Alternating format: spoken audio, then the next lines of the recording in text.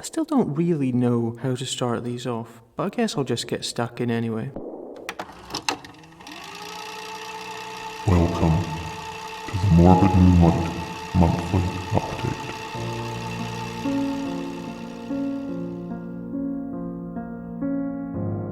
Alright, my name is Alex, and welcome to episode 4 of the Morbid Moonlight Month in Horror podcast, where I'll be looking at new horror films that have come out in the month, reviewing some of them in way more detail than is realistically necessary, then rating each of them on a 5-star system.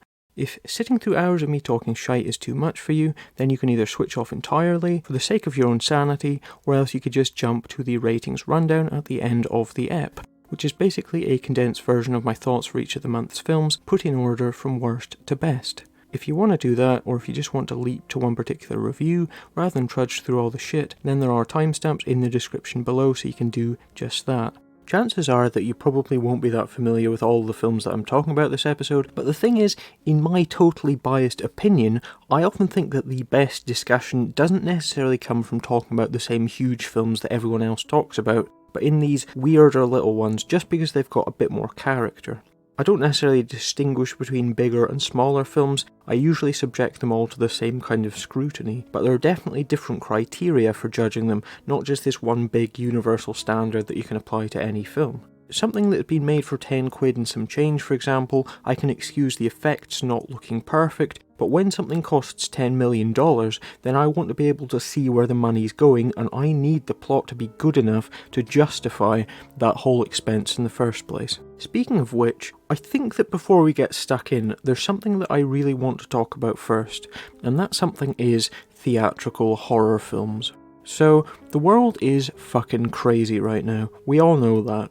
In a way, it always has been, but the difference is that the current bout of crazy has shut down our society, and one of the most significant casualties of the great 2020 insanity was that cinemas got shut down. Now finally things are sort of slowly getting back to normal, places are opening back up, and people are emerging from their shelters like survivors crawling out of nuclear fallout bunkers onto a brave new world. Of course, this is awesome news for those of us who are film fans. One of the things that I think is really interesting though is that cinemas are reopening, and what movies are they choosing to show? We haven't had a big superhero movie to bring in the audiences in their droves. When cinemas opened back up in Britain, one of the things that was interesting about the choice of films that were getting theatrical releases onto the big screens was that there seemed to be an unusually large amount of horror movies.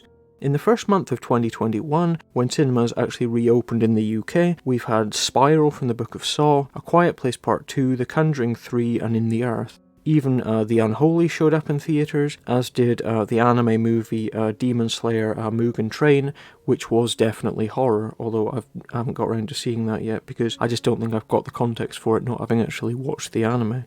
It's crazy because for the longest time I can't remember there ever having been such an amazing choice of horror films to watch on the big screen. I think that the reason for this is that studios are reluctant to push their gigantic big action franchise films out just yet, because they're not sure if people will flock out to their multiplexes or whether they'll be reluctant to venture out.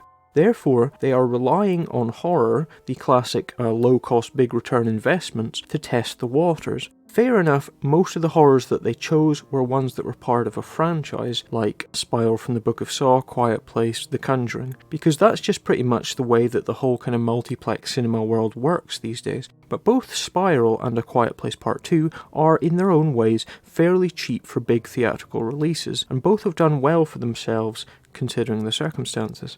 Now, what we're seeing is less horror on the big screens now that we're getting back to these bigger cinema audiences, as more and more people creep out of the woodwork, and after the horror picks have done the hard work, we are again starting to see the big action blockbusters fill up the available screens, stuff like Fast and Furious 9, and we've got coming up Marvel's Black Widow movie, as well as these kind of big musicals, stuff like In the Heights, and Disney's Cruella film. I mean, seriously, who the fuck wanted a Cruella origin story?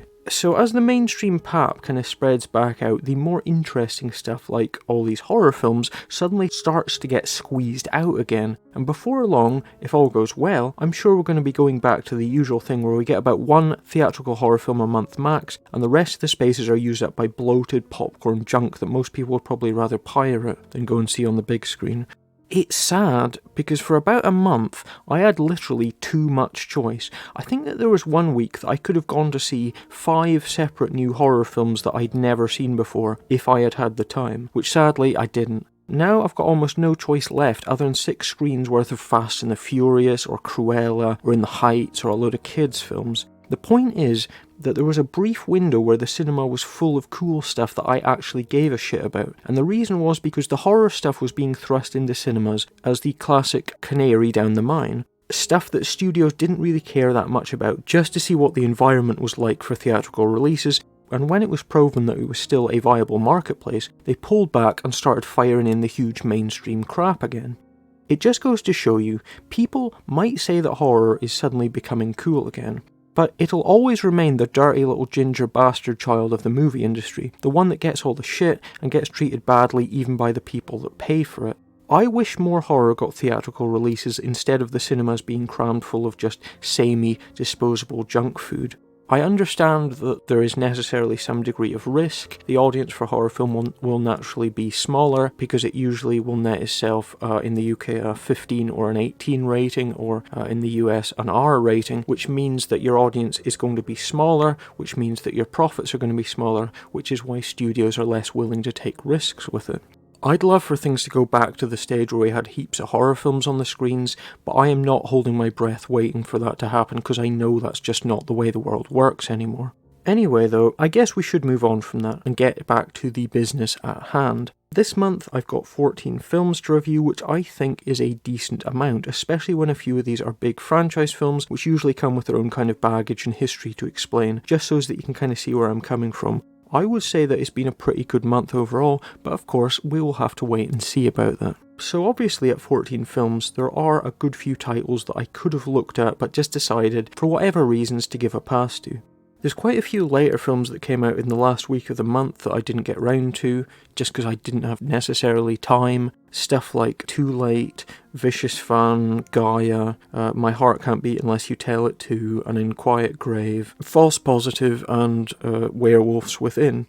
Partly, this was because none of these films really looked like they were going to be must-sees. I think they all had something that individually, in their own way, kind of put me off them, but I will probably get round to them at some point if I do get the chance. Also, I will admit that after last month being so late, I am actually trying really hard to get this episode finished and out there as soon as possible, which means cutting an earlier deadline for when to stop recording reviews and get to work on the editing process. Fingers crossed this will be up sooner than most of the other episodes. Maybe, if I ever get the time, I might do a special kind of catch-up episode just running through some of the films that I've missed for whatever reason. And I also understand that there's only so long each individual episode can be. I mean, if I fit in those other kind of half a dozen or so horror films, then chances are we'd be getting up to maybe even the 6-hour mark, depending on how much there is to talk about. And I think 6 hours is actually pushing it. To be honest, 4 hours is pushing it a little bit, but you know, over the period of a month, I think it's reasonable enough, but anything much longer than 4 hours I do think is a little bit too much. Anyway, as you will hear, I am perfectly happy watching pretty much anything, no matter how cheap it is, and I think that everything has got the potential to be entertaining. One of the few things that I pride myself on is the fact that I do not stop watching films halfway through, just because I think that they might be shitty, because the joy really is in seeing the whole thing, judging it as a whole, and being able to say that you've seen the whole thing. I don't think you can really legitimately slag off a film that you haven't seen from start to finish, although sometimes you'll get films that you really wish you'd stopped. For example, I don't want to spoil my worst film of the year so far just because it's a movie that I haven't actually spoken about yet. And if I do get around to doing a big top 10 worst films of 2021 video, which I would like to, time permitting, then I want to have it as something of a surprise, because I think there's a very good chance that this will be the worst film that I see all year. I'm hoping it will be the worst film that I see all year. But I will say this, it's a very professionally made film. It's not just cheap, shoddy shite, because that kind of thing doesn't necessarily bother me as much as Intent. But it is a film that was so disgustingly morally objectionable and graphically unpleasant that I really wish in hindsight that I had stopped watching it about halfway through, just so as I didn't have the images that I do have in my head now. The thing that kept me going was thinking that if I ever did want to really tear into it, then I'd have to sit through the whole thing just to be able to say that I had. Which does sound like extreme masochism, but, you know, I'm willing to give things the benefit of the doubt, even if they are stuff that's really just morally repugnant. It's very rare that I will switch something off because I am appalled or disgusted by it. But anyway, I actually did stop watching a film this month. It's not actually the first time that I've stopped watching a film this entire year. The first time was during a film called Hotel Inferno 3, which is of course a sequel to Hotel Inferno 1 and 2. These are films from the notoriously bloody Necrostorm Films imprint, which pump out stuff like Tater City and Adam Chaplin, also known as the goriest film ever made. The Hotel Inferno films are these big, kind of stupid, gory messes, and the main idea is that it's all shot first-person style, basically just a long single take of gory effects shots. It might sound like a cool idea, but with the way that the visuals are rendered, it ends up just looking like you're watching someone very obnoxious playing a video game, because there's a kind of central voiceover from the lead character, whose shoes you're in, that's just basically a stream of swearing. Now, I'd have probably sat through all of Hotel Inferno 3 because, you know, that's just the way that I play things. To me, it is supremely disrespectful to just turn shit off, I think, because even someone that's made a shitty film has done something that is way more artistically impressive than anything that I've ever been able to do. And that deserves some kind of a grudging respect for the time and effort that was involved. But thankfully in this case my internet intervened and I had this kind of weird glitch and my internet dropped out for like a few minutes. And in that time I just sort of used the time to think back over what I'd seen, think how kind of mind-numbingly stupid and pointless the first half hour or so of Hotel Inferno 3 was. And by the time that the internet did actually come back on again, I just sort of thought, you know what, I think I'll just skip the rest of this. So in that case I was saved by the intervention of my shitty internet, and I haven't been back to finish off Hotel Inferno 3 yet, although I think that if I did, I'd probably think that it was pretty shitty, because it started off terribly, to be honest, and I'm not expecting it to suddenly get drastically better. But in this case, this month, something different happened. This time I started a film, gave it a few minutes, then realised that even I, who, as you will hear, has got plenty of time for cheaply made underdogs, finally realised that I was watching something that was so cheap and tatty that I couldn't actually bring myself to sit through 90 minutes of poorly filmed wordless creeping about. And that film was Stellenomicon Future Fear. I even just skipped ahead a bit just to kind of get a look and see what I'd get myself in for, to see if it suddenly got drastically better. It didn't, and I just decided, nah, it's not worth it. Just really poorly done, shoddy nonsense, although as I said, I can't really slag it off properly unless I did choose to sit through the whole 90 minutes. Although in this case, I realised it was just so shoddy that there's no review that I could do on it, there's nothing I could say about it other than that it's cheap, badly made, barely counts as a film, nothing to analyse. It literally would have been a waste of my time, and I don't mean that as an insult to the film in question. I'm sure they were doing the best with the resources that they had, but in this case there was just clearly nothing that I could salvage from it whatsoever, and that was just from a few minutes of it. I don't know what kind of mental state I'd have been in had I watched the whole 90 minutes. Sometimes, there are some cases when it does kind of take you a while to get used to a certain film's feel or look, and once you get past that kind of initial bump when you realise that you're in a world that's a lot lower budget than maybe your average expectations might lead you to believe, then sometimes you will appreciate a film in spite of its limitations. It's basically the equivalent of not judging a book by its cover, because if there's only so much money that you can afford for, you know, cameras and effects, and for creating an overall look and feel for your film, then I understand that that kind of caps at a certain point, and then after that you just have to look past the limitations and appreciate, you know, script, acting, performances, things that are not burdened by budget. For example, you know, your film could cost £12.50, but if you've got the best script in the world, then hopefully that shouldn't make much of a difference. But, you know, if your film costs $15 billion and you've got a script that's not even worth £12.50, then you've got to wonder why you're wasting all that money in the first place. But, you know, good acting, good script doesn't necessarily cost money if you've got a director that knows what they're doing. As I said though, judging a book by its cover, in the case of Stellenomicon Future Fear, I couldn't even get past the first page. So sorry to everyone involved, I'm sure you did your best, but I just couldn't sit through that. But yeah, anyway, the films that I did choose to watch, you'll see listed in the description down below. It is a pretty interesting bunch. I will tell you up front that I've made a few changes to the back end of the show, which I'll tell you about later when we get to that, just in the hopes of kind of streamlining things a little bit. But I think I've talked enough shite for just now. Let's get stuck into some serious reviews. Wait! Stop! I don't know what you expect, but we're not fighting. It's very simple. You either fight for your life like true warriors, or die like a coward. Your choice. Please let Jill go. She's pregnant. My dear, do you really think that we would allow a woman with child to do that?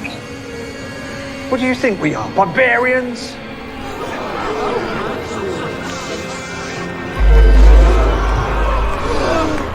Motherfucker! I'm gonna kill you, you understand? That's the spirit. That is, of course, the soothing sounds of the film Spare Parts, which is a Canadian film released on the 1st of June, available on both DVD and Blu-ray from now. So, kicking things off here Canadian style, which seems like a good start for the month, but we'll see. We have got this film that goes by the name of course, Spare Parts, which concerns an all-girl punk band known as Ms. 45, of course, who get captured, get their limbs amputated, and then are forced to fight in this big gladiatorial contest that takes place somewhat inexplicably in the middle of a junkyard. So this really feels like one of those films where if you want to sit down and criticise it, the obvious response would be, well, what were you expecting from a movie with this premise? You know, it pretty much is what it is. I mean, I don't exactly know what I was expecting, but what I was hoping for would be something fun and entertaining at the end of the day. But what we get instead is something that's loud, obnoxious, tacky, and cretinous, as well as being dull, dingy, and ludicrous. It made me think of another 2020 film, which was of course the film Hellcat, which was about a woman caught in a kind of purgatory afterlife being forced to have a series of MMA style fights with demons to save her soul, which sounds fairly amazing, at least like the sort of film that would be a lot of fun. But the end result was just this shoddy, disjointed mess with thuddingly awful metal plastered over everything. And that particular film made me question the whole tournament style of films, especially really cheap ones that can't afford any kind of decent choreography whatsoever, and just rely on a lot of shaky cam and fast editing. I think that what I came away with was the thought that if these movies are done on the cheap and rely on faux girl power to sell what is basically gaudy cheesecake for metalheads, then the tournament movie really does suck. It seems to be just a lazy way of just creating a film without actually having to think about structure. You just have this very set, formalised style that's a series of fights and bits in between them, and then it just ends. You know, it's almost like just complete autopilot for films like this. So what we get with Spare Parts is that we open up with the girls all singing on stage, and then, of course, a fight breaks out, and it's a really loud, raucous way to start a film. I mean, it's not the kind of music that I care for at all personally, but I wonder if even the people whose personal tastes match those of this particular cast of characters would find anything to like about a film like Spare Parts. It's that whole thing about representation on screen that I personally do not buy into at all. That is, if you see people like yourself on screen, then you'll be happy seeing yourself represented, and therefore like the film. Personally, I think even punks would have more taste than to cheer at a film this moronic. So our basic cast of characters, you know, these four girl singers, for my money, aren't just this wild, free-spirited gang of punks, but a group of obnoxious, potty-mouthed cliches spouting obscene nonsense in the part of the film that asks them to interact with one another in a normal way before shit starts to go down. They're all very good looking, sure, which is why a film like this strikes me less as feminist empowerment and more like basic cheesecake with a cast of fairly uncharismatic hotties, it's got to be said. Initially, when things start to look as though they might be heading in the direction of something nasty, they throw about phrases like, "Have you never seen a horror movie before?" or say that somebody looks like Leatherface, or mention that this all seems a bit Texas Chainsaw Massacre. It doesn't really count as self-awareness or genre literacy. Given that nothing in Spare Parts reflects anything that you'd ever see in a Texas Chainsaw film, it just seems like really poor writers lampshading lazy tropes. And speaking of which, what a treat we get not just this line, "Why are you doing this?" but also this one later on. "Why are you doing this?" And of course... Fuck's sakes, I'm in a dead zone, 1 sec. So not just one, "Why are you doing this?" but two, and an "oh no cell phone signal." Just, oh god. So after the opening, we're then pretty much stuck in this claustrophobic junkyard for the whole film, which is this really dingy, darkly lit mess that's like a very cheap version of the amazing Nightmare on Elm Street 4 junkyard where Freddy Krueger, of course, made his best ever entrance. Imagine a whole film set there with a really crappy kind of Escape from New York aesthetic to it all, and some really, really shonky acting, and that's pretty much what you've got here. For me, one of the weirdest things is that it's not just a bunch of nutcases hacking up women and forcing them to fight for their own amusement, but instead it's one of those things where there's this whole kind of secret society seemingly living in a junkyard and operating as this kind of post-apocalyptic empire.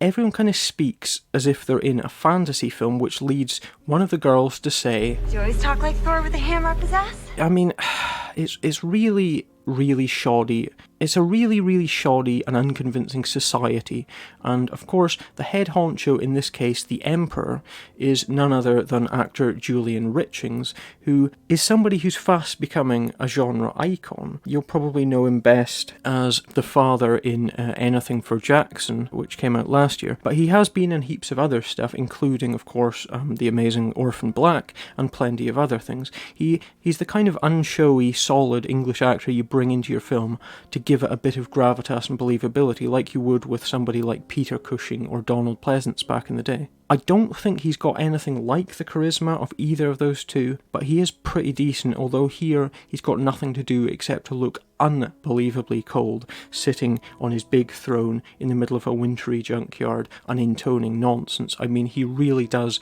look like he's coming down with something quite bad during this film. There's also a scene which, you know, is not his finest moment, but there's a scene where he's getting a hand job whilst having a bath from a woman who's kind of, I think she's about in her 50s, and who I realised upon closer inspection was in actual fact Erin Flannery, who is an actress you might know from some 80s stuff, including Class of 1984 and The Incubus. I mean, it just goes to show you how far your career can go if this is the sort of thing you're ending up doing. I mean, it's not exactly the best role in the world for either of them, to be honest.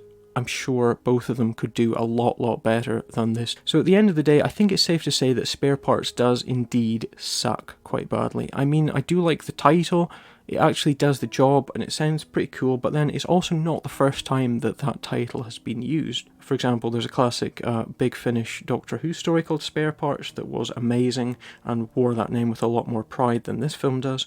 But even for a film that you know is going to be pretty stupid from the outset, Spare Parts is just a dismal, thudding disappointment, completely bereft of any spark of life to animate the whole thing into more than just the sum of its parts. I mean, from the sounds of it, you'd imagine some kind of crazy Planet Terror type thing, and I mean, I am not a big fan of Planet Terror at all, but Spare Parts even wusses out on the whole spare parts angle. If you're expecting horrible mutilations and the girls being turned into vicious fighting cyborgs, then forget it. They all just basically lose one hand, then get a series of big, stupid things to stick on the end of their missing limb, you know, just big, sharp objects. Why do they lose their arms? I really don't fucking know, and it honestly doesn't really matter.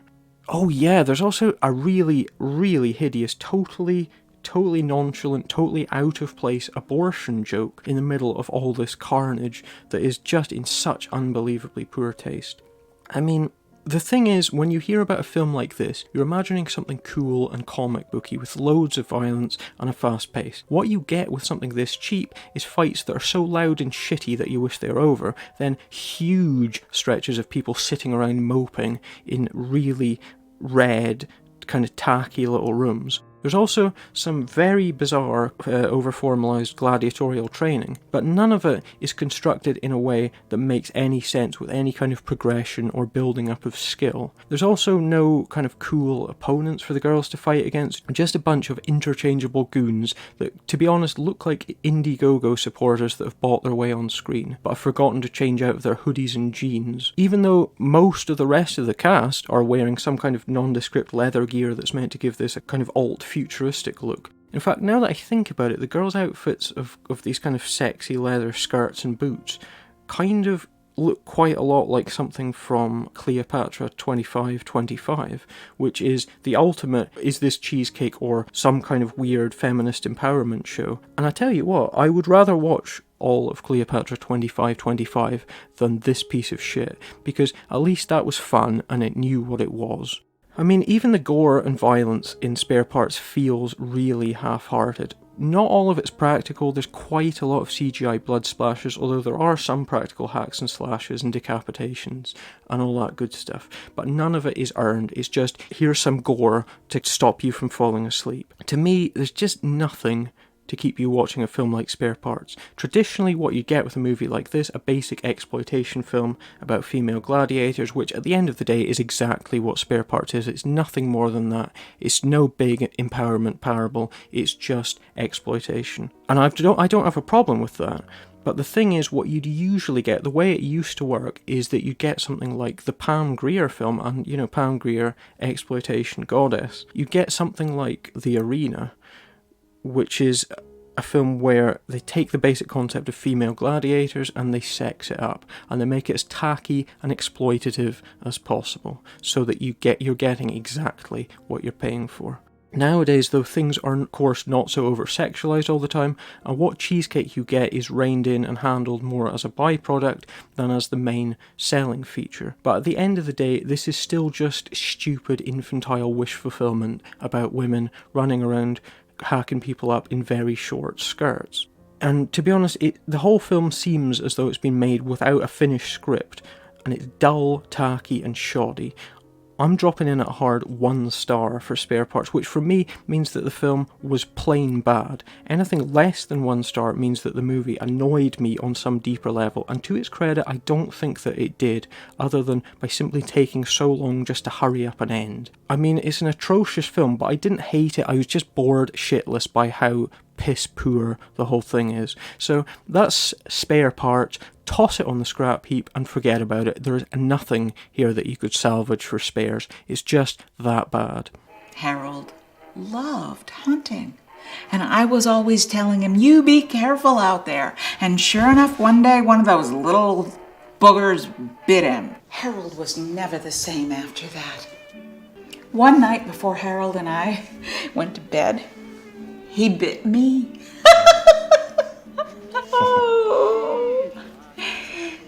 And it wasn't long after that before he passed away. In his sleep, with the barrel of his trusty old M16 right in his mouth. It was just one of those freak accidents, you know? But we still talk. I'm sorry for your loss. It sounds like he was a great American. Don't let Harold hear you say that. He's Canadian. And a Mountie. In fact, as rough a cub as ever went unlicked, taught me to field dress a badger inside of a minute. Wow, that's impressive. Let's take a look at a film called Dementia Part II now. Now, Dementia Part II is a film that, in a lot of ways, has to be understood in its entirety before you can fully appreciate quite what's at work here. In part because there's a lot of different things going on. First off, it's not really a sequel to a film called Dementia, but more one of those conceptual franchise entries like you'd get with something like the later Silent Night, Deadly Night films, where what we've got is another completely unrelated film on a similar theme. In that case, Christmas. In this case, dementia. Although, that said, it's not an especially important point in Dementia Part II that it's a film about dementia. In a way, you could say that, as a sequel, it offers up more of a hook to the franchise-happy horror fans, but it's more the case that the Part 2 banner is an indicator of the fact that we're entering a slightly off-kilter place where things aren't exactly normal, where the normal rules don't really apply. Dementia Part 2 is about a handyman who is a likeable ex-con, played by Matt Mercer, who also writes and directs, and maybe a familiar face to some actually. He appeared in the Contracted movies, amongst other things. He takes a pretty idyllic job with this old woman who's called Suzanne, played by, of course, Suzanne Voss, who gives him various things to do about the house. Suzanne seems nice enough, but it seems that something strange happened to her husband, who's no longer around, and whatever it was, it had some kind of a strange effect on Suzanne, who reminisces about the good old days before slowly slipping into complete batshit craziness. Suzanne has also got a daughter who turns up later in the proceedings, played by none other than the stylist Najara Townsend, who has now officially, in my eyes, become a real, genuine horror star, the sort of person that I would seek out if I see her name in a film. On that note, though, for those of you who haven't yet seen The Stylist, I would definitely recommend picking up the Arrow Collector's Edition Blu-ray of it, which is such an amazing edition. It's got loads of cool features on it, and it comes with the soundtrack. Now that I've had a chance to re-watch it on disc, I think it's definitely clinging on as one of my favourite films of the year so far, a lot of which is down to just how genuinely great that central performance from Najara Townsend is. The interesting thing is to then see her in a film like Dementia Part 2, although she's never really done great big gaudy blockbusters and it's always kind of worked in the indie side of things. I mean, even for all its gloss, The Stylist was far from a huge production. This is definitely one of the smallest and most intimate feeling films that she's ever appeared in, and there is, it would appear, a very good reason for this. So this is what I mean by the fact that Dementia 2 is a film that's got a story around it, that goes a long way to explaining why things are the way they are. It seems that this film arose as basically a bet to see if a film could be made in a month, from the beginning of the production process to the movie finally hitting the big screen. What followed was a month of intense old school, everyone mucking in together and doing their bit, and the key creatives here are Mike Teston, who was the guy that made the original movie Dementia in 2015, which this is more or less unrelated to, and Matt Mercer, the guy who plays the lovable but flawed lead character. Between them, they wrote, produced and directed an entire movie in a month, and that film was Dementia Part 2. So the important question is it any good? So the thing here is, how do you approach a film like this? In the age we're now in, where the horror community is constantly online, and constantly soaking up news about upcoming movies and aware of production histories of films that often they haven't even seen yet, chances are that most people that watch Dementia Part 2 are aware of the story of how it came to be, which means that you've got essentially something like a built-in excuse in your mind that says, even if this isn't that great a film, you've got to remember what a technically impressive piece of economic filmmaking this all is. Wow, an entire film from start to finish in just 1 month. And you'd be right, because that is, no bones about it, pretty impressive. And to be honest, I can't imagine that this film is going to play particularly to people outside the hardcore horror audience. But there's more to the discussion here than just a straightforward exercise in logistics. As Stephen Merchant once said when he was complaining about the Lord of the Rings films, I'm not impressed with good time management. The point is, the whole thing about creating a film within an arbitrarily defined period of time is that it doesn't ultimately prove anything in itself. It's all a pretty pointless exercise at the end of the day, because the world wouldn't have come to an end had Dementia Part 2's production dragged on a month and a day, or 2 months, or 3. I'll be honest and say this right now, and it's not something that you probably want to hear. I think that this film feels unfinished. Like it could do with just more. It's 66 minutes long, which is pretty light, and one of the good things about working at such a speed is that it encourages an economy of storytelling just because there's no point in wasting time filming crap.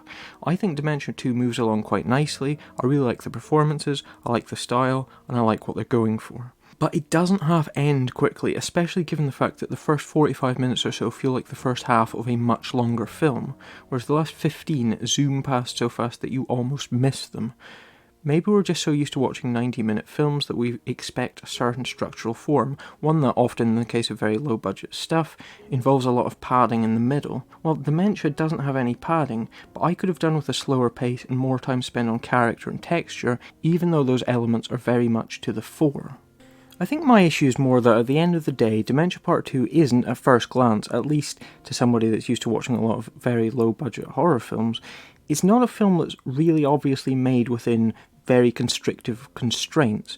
What I mean by that is that it doesn't honestly feel like a film that has been made as quickly as possible, which is actually a compliment. It feels like a quirky, interesting indie character film with that kind of midnight movie sensibility, like a much less obscene version of something like The Greasy Strangler, where the lure for the people involved is an overall independence of both the filmmaking process and of the content itself. Basically, it's a chance to get to do whatever you want. There are films that have famously been churned out very quickly, many without even finished scripts or for whatever reasons, and often you'll get a kind of vibe to those films however good they might be. The only thing that feels restrictive about Dementia Part II to me is that the end is so rushed, and that actually lets it down quite a bit for me.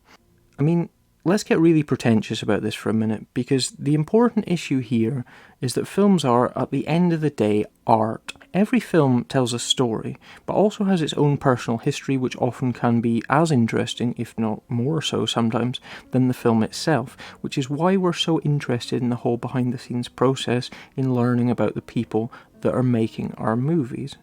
The thing is that Dementia Part II is a reasonably fun horror comedy with a lot of rather sticky, horrible moments in it, but it will live on forever as a piece of art with a huge asterisk next to it that says, this film was made in a month, and that asterisk will probably end up overshadowing the film itself, because at the end of the day, that's more interesting than the finished film is entertaining in its own right. If, at the end of production, they'd just gone, you know what, fuck it, let's just shoot an extra couple of days and give this movie a decent ending, but lost their bet to get this movie made in a month, then the finished film would be so much more impressive, because making a film is always a way more artistically rewarding and amazing thing to have to show for your troubles than the fact that you've managed to win a completely arbitrary bet. Because being able to make a film in a month isn't worth anything. It's not going to give any of these people anything that will realistically mean anything to them, other than to say, yeah, we did it. And it was kind of fun. But to be honest, they probably could have done it all in a fortnight if they just churned out any old shit, and the achievement would have been the same, film made in an arbitrary period of time. So I think that the only lesson that you should ever take away from this is that you shouldn't be afraid to take the time to make your stuff better, and that deadlines, at the end of the day, impinge upon your creativity. The thing is, though, that if you watch Dementia Part II not knowing any of its history, it's an entertaining, low-budget little yuckfest with a real fixation for horribly slimy bodily fluids of various kinds, but it's also got a very nice style and some really strange touches.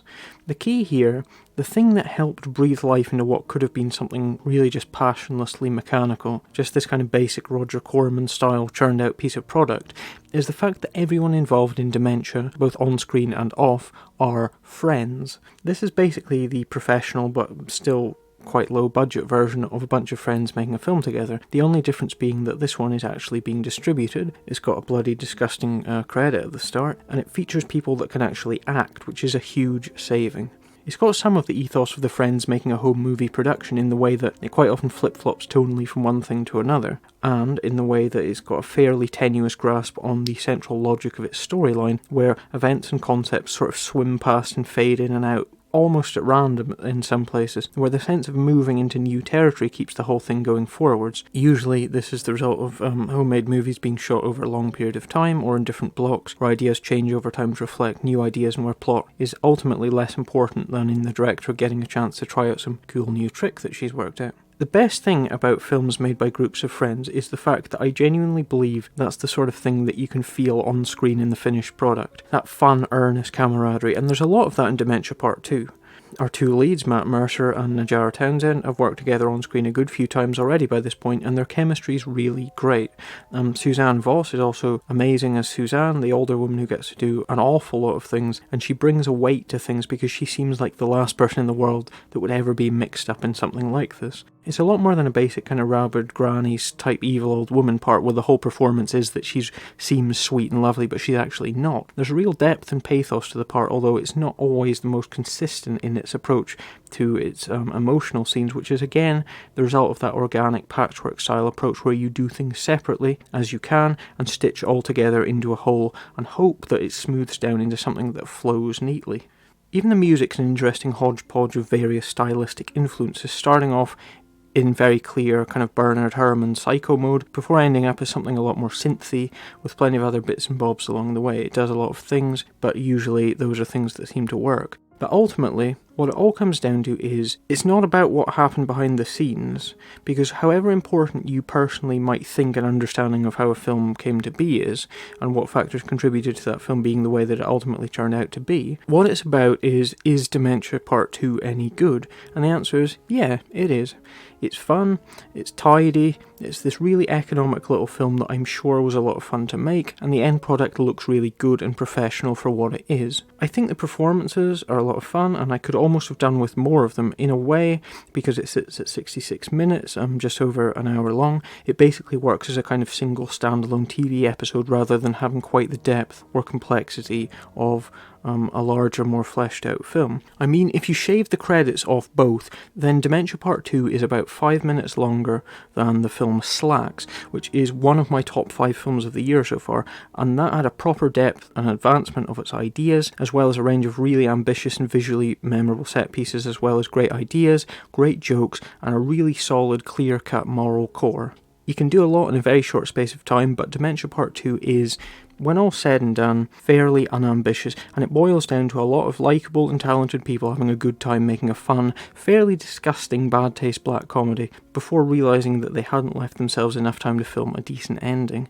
I'm going to lay down, I think, a pretty solid 3 stars out of 5 for Dementia Part II, because it is enjoyable, it's nice and short, and it has a sensibility that I think gels with what I want from a film, except for, of course, its fixation on really gooey, nasty, kind of bodily excretions.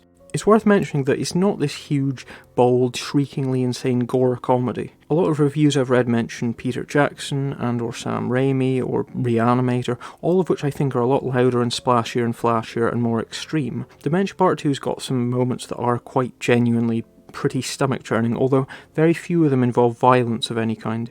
Instead, it's this small domestic piece where everything's very tight and self-contained, and if I didn't know better, I'd say that this film has got quite a lot of Canadian in it. It's got a really Canadian feel in just how kind of calm it remains in the face of the craziness going on. And it's got a really nice, clearly defined space for the action to take place in. It's also got one of the few casts in recent memory where I genuinely really liked everyone involved in it. I just wish that at the end of the day they'd taken a bit more time with the ending, because it's always going to be there.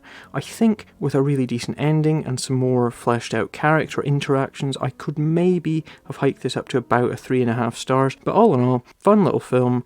Nice chance for those who have enjoyed seeing Najara Townsend in The Stylist, where she's so incredibly intense, to get to see her doing something a lot more fun and a lot more relaxed. Hello? Can we help you? We come in peace. Are you fucking kidding me, Alex? What? Are you okay? Alex, don't. Do you need water? Because we have water. ¿Entiendes español porque tenemos agua en nuestro van? He's probably the one that put the heads there. I think it's wrong to assume things about a stranger. Maybe that's for clearing brush. You think he's gonna behead the brush, Alex? For someone so smart, you're acting like a fucking idiot. Maybe he's deaf?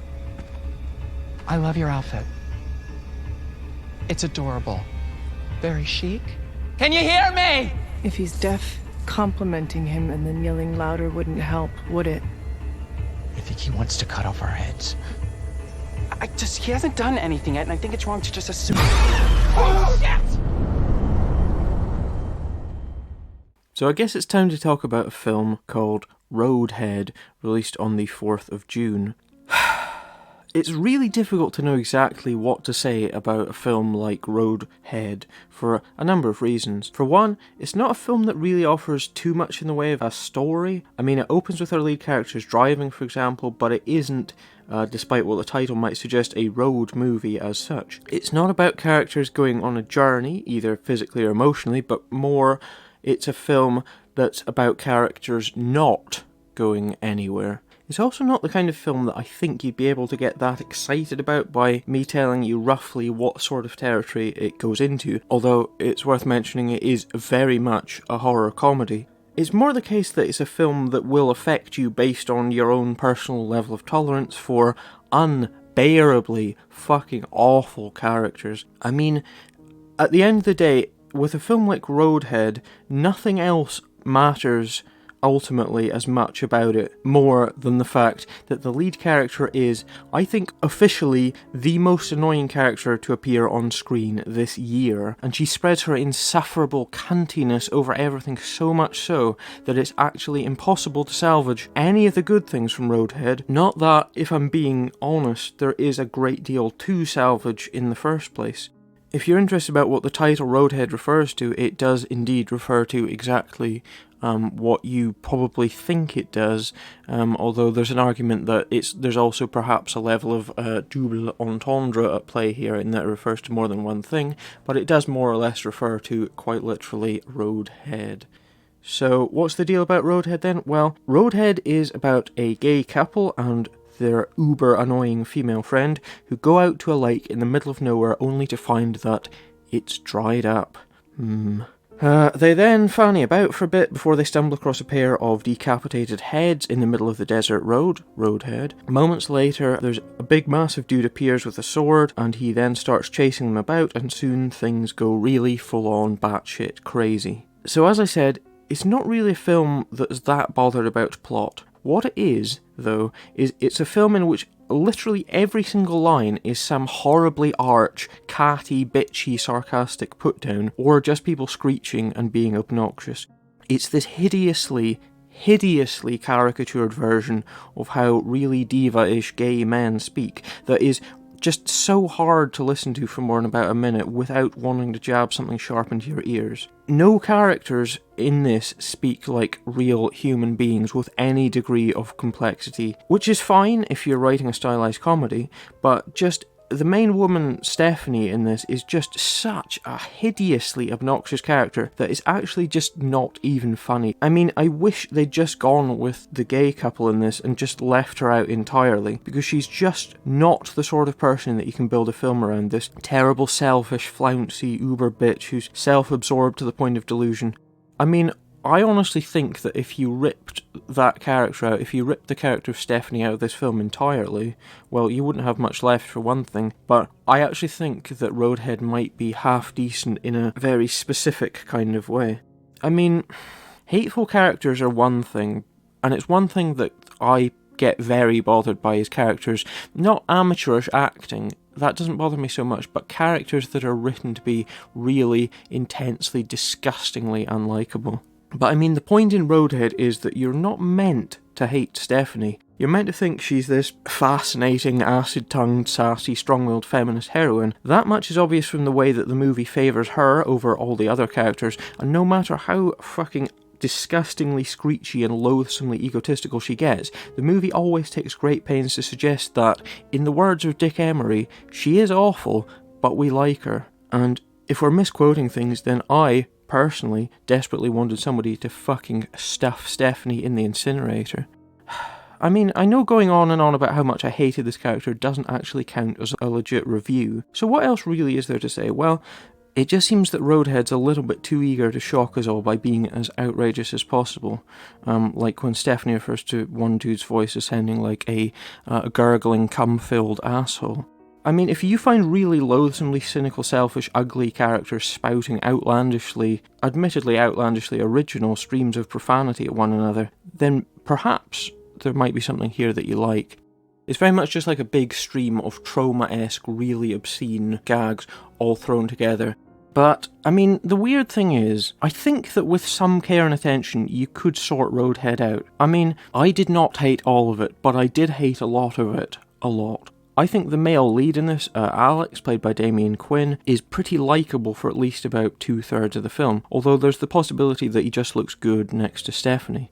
That said though, as much as I would rather that the film had been about him instead of her, I ultimately don't like where they chose to go with his character, although not that this is some great big journey for a believable complex character.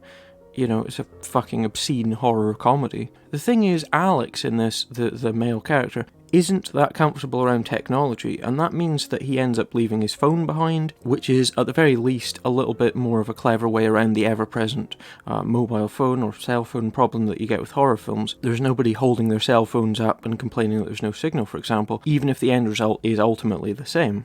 Then there's the fact that the location for the first half or so of Roadhead looks really amazing. This big, wide, dried-up lake bed that looks like a huge kind of white desert. It is a really, really striking place to set a film, and I even think that the space is used here in interesting ways, and with a real eye for an image.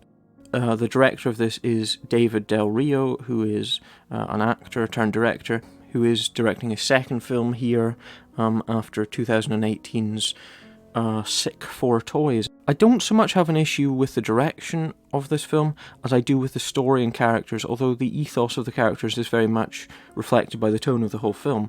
I think if you muted the first half an hour or so, then it would be tolerable, but actually having to listen to these self-absorbed twats and their hideously artificial bitchy banter is just interminable.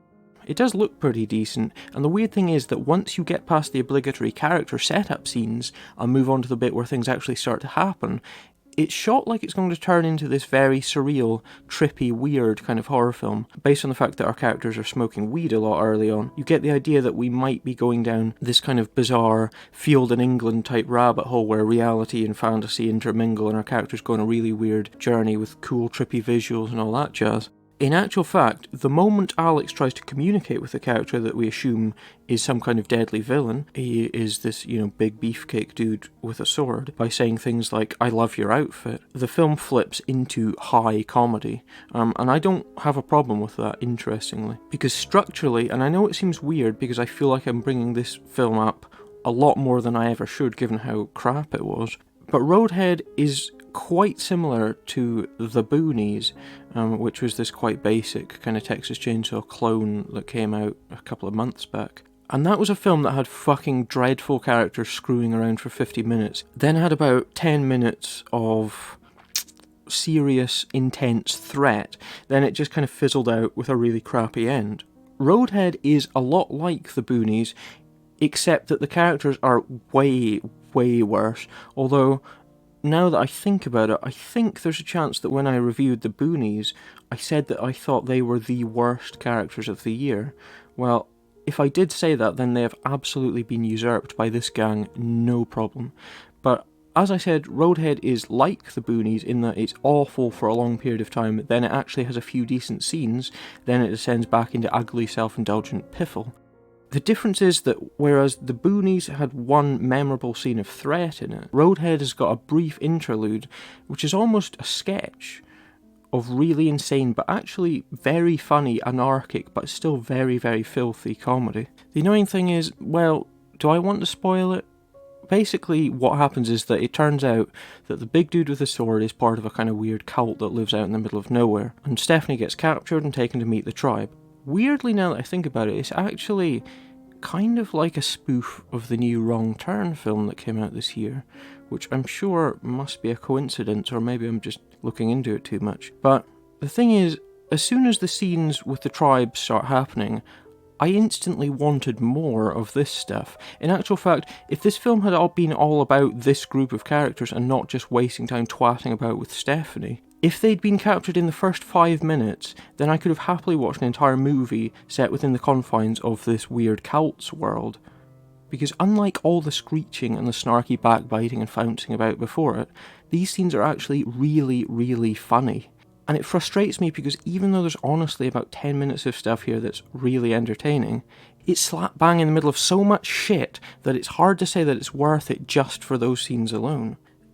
One of the more interesting things about these scenes, at least for a hardcore horror fan, is that they feature in a 100% dryly comedic role none other than Mr. Paul T. Taylor, who you may or may not know is of course the current incarnation of Hellraiser's lead Cenobite, our boy Pinhead. I don't know about you, if you've seen Hellraiser Judgment or not, which is, I believe, the 10th Hellraiser film, but most people think that he did a pretty decent job as Pinhead, and he helped fans accept that anyone other than Doug Bradley could play the part. Paul T. Taylor, of course, as well as being very funny here, also showed up in director David Del Rio's previous horror film that I mentioned, Sick for Toys, which I admit I've not seen, and I'm not desperately keen to seek out, to be honest, having seen this. We've also got a drag queen in this who calls herself Felicity Fellatio Bones, who is billed as being played by Misty Violet, who cooks up quite a storm and manages some really bizarrely deft comic touches, although his character's name really is not one of them. I mean, the thing is, if I owned the Blu-ray of this film, which seems very unlikely at this point, then chances are I might pop it in just to check out these few scenes that are actually very funny. Probably, realistically, about 8 minutes of screen time in a 90-minute film. But there are 8 minutes that are jam-packed with really funny, absurd lines, and manage to paint more of a picture of a world populated by clearly defined characters than an hour of snarky bitching with our three leads ever managed. But even though I do like those bits, I could never, ever, ever, ever watch this film all the way through again because it grates on me so much. I get that it's a comedy, and maybe I don't actually need to like these characters as such. Comedies have been full of unlikable, flawed twats for a very long time, but the thing is, I don't honestly see what's meant to be funny about Stephanie being a self-important, spoiled, cretinous bitch. There's scenes in it that work and are really funny, which makes me convinced that this isn't a case where I just don't get the joke. Where this isn't just a film that's not made for me because I'm not the target audience. Because I do like, there are bits in it I think are really good, are really funny. And, that's not something that happens that often. Generally, I'm not the biggest fan of horror comedies. I'm especially not a fan of very excessive horror comedies. I tend to like horror comedies that are a lot more subtle, something like Slacks, which is this very dark satire of the clothing industry. I think is probably the horror comedy that I've enjoyed the most this year. But something like this that's all about biting people's cocks off and, just really excessive things that are meant to provoke a reaction of shock to make you laugh just generally don't work for me. But the thing is, I do actually think this has got some of the best horror comedy of the year in it. It's also got so much annoying shit in it. So, like I said, it's not a case where I just don't get the joke, but more it's a case of where it's a horror comedy that forgets to be funny for at least, I'd say, about 85% of its runtime. They know how to do it. They know how to be funny, these filmmakers. They just don't. They'd rather spend the time on vitriolic posturing. And that's a huge, huge problem for me, because if I was to rate this film on how much I hated it, then I'd be giving it the lowest possible rating.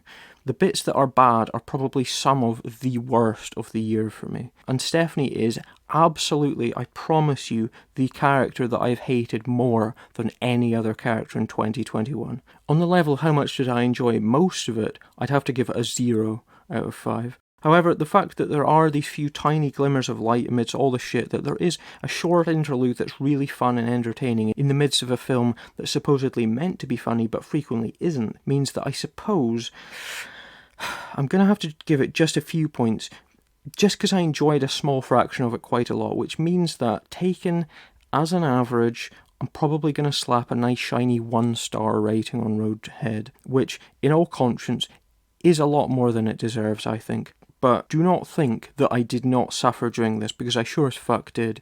It's like somebody making you drink 6 cups of piss, then giving you a glass of champagne in the middle. In the end, you might look fondly back on the champagne, but ultimately, all you end up with is the taste of piss. He shall receive the blessing from the Lord, and righteousness from the God of his salvation. Right, that's enough. Thank you.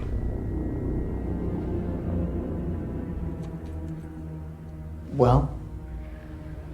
These religious objects would have been enough to provoke an inhuman spirit, if there was one present. Does that mean he's not possessed? The fact that he can read from the Bible just seals it. So what does this mean then? I'm just crazy? Well, you're not possessed.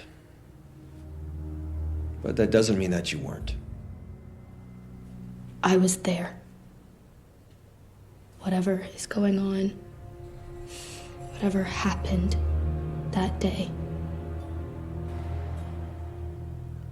that was not Arnie. And we're going to help you in every way that we can. The demon's gone. What can you do now? Who's your lawyer?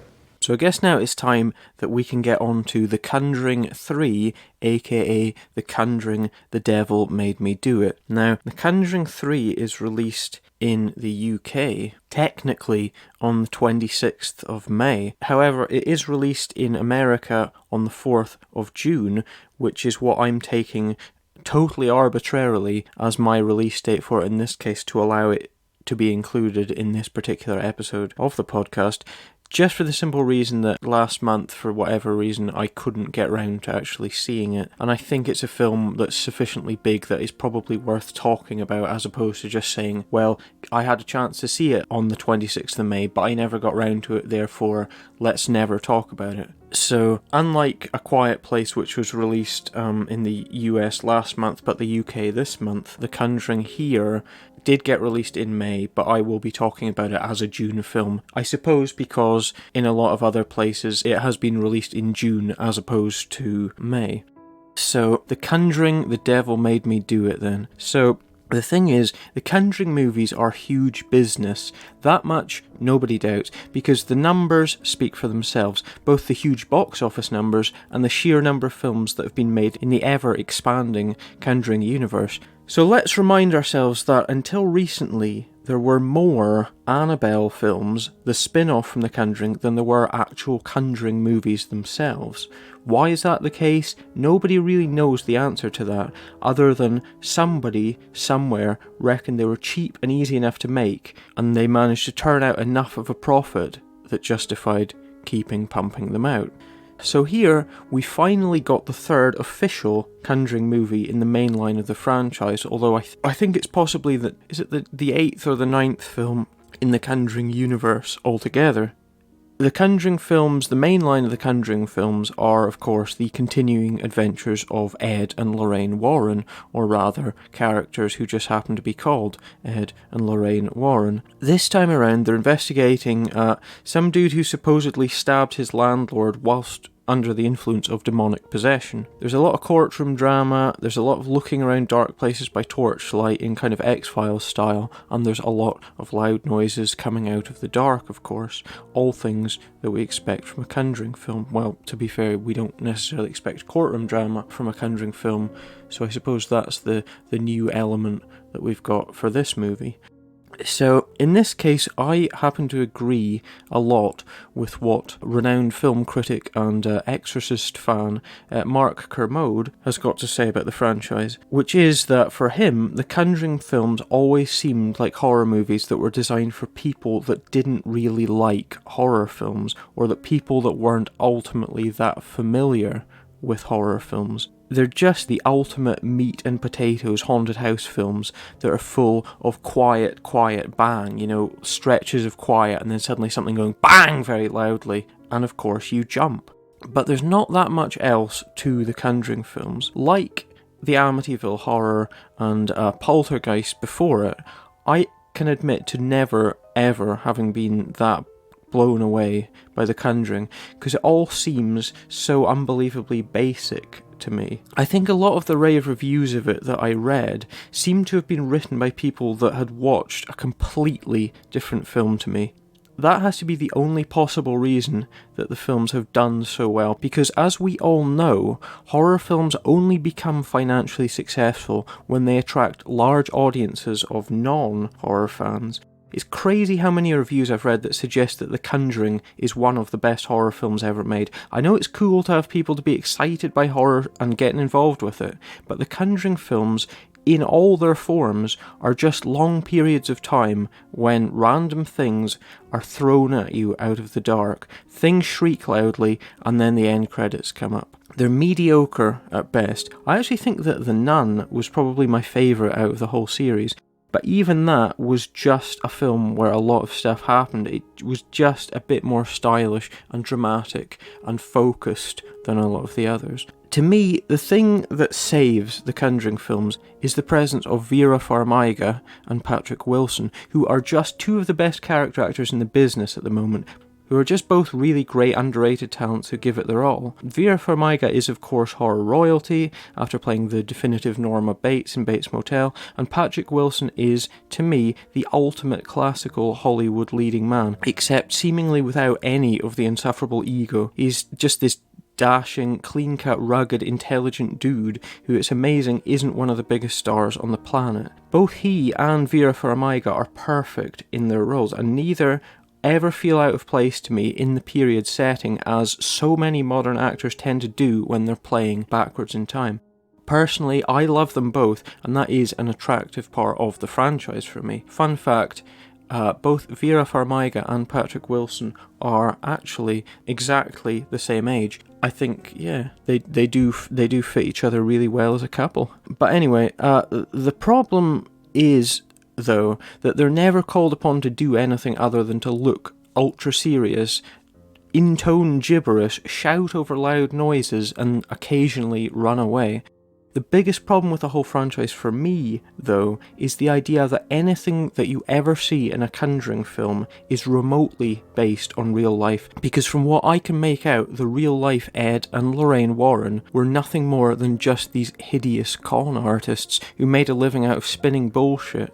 As you can see, if you look at investigations into the Amityville murders, where they were called upon as key witnesses, just watching them interviewed, I always get the sense of what they really are like as people, these kind of callous, manipulative shysters who prey on gullible people to make their names. And then the idea that these films claim to be based on true events isn't just stupid to me, but it's morally abhorrent. Now, I don't know anything about the case of Arnie Johnson that The Conjuring, The Devil Made Me Do It is based upon, but let me tell you this right now. If this kid, in real life, really did murder someone, then claimed demonic possession was what drove him to do so in court, just in order to try and get out of it, then you can bet your life that the dude was lying through his teeth, and getting Ed and Lorraine "will lie for you if the money's right" Warren involved to back him up just proves the point. It makes me really uncomfortable about what I'm watching,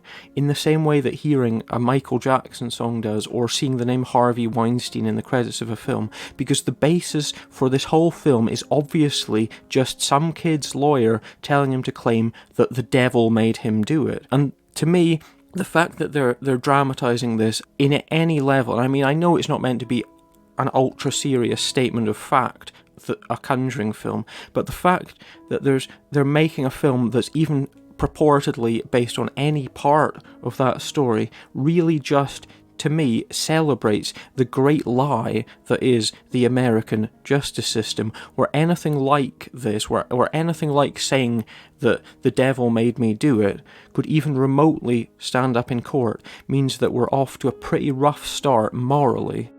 I also don't think that just on a purely dramatic level, even if we put that aside, that this case seems remotely important enough of a story to base a 2-hour blockbuster film on. It's a lot smaller scale than both of the previous films, which were pretty standard contained haunted house movies, and it feels fairly underwhelming for the third and possibly last part of a trilogy of Conjuring films, although there is still a lot of ridiculous supernatural hijinks along the way. As with any film though, you've got to kind of stop and say, okay, I can accept that this is a film, this is a movie, not a documentary, even though it irks me to know that any version of these events happened in real life, where Ed and Lorraine Warren weren't charismatic pragmatists tackling the supernatural like Sapphire and Steel, but they were this pair of dead-eyed con artists.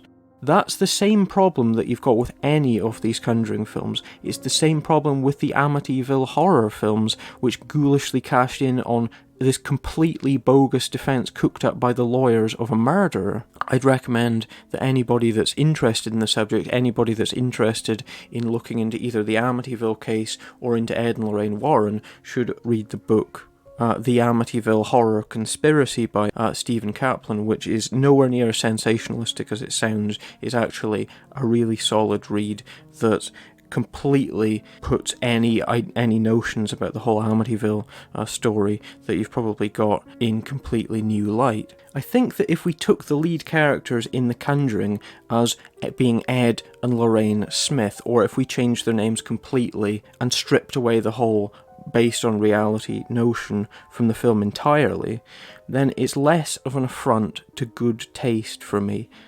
However, the whole based on true events thing seems to exist to hamstring the setup of the drama, where things are kind of scaled back for the first half of the movie or so, before all the stops are pulled out later on when we enter totally cloud cuckoo land. So rather than dealing with something really outlandish, some huge, larger-than-life force of demonic evil, what we get instead is a pretty nuts and bolts possession story. Young kid gets possessed, Ed and Lorraine try to exorcise it, then the evil spirit enters the kid's older brother, where it stays dormant until he finally snaps and kills somebody. And to me, that's nothing special to hang a blockbuster movie on. So the general consensus with The Conjuring, The Devil Made Me Do It seems to be that it's not as good as parts 1 and 2 because James Wan, director of parts 1 and 2, isn't directing this one.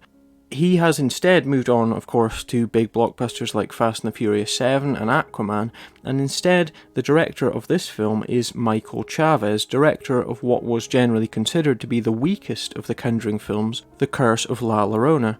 It's weird, considering how disliked La Llorona was, that they decided that Michael Chavez would be the right guy to get to do this film. Who knows, maybe he was just a fast worker, maybe he just got on with the studio heads. Nobody knows for sure. To be honest, I don't really think there's that much in it, except to say that The Conjuring 1 and 2 took place in haunted houses, whilst this one involves a lot more going about, although it still is basically just a series of weird, inexplicably demonic things happening for a long period of time. There's no logical through line to anything that happens, there's no clear set of rules or a common demonic antagonist, just random stuff that does nothing but make loud noises and scare people. There's shots that you can look at and go, okay, that is technically pretty impressive, but to me, none of this works as legit scary stuff because it's all just random snatches of things happening that pop out and then go away. There's no clear sustained threat where you can say, okay, I know what is happening, I know what's out there, and I know what's going to happen if it gets me. There's no, this is the clear antagonist. It's just random. It's like no two scares are the same. It's always some different, weird, random thing that's happening. It's never a case of just saying, okay, you know, this is what we're up against, this is what it can do to us, so we're allowed to build a sense of dread and a sense of anticipation. It's just, what new thing can the filmmakers think of to throw at us? And to me, that ends up feeling really disjointed and like, I don't really know what's happening next, but I ultimately don't care because I know it's just going to be some random thing that doesn't amount to anything. On a more prosaic level, we also know that neither Ed or Lorraine are going to come to a sticky end, so there's not really much else going on other than a series of pretty basic jump scares. Again, what my boy Mark Kermode would call cattle prod cinema, where you're mechanically made to jump but never to really feel afraid, because there's no substance to any of the scares that are going on. There's no build-up, there's no story, there's just a sudden loud noise, there's just a sudden basic reaction, and then you move on to the next thing. It's one of those films that seems to stretch on for a very long time, because nothing really ever happens, and there's no clear sense of progression from one point to the next. One of the issues that I have with this, and again, it's not really the film's fault, but when you've got a movie that's just full of random stuff happening, then the thing is, if you've seen the trailer already, then you probably know everything that's going on, including, of course, there's a waterbed scene in it that's featured quite heavily in the trailers that's basically a tamer version of the amazing, I think it's Nightmare on Elm Street 4 sequence. There's also a scene that involves Lorraine Warren on the edge of a cliff that has got to be, I think, the most contrived moment of fake drama since Sylvester McCoy dangled himself off a cliff at the end of an episode of Dragonfire, this 1980s Doctor Who story. It's one of those moments that seems to be, let's do this just to stick something dramatic in the trailer, and if you know the Doctor Who moment that I'm talking about, then the situation resolves itself basically in exactly the same way as that did. And it is, once again, a key moment in the trailer that amounts to absolutely nothing in the film. I do find it weird, given how little any of The Conjuring 3 worked for me, that the cast is actually not bad at all. Along with, of course, the amazing Vera Farmiga and Patrick Wilson. The young kid in this, the kid with glasses, is of course the kid from Richard Stanley's Colour Out of Space, who is already on track, it seems, to becoming something of a horror star. There's also an actress, Eugenie Bondurant, who plays the villainous occultist here, who I feel that in another better film, where she actually got to play a character and not just a scary face appearing out of the dark, would be really great. If you don't know Eugenie Bondurant, she did a really, really good turn in the film Fear of Rain that came out earlier this year, which is a film that is currently sitting in my top 10 of the year so far. Just this really, really great, solid little teen horror drama that is miles better than this, honestly, because it's an actual film with a story and a sequence of cause and effect where we know what's going on from 1 minute to the next. The horror in that comes from the situations rather than just this ghost train ride where you've got things popping out at you. Fear of Rain came out before I started the podcast, but if you do get a chance to, I would definitely recommend Fear of Rain a lot. It is pretty damn good. Speaking of really good, one of the best things going in for me to this film, and as it turns out one of the saddest things coming out, is that the main, I suppose you could say, guest star here is none other than, of course, Australian legend John Noble. John Noble is one of those guys that if the name doesn't necessarily ring a bell, you will probably know his face. As well as being in, of course, Lord of the Rings, his best work is as Walter Bishop in J.J. Abrams' Fringe, where he was consistently, I think, the best thing in that show, and I think probably the reason why I stuck with that show for as long as I did.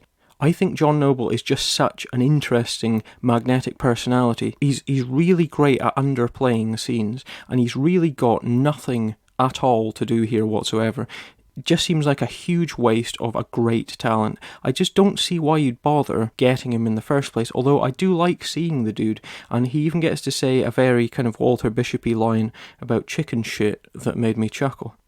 I mean, yeah, it is that sort of film.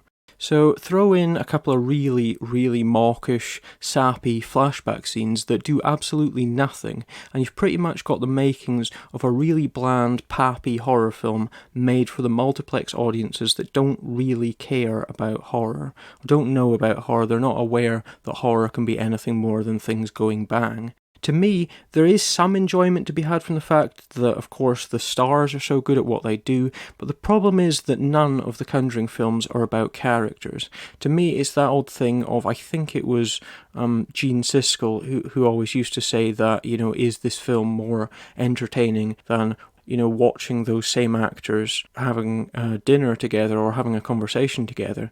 And in the case of The Conjuring, I would definitely rather watch the film of Vera Farmiga, Patrick Wilson, John Noble, Eugenie Bondurant, just hanging out and having a good time. So I think that is pretty damning in itself.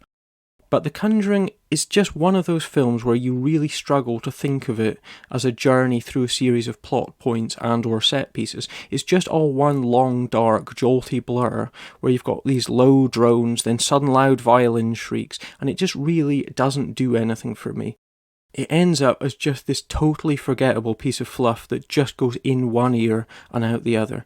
However, that said, it's not a film that, apart from the central moral problems at its core, that I've really got much of a problem with, because it is fairly effective in doing what it does, which is, of course, provoking really simplistic, manipulative reactions from an audience that has never really seen any of this stuff before. To me, it's nothing special, but for pure, brainless, just rattling along films that resort to overkill to keep you from falling asleep, then it's not one of the worst things in the world. But to me, in the grand scheme of things, I was thinking maybe 2 stars, but looking at my list so far for the year and comparing it with a lot of the other 2-star films that I've seen so far, I think the cast and the overall slickness do work in its favour, even if it is pretty empty. So I think I'm gonna settle for 2.5 stars for The Conjuring 3, The Devil Made Me Do It. If you did like the first 2 Conjuring films, chances are you'll probably like this one, but I really don't think there's that much in it at all. There's definitely, to me, not as much of a radical drop in quality between this film and the 2 films before it, like a lot of reviewers will have you believe. You know, I mean, I really love James Wan, of course, director of Saw. I think he's a really great guy, but I personally just think that the Conjuring movies have always been insanely overrated, and I have never understood the hype about them.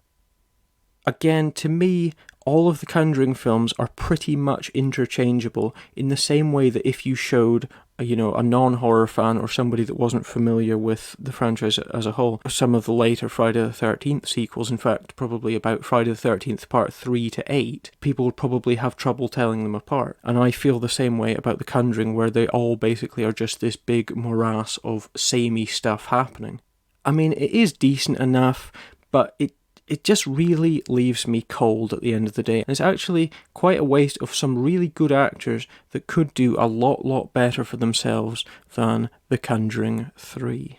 It's just a really big, simplistic, brainless, multiplex horror movie aimed at the most basic of audiences possible. And as much as I love Vera Farmiga and Patrick Wilson, I think that I'd probably quite happily let the Conjuring franchise just die out now. Just stop making these things, honestly. They're really not doing anything for me at all. And I think they're really not doing much for the horror genre as a whole either. You can't stay. I don't know why you came all the way up here, but you can't stay. There's not enough food. Water, there's not enough anything. How do you know we traveled up? There's nothing I can do. You won't survive. Show me your face. I can't help you. Please, I can't help you.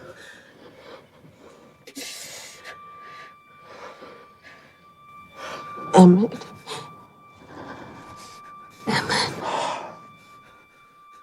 So let's talk about some more big theatrical horror. This is, of course, A Quiet Place Part 2, which we're going to say for the purposes of this podcast was released on the 6th of June. So A Quiet Place Part 2 picks up a Phantasm style where A Quiet Place Part 1, or A Quiet Place, left off. Continuing the post-apocalyptic tale of the Abbott family doing their best to survive in a world where making noise of any kind will get them killed. Part 2 is a very close and direct sequel to the first film, featuring the same behind-the-scenes team and most of the same cast, but it opens the world up a little bit more, both with an opening flashback scene that shows you the world's first encounter with the deadly creatures that hunt by sound, and also by taking the Abbott clan on the road as they move out of their small survivalist bunker house and attempt to deal with what the world has now become. As well as perhaps more tellingly, attempting not just to stay alive, but to actually start fighting back. So this isn't so much Halloween 2, an extension of the first film that feels tonally similar but just moves the narrative forwards.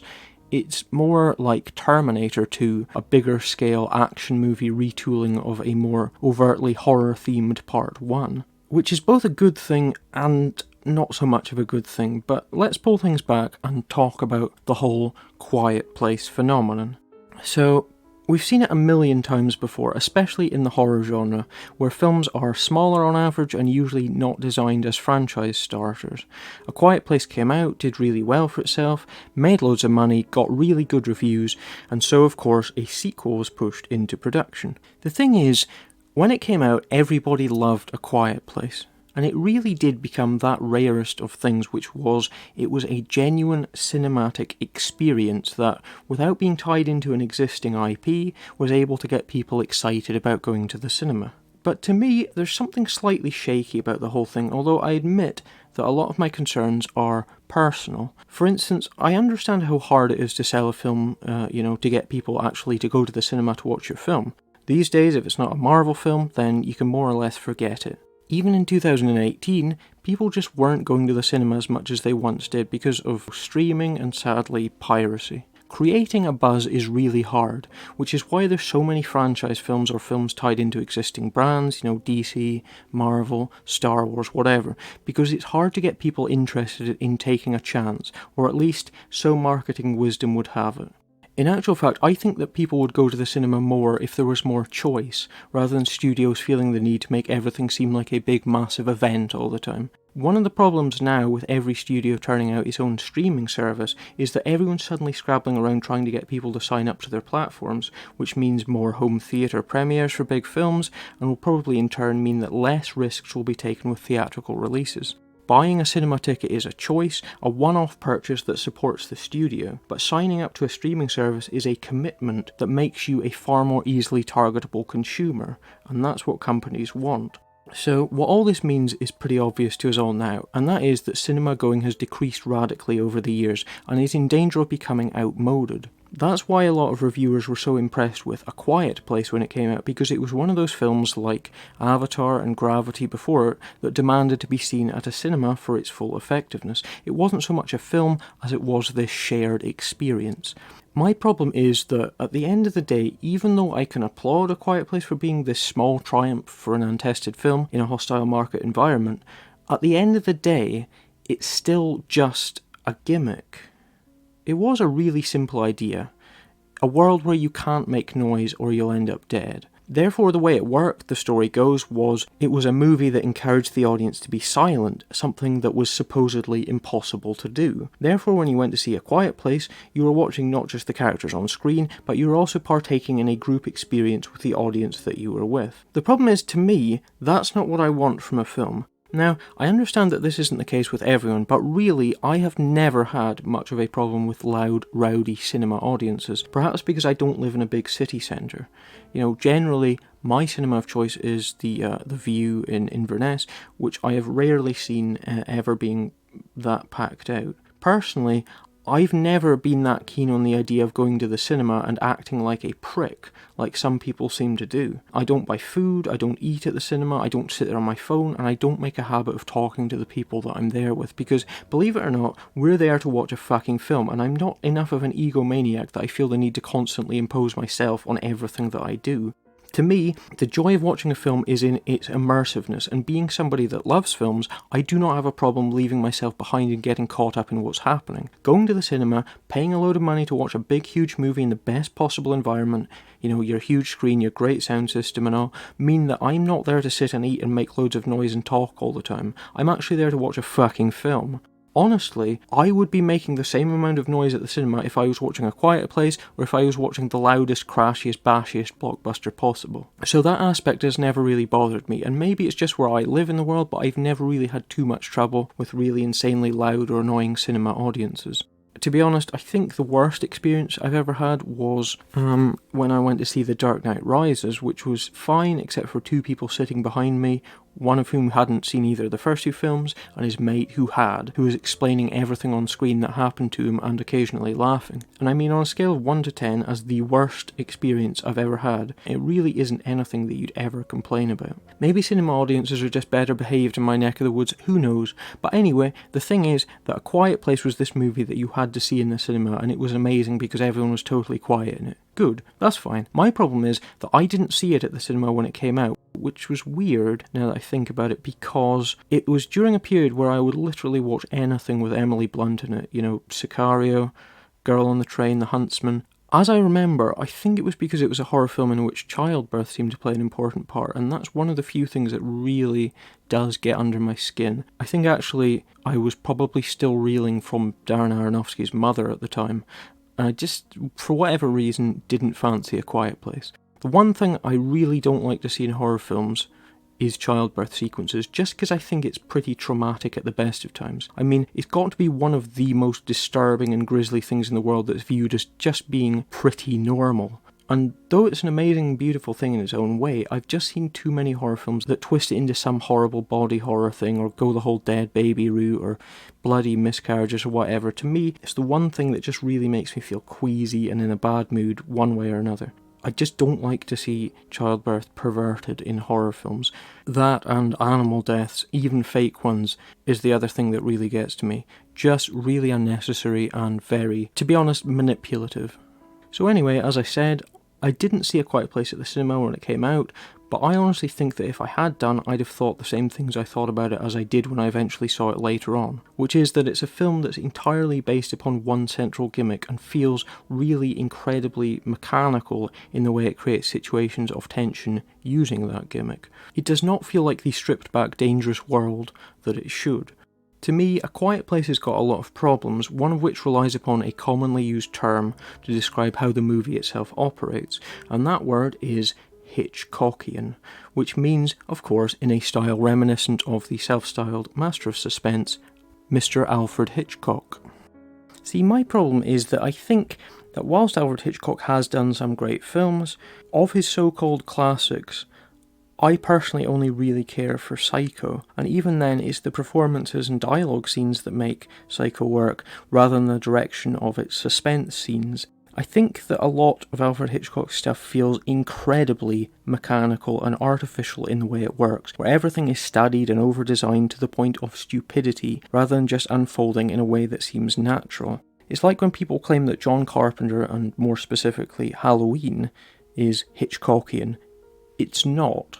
Halloween is a way better film than anything Alfred Hitchcock ever directed, and here's why. Because it's got an organic flow to its drama, and because John Carpenter made films because of his love for the form, not because he believed himself to be this great auteur in the way that Alfred Hitchcock did. To me, Hitchcockian is not a phrase that I would ever use to compliment a film, it's a word that I'd use to suggest that something felt contrived and over-designed. It's like the scene in Halloween where Laurie Strode is in the wardrobe, which works, and is a really amazing, dramatic, scary sequence that feels totally real and convincing. But if that happened in real life, I imagine it would look exactly like the version in Halloween did.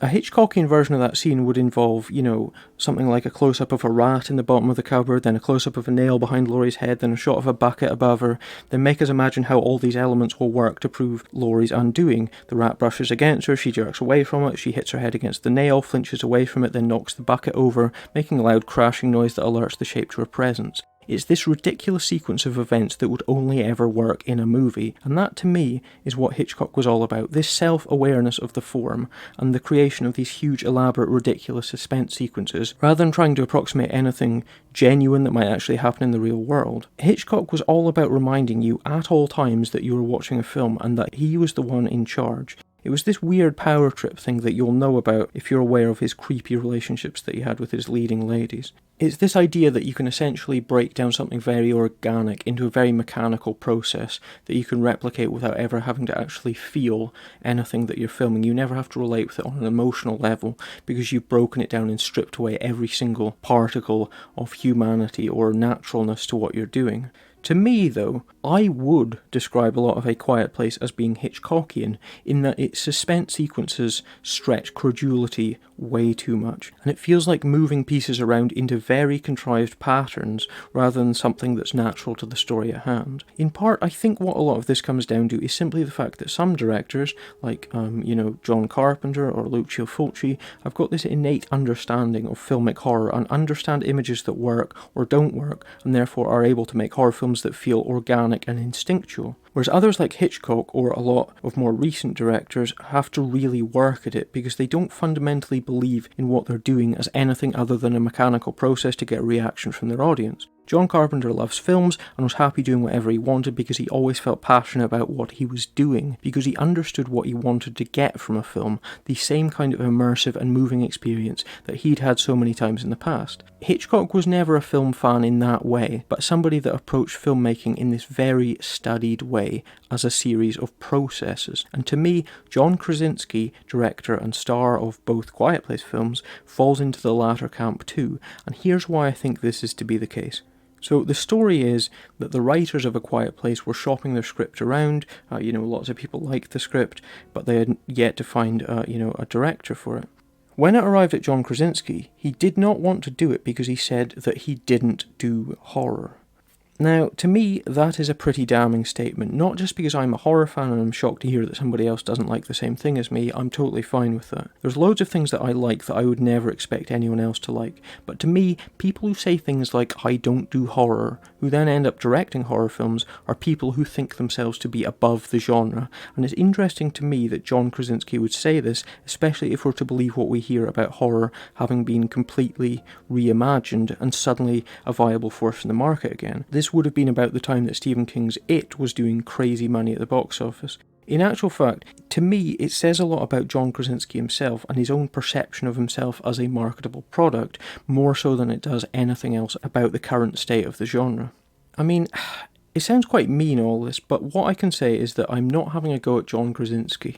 Like a lot of people, I'm sure he will always be Jim Halpert from the American version of The Office to me, this likeable, self-effacing everyman that we can root for. And from what I've seen of John Krasinski out of character, he seems like a really nice bloke, coupled with the fact that he's got this picture-perfect marriage to a really amazing and talented actress in her own right, Emily Blunt. Now, I'm not at all into celeb culture, but even I think that John Krasinski and Emily Blunt are a really nice couple. It never feels like one of those totally artificial showbiz romances like Brad and Angelina. It's closer to something like, for those of you who know the names, Christopher George and Linda Day George, where you've got these two very talented, likeable people getting together who just happen to be married, rather than this publicly staged hitch-up where one party uses the marriage just to get ahead in their career. It's always felt like this really nice, genuine thing, and I like how reluctant to speak about it all they are. They're just happy to get on and do their own thing or work together. I really love both Emily Blunt and John Krasinski as personalities. However, my problem, as I mentioned earlier, comes from the fact that John Krasinski claimed to be somebody that didn't do horror. The idea that doing horror films would be bad for your career seems quite an old-fashioned thing. But the thing is, loads of amazing actors and directors over the years have been involved with horror. In fact, Emily Blunt herself has done a few before A Quiet Place, such as the underrated Wind Chill from the early 2000s, and that really odd Benicio del Toro Wolfman film from 2010. The point is that Emily Blunt now really is, I think, one of the biggest stars in the world, and doing horror certainly did not hurt her career at all. Like all great actors, Emily Blunt is not afraid to do anything, and she's done loads of different stuff over the year. All sorts of things. The point is, to me, saying I don't do horror is like saying horror is bad for my career. Whereas doing militaristic stuff like 13 Hours and that Jack Ryan TV show he's fine with, because doing that kind of rugged action hero stuff reinforces the image that John Krasinski wants of himself, which is this all-American dude that people love, as opposed to somebody willing to deal with more interesting projects that requires more of a reach for him, like Emily Blunt has taken on. To me, there's nothing less interesting than watching a film like 13 Hours, this ultra-serious war film directed by Michael Bay. And as much as I like John Krasinski as Jim from The Office, I would not rush out to watch anything that he's been in, whereas I would watch Emily Blunt in Sicario, which isn't the sort of film that I'd watch normally, but I went to see because I think she's fantastic. Because the thing is, Emily Blunt is a lot more adventurous as an actor. The idea that John Krasinski is only interested in pursuing a career as rugged leading men from now on might be good for him as a brand, but it does not say much about his own image of himself. Perhaps what he just really wants to do is to stop people thinking of him as Jim from The Office. So the idea that John Krasinski is a dude who sees his target audience as your basic middle America is a problem to me too, because it translates to what we see on screen. Apparently Krasinski was inspired to take on A Quiet Place when the writer sold it to him as being all about family and relationships, as opposed to being an out-and-out horror film, which meant that Krasinski was approaching A Quiet Place in the scenes that weren't Hitchcockian, as though he were Steven Spielberg. See, I wouldn't have a problem with how overdone and contrived a lot of the setups in A Quiet Place Part 1 were, if the rest of it worked, but the issue for me is that a lot of the family drama stuff really is just dreadfully pappy schmaltz. Even though I like the actors a lot, it is ultimately schmaltz, because there's so much time given over to weepy sign language family drama that I can't buy into all of this as a believable story of a group of people trying to survive in a deadly world. The arcs are way too tidy, the drama is way too overdone, as people are throwing these histrionic strops and having their own little arguments, when in reality they'd care too much about surviving than improving themselves or in their own personal journeys. In fact, not only that, but I think that A Quiet Place, for all its gimmicks, doesn't even feel like a complete film, which makes more sense when you watch it as A Quiet Place Part 1, but less so when you read once again about how much John Krasinski, and indeed the writers, did not want to make a sequel to the first film, believing that the story was complete. I just don't think that there's enough going on in the first Quiet Place movie, and to me, when you trace its storyline, it doesn't have a beginning, and it doesn't really have an end. The story is basically Emily Blunt is going to have a baby, whilst her family silently deal with a number of contrived personal issues. We're dropped in at the start, which is fine. Loads of films start without a heap of setup, and we're left to work out what's going on. But the thing is, once we look around the family home and see the various trappings of their lives, and the things that they've worked out to keep themselves safe, then that's pretty much it. We don't see them dealing with the problems of what to do about these monsters, or what they're going to do with their lives, or what's happened to the world. Forget all of that stuff. Here's John Krasinski getting all teary-eyed arguing with his daughter. Cool. So it all just comes down to Spielbergian schmaltz and Hitchcockian contrivance to me, although I do like the performances. To me, this is all the problem of coming at a movie from totally the wrong angle. There's millions of films about families dealing with interpersonal issues, but how many films are there about blind monsters that can hunt by sound? Because for all its tension, A Quiet Place never works as a horror film for me because it doesn't really care about the monsters, or the world in chaos, or humanity in decline. The monsters could be the same interchangeable CGI beasties of any one of 100 films in the past 10 years that move about in this cartoonish and unconvincing way and never feel real or threatening. John Krasinski does not shoot his monsters like they're monsters. If you CGI'd a tiger into any one of these shots, you get pretty much the same effect. They do not have personalities, they're just this totally generic threat with a gimmick. I never feel that John Krasinski believes in them in any way other than as a mechanism to create personal drama. But you know, it worked for a load of people anyway. Crucially, that far less discerning populist audience that just wanted to see what all the fuss was about and to participate in this shared cultural experience. But if you compare it to the greatest populist monster movie of all time, Jaws, then it's got nothing of the finesse that movie has, and you see it for the pappy soap opera that it is, wrapped up in gimmickry and contrivance. It was one of those things like 3D, where you go along, try it out to see what it's like, then realise that it's just a marketing thing, and the experience itself is different, but it's actually just a little bit shit.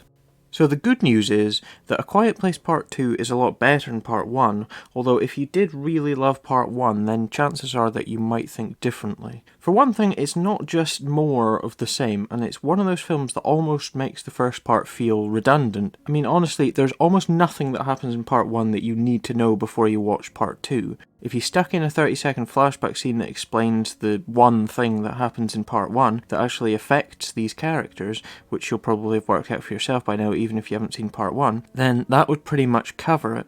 Part 2 quickly marks itself out as the sort of film that Part 1 should have been. It shows us the aliens landing on Earth, we see their first rampage through the streets, and it shows us what life was like for these characters before everything went awful for them. The sort of thing that we really needed in Part 1. More importantly though, Part 2 tells a story about how the world has been changed by what's happened. It's not the family drama that feels the need to stick in monsters every now and then that the first part was, but it's more a story about monsters and the effect that they've had on the world that's got moments of family drama in it, which I think doing things that way around means that the emotional stuff in Part 2 feels a lot more earned and therefore a lot more genuine because it's happening along the way of a bigger, more important story instead of being the whole story in itself. There are moments in Part 2 that are way more emotionally truthful than anything in Part 1, and I think that's really good. The opening up of the world is great too. That's one of the most important things that happens in Part 2. I'm not just talking about the sort of the huge barren vistas that look a lot more impressive, you know, these awe-inspiring panoramas of nature reclaiming the world slowly as humanity is driven away, but it gives the sense that there's a lot more to the world than just the Abbott family which you got in Part 1.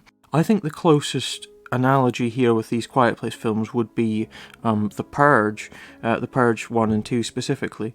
Part 1 has got the idea but kind of throws it away on this really basic single family being stuck in the middle of something that ends up feeling pretty routine, whereas The Purge 2 shows us the effects of the purge on the world in a lot more detail and lets you really get to grips with the ideas that it's playing with. I think most people would agree that The Purge 2 is a better film than the first one, although I think with A Quiet Place Part 2 it's not going to be so straightforward just because the first film is still held in such high esteem.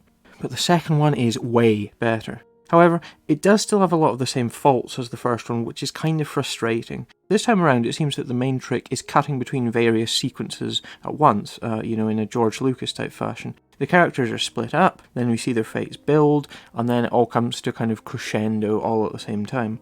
I think it happens at least about twice, and those scenes do work pretty well, amping up the drama of the various situations. We've also got a new main character in the form of Cillian Murphy, who I'm sure you'll be familiar with his work. One of the things I've got a problem with, though, is the fact that Cillian Murphy, as we learn from the opening flashback scene, used to be John Krasinski's best buddy before all the madness, and so rather than being this lone survivor who meets up with Emily Blunt and family and has to get along with her, it all becomes yet more personal drama about how much everyone has changed. Once again, the key word here for me is contrived. I mean, what are the odds that the one person that hooks up with Emily Blunt is her husband's best friend, whilst everyone else around them has been massacred? It just seems like a lazy way to shoehorn more soap opera in without having to waste time in setting up a new character, because the relationship has already been established off screen between Cillian Murphy and the Abbotts. I also like the fact that one of the key plot points about the last film was that all of the characters needed to go about barefoot so that they made less noise when they walked, for fear of attracting the monsters. But here, Cillian Murphy wears just regular boots for the whole time, and nothing happens to him. Emily Blunt also, for whatever reason, instantly changes out of her kind of slightly dowdy pregnancy smock thing she had on in the first movie and is straight into something, a lot sexier. She's got, a flowery dress, bright red trousers, like she's already becoming some kind of tarty widow. She also seems none the worse for having a nail rammed into the sole of her foot at the end of the first movie and doesn't so much as limp for the whole of A Quiet Place Part II, happily running along at full pelt several times. That's the problem when you make a sequel that follows on immediately from the first film. You forego the chance for your characters to rest up and heal for a fresh set of dramatic encounters. Oh, and if any part of you is wondering about how the fuck she gets out of the situation that she's in at the end of the first film, then don't, because apparently that's not really too much of an issue, as she just walks out, which seems like a very Rian Johnson way of resolving a cliffhanger of sorts. Once again, the monsters just aren't really that interesting at all, and we get nothing new about them at all this time around, even if we do see more of them on screen. It's not the aliens thing where the fact that there's more of them means that they're less impressive, because they're never really that impressive in the first place. Coupled with the fact that our heroes have the only weapon that can work against them, and the end result is that the monsters are, once again, just mechanical devices for creating tension at the end of the day. Although, that said, there is one good moment I can think of which involves a monster being a lot tougher than one character assumes them to be, which is really, I think, the only horror moment that really works in A Quiet Place Part II for me. Suffice it to say, generally, they zoom about like the CGI constructs that they are, and they can kill loads of people in a short space of time, if and when necessary, but as soon as they're chasing after a main character, they suddenly lose their sense of urgency, and are always just out of reach. The problem is that in spite of the weaknesses that our heroes have found and exploit throughout the film, the monsters, when we see them in action, are just too OP to believe that this ragtag group could ever do anything against them when they've seemingly killed almost the entire world already. I know that sounds like a pretty basic complaint, but there's no point in making your monsters the ultimate killing machines one moment, then pratfalling goofballs the next, because it just cheapens the drama. The interesting thing is that, along with the opening out of the world, that literally about a minute after the Abbotts have left the relative safety of their homestead behind, they are fucked, and that feeling of being fucked hardly lets up for the whole film, like they're always in trouble and ill-equipped to deal with it. And I actually think that's one of the things that I like most about A Quiet Place Part II. Our heroes are always just a few steps away from something really terrible happening. Sometimes something genuinely terrible, or sometimes something stupid or clumsy that they bring about through their own stupidity. It's interesting that it starts off by suggesting to us how dangerous the world now is, and how our main characters are really pretty helpless to deal with it, before, as the story progresses, taking them to a point where they're quite happy striking badass poses after dispatching monsters, even though very little time passes over the course of the film itself. Really though, what a film like this comes closest to is the Steven Spielberg version of War of the Worlds, to which Part 1 definitely owed a debt as well, and to which Part 2 feels almost like a spiritual sequel to, with all the family drama that movie had with it. The difference was that Spielberg's Martian seemed a lot more deadly, and that the world felt a lot harder and more brutal, which is interesting when you think that War of the Worlds got a 12A rating in the UK, whereas both A Quiet Place movies got 15 certificates, even though they're fairly tame, to be honest. The whole opening flashback scene, though similar to a lot of these kind of post-9/11 running around in the midst of chaos scenes that you see in stuff like Batman vs Superman especially, could be a Spielberg swipe entirely, and I imagine that the idea of making something as populist and family-oriented as a Spielberg film would appeal to John Krasinski very much. I think, though, that the truth of the matter is that A Quiet Place Part 2 will attract a large audience once again, people going along to relive the experience they had the first time, where everyone is miraculously made to shut the fuck up in the movie theatre for once. Although that said, be warned that there's a lot more talking and loud noise in Part 2. I actually think that rather than being a clever piece of minimalism, the lack of dialogue in Part 1 hurt that film, that it didn't give us enough of a handle on our characters or their situation. Part 2 obviously feels that to be the case, hence the flashback that shows us how this all started, and in the fact that it sets up a situation where our characters can get into a position where they can speak at length without having to worry about being overheard, which involves locking themselves in this big soundproof furnace that acts as a kind of survivalist bunker kind of thing. It's not the same experience as the first film by any means, but for me, what it is that it's a film that supersedes Part 1 entirely as being the only Quiet Place film that I feel the need to see. I mean, I might sound like I'm picking holes in this movie, but I actually did have a pretty good time with it in that big, blockbustery kind of way. Although I don't think that it's the second coming in the way that some critics seem to, in the same way that they said Part 1 was. If your idea of cinema is that of a big participatory experience that you take part in like a huge game, as opposed to immersing yourself in somebody else's imaginative vision, and leaving behind your own ego as you do, then you might enjoy going along for the ride. It's a pretty simple but fun, hyped up thriller that does not exactly make the most sense in the world. It doesn't feel entirely as tense or scary as it could do. I'd say Part 2 is actually, if anything, even less of a horror film than Part 1, and a lot more of an apocalyptic sci-fi road movie with monsters. It's tense in a pretty mechanical, popcorn blockbustery type way, without ever really reaching the heights of the stupidly contrived suspense scenes in Part 1, like the kid with the toy rocket for example, and it actually has got a story to tell, and it does so whilst painting an interesting world along the way. Emily Blunt, Cillian Murphy are great leads, and though there's some stuff that feels inelegant in getting us to where it needs to go, I like that people are getting excited about these films, and I hope that this film does well, to be honest, although the reports of spin-offs and more sequels in the works don't really do that much for me. I'd happily watch a Part 3, because I think that the story kind of leaves itself open for maybe one more chapter, a conclusion of the story, the world that's been widened out for this particular installment. But spin-offs don't seem that exciting to me at all, because I think there are fundamental flaws in the whole design of the Quiet Place world with relation to the monsters themselves, who are neither particularly charismatic or ever feel that real. They never feel like real, concrete threats that you can be afraid of, because they're so tied into the gimmickry of that particular world. I think a lot of the success of these films comes from Emily Blunt's ability to really open a film. She really is this huge, crazy popular actress by now, and she really brings a lot to the franchise as a whole. For me, A Quiet Place Part 2 comes in at 3.5 stars, a pretty entertaining blockbuster sci-fi horror film that's a little bit more freewheeling and pacey than its predecessor. I like these characters, I think the direction's a lot better this time round, and I think that the drama and the suspense feel more natural, although at the end of the day, it is still a fairly schmaltzy film that's got its fair share of pretty stupid moments. I'm not the biggest fan of the apocalyptic genre as a whole, and it does slide into self-indulgent misery once or twice, but the excitement and the spectacle are a lot more important this time around. To me, easily the better of the two films, and overall just a good, entertaining, silly romp of a film. I can't keep running. Do we even know where we're going? We're so close. We just gotta keep moving. How can you be sure? It's been days since we've seen daylight. How can you know? I just do, Keely. Okay, we've got to get out of here before it realizes we're gone. They're all gone. What do we do?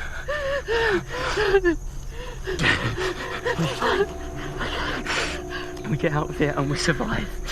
For them. Do you understand? Whatever that thing was, it wasn't human. So that is a bit from a film called Cannibal Troll. So what do you expect from a film like Cannibal Troll, I hear you ask? Well, the interesting thing is that there's cheap crap and then there's cheap crap. To its credit, Cannibal Troll is, despite what it sounds like, actually not that bad of a film. What it is, though, and I'm glad I'm finally getting a chance to talk about this, is that it's a film that comes to us courtesy of a studio that goes by the name of Proportion Productions. So if you stick around in low-budget horror films for long enough, sooner or later you're going to run into a film from Proportion. The interesting thing is that, to be honest, I was never the person that had to watch every horror film that ever gets put out. Doing this podcast has helped me to get really involved in all things horror, and I'm not going to lie, I really enjoy it because it's given me a chance to see a whole new side of modern day filmmaking that I never knew really existed. Like most people, I was always led to believe that you get the big budget franchise multiplex blockbuster films and then the cheap shit on DVD that nobody ever watches. The reality is that a lot of the sausage factory blockbuster films that do get pumped onto our screens really suck, and that a lot of the cheap shit on DVD that no one watches is actually quite entertaining in its own way. Who'd have thought that, eh? Admittedly though, it requires an adjustment of your mindset to kind of get involved with it. You couldn't show somebody a film like Cannibal Troll and expect them to appreciate it as anything other than so bad it's good, which is something that actually not everyone even understands anyway. But the truth of the matter is that I really like low-budget films because they feel freer in what they can do, because they seem more open and genuine and human than a lot of big-budget junk does. They might have obvious deficiencies in certain aspects, but as a horror fan who loves 70s and 80s films, those are things that don't bother me as much as the jaded cynicism that you get with a lot of mainstream stuff. In fact, I think that sneering at inadequacy is just what we do as a society these days, that we need everything to look and feel in a certain way, and that most people don't understand the idea that a film can be cheap and cheerful, or that it doesn't need huge spectacle to do what it sets out to do effectively. One of the things that I really love about the horror community is that it's one of the few places left in any kind of fandom that still respects its roots, and still loves and honours the classics as they should be honoured, as opposed to sneering at them and saying that the new stuff is all immediately better just because it's new and shiny, where remakes and reboots get laughed at for being hollow and artistically bankrupt, and there's still that regular audience of fans that buys new releases of classic older cult films on Blu-ray when they get brought out. There's that whole celebration of the history of the genre, where all decades are alive at the same time and everything is treated equally, that honestly is rare in this day and age. The truth is, it must be easy to make a film for $250 million because money isn't an object and you can do whatever you want. Make a film for $250,000 or even a lot less and you've got to be creative, and I am always somebody that supported the underdog, and in this case the scrappy little underdog is Proportion Productions, which is a British studio run by Scott Jeffrey and Rebecca J. Matthews, two names that you will see plastered over just about every film they make, as Scott Jeffrey and Rebecca Matthews are the kind of people that love to get their hands dirty and all muck in together and turn their hands to clearly whatever job needs doing. There's always that sense of Proportions films feeling like a theatre rep company, where there isn't this clear delineation of what everybody does.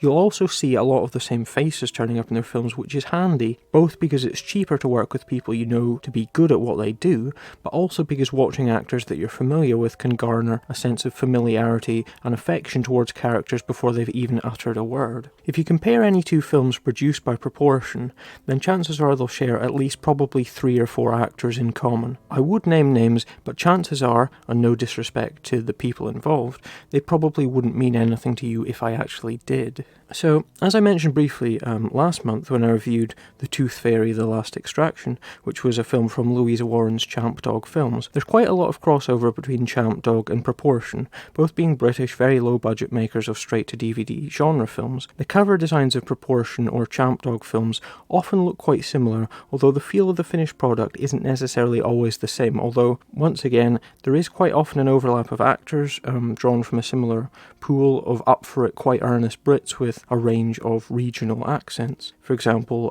Faith Kagundu here, for example, was in Louisa Warren's Leprechaun movie earlier this year.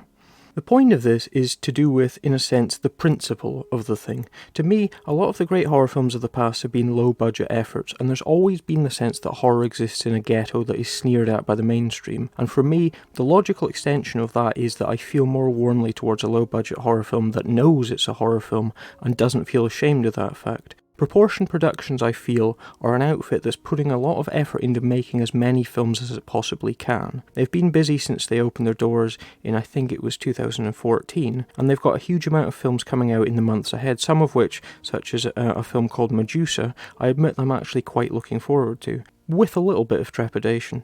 This is the kind of thing that Full Moon should be doing, and in a way, Proportion Productions make a lot more horror films than Full Moon ever did, even at their peak, and the end product is no shoddier for having been turned out so quickly. Supporting a company like Proportion means that you appreciate what they're doing, and whilst I'm not here to tell you that you should go out and watch everything they've ever done, what I am saying is that I love them for trying, and I found myself in a position where I'm getting familiar enough with what they do that I actually would consider myself something of a fan of what they do, although, like everything, I never think that being a fan of something means that I have to blindly and uncritically love every single aspect of that thing.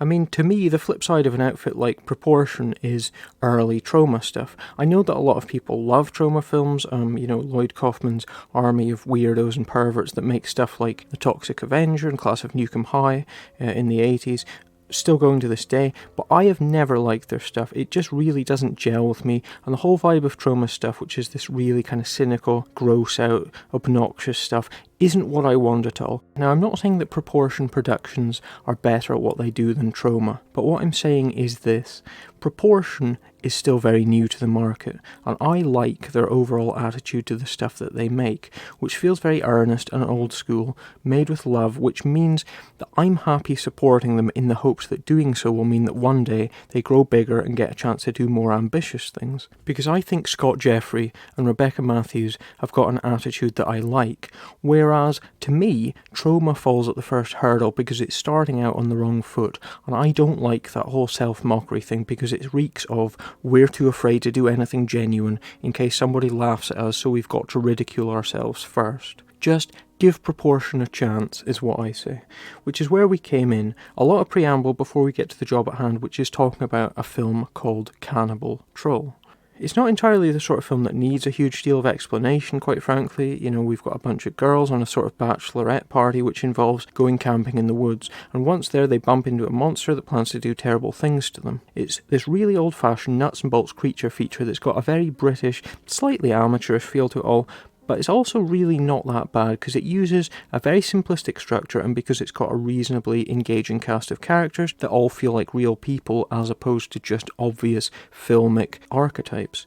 It's the strength of keeping your characters open for your actors to interpret which allows them to basically play slightly exaggerated versions of themselves, as opposed to working out these complex layered character arcs that your protagonists go through that always end up feeling a bit too tidy and contrived for me. I'd rather have something messier and more naturalistic when it comes to characters. Again, one of the many things that I love about John Carpenter's Halloween is that Laurie Strode in that film doesn't go through this huge, overdone character arc, but is allowed to function as a believable person responding to things in a natural way. However, as much as I enjoy comparing Cannibal Troll to Halloween, there are a few things in it that just don't really land beyond the obvious budgetary restrictions. The main thrust of the human drama in this movie is that our lead character Casey, played by Georgina Jane, who's done her fair share of Proportion movies, is about to be married, and alongside the usual cold feet, there's also this whole thing of is she actually a lesbian, or does she have romantic feelings for one of her friends that she spent time with one summer,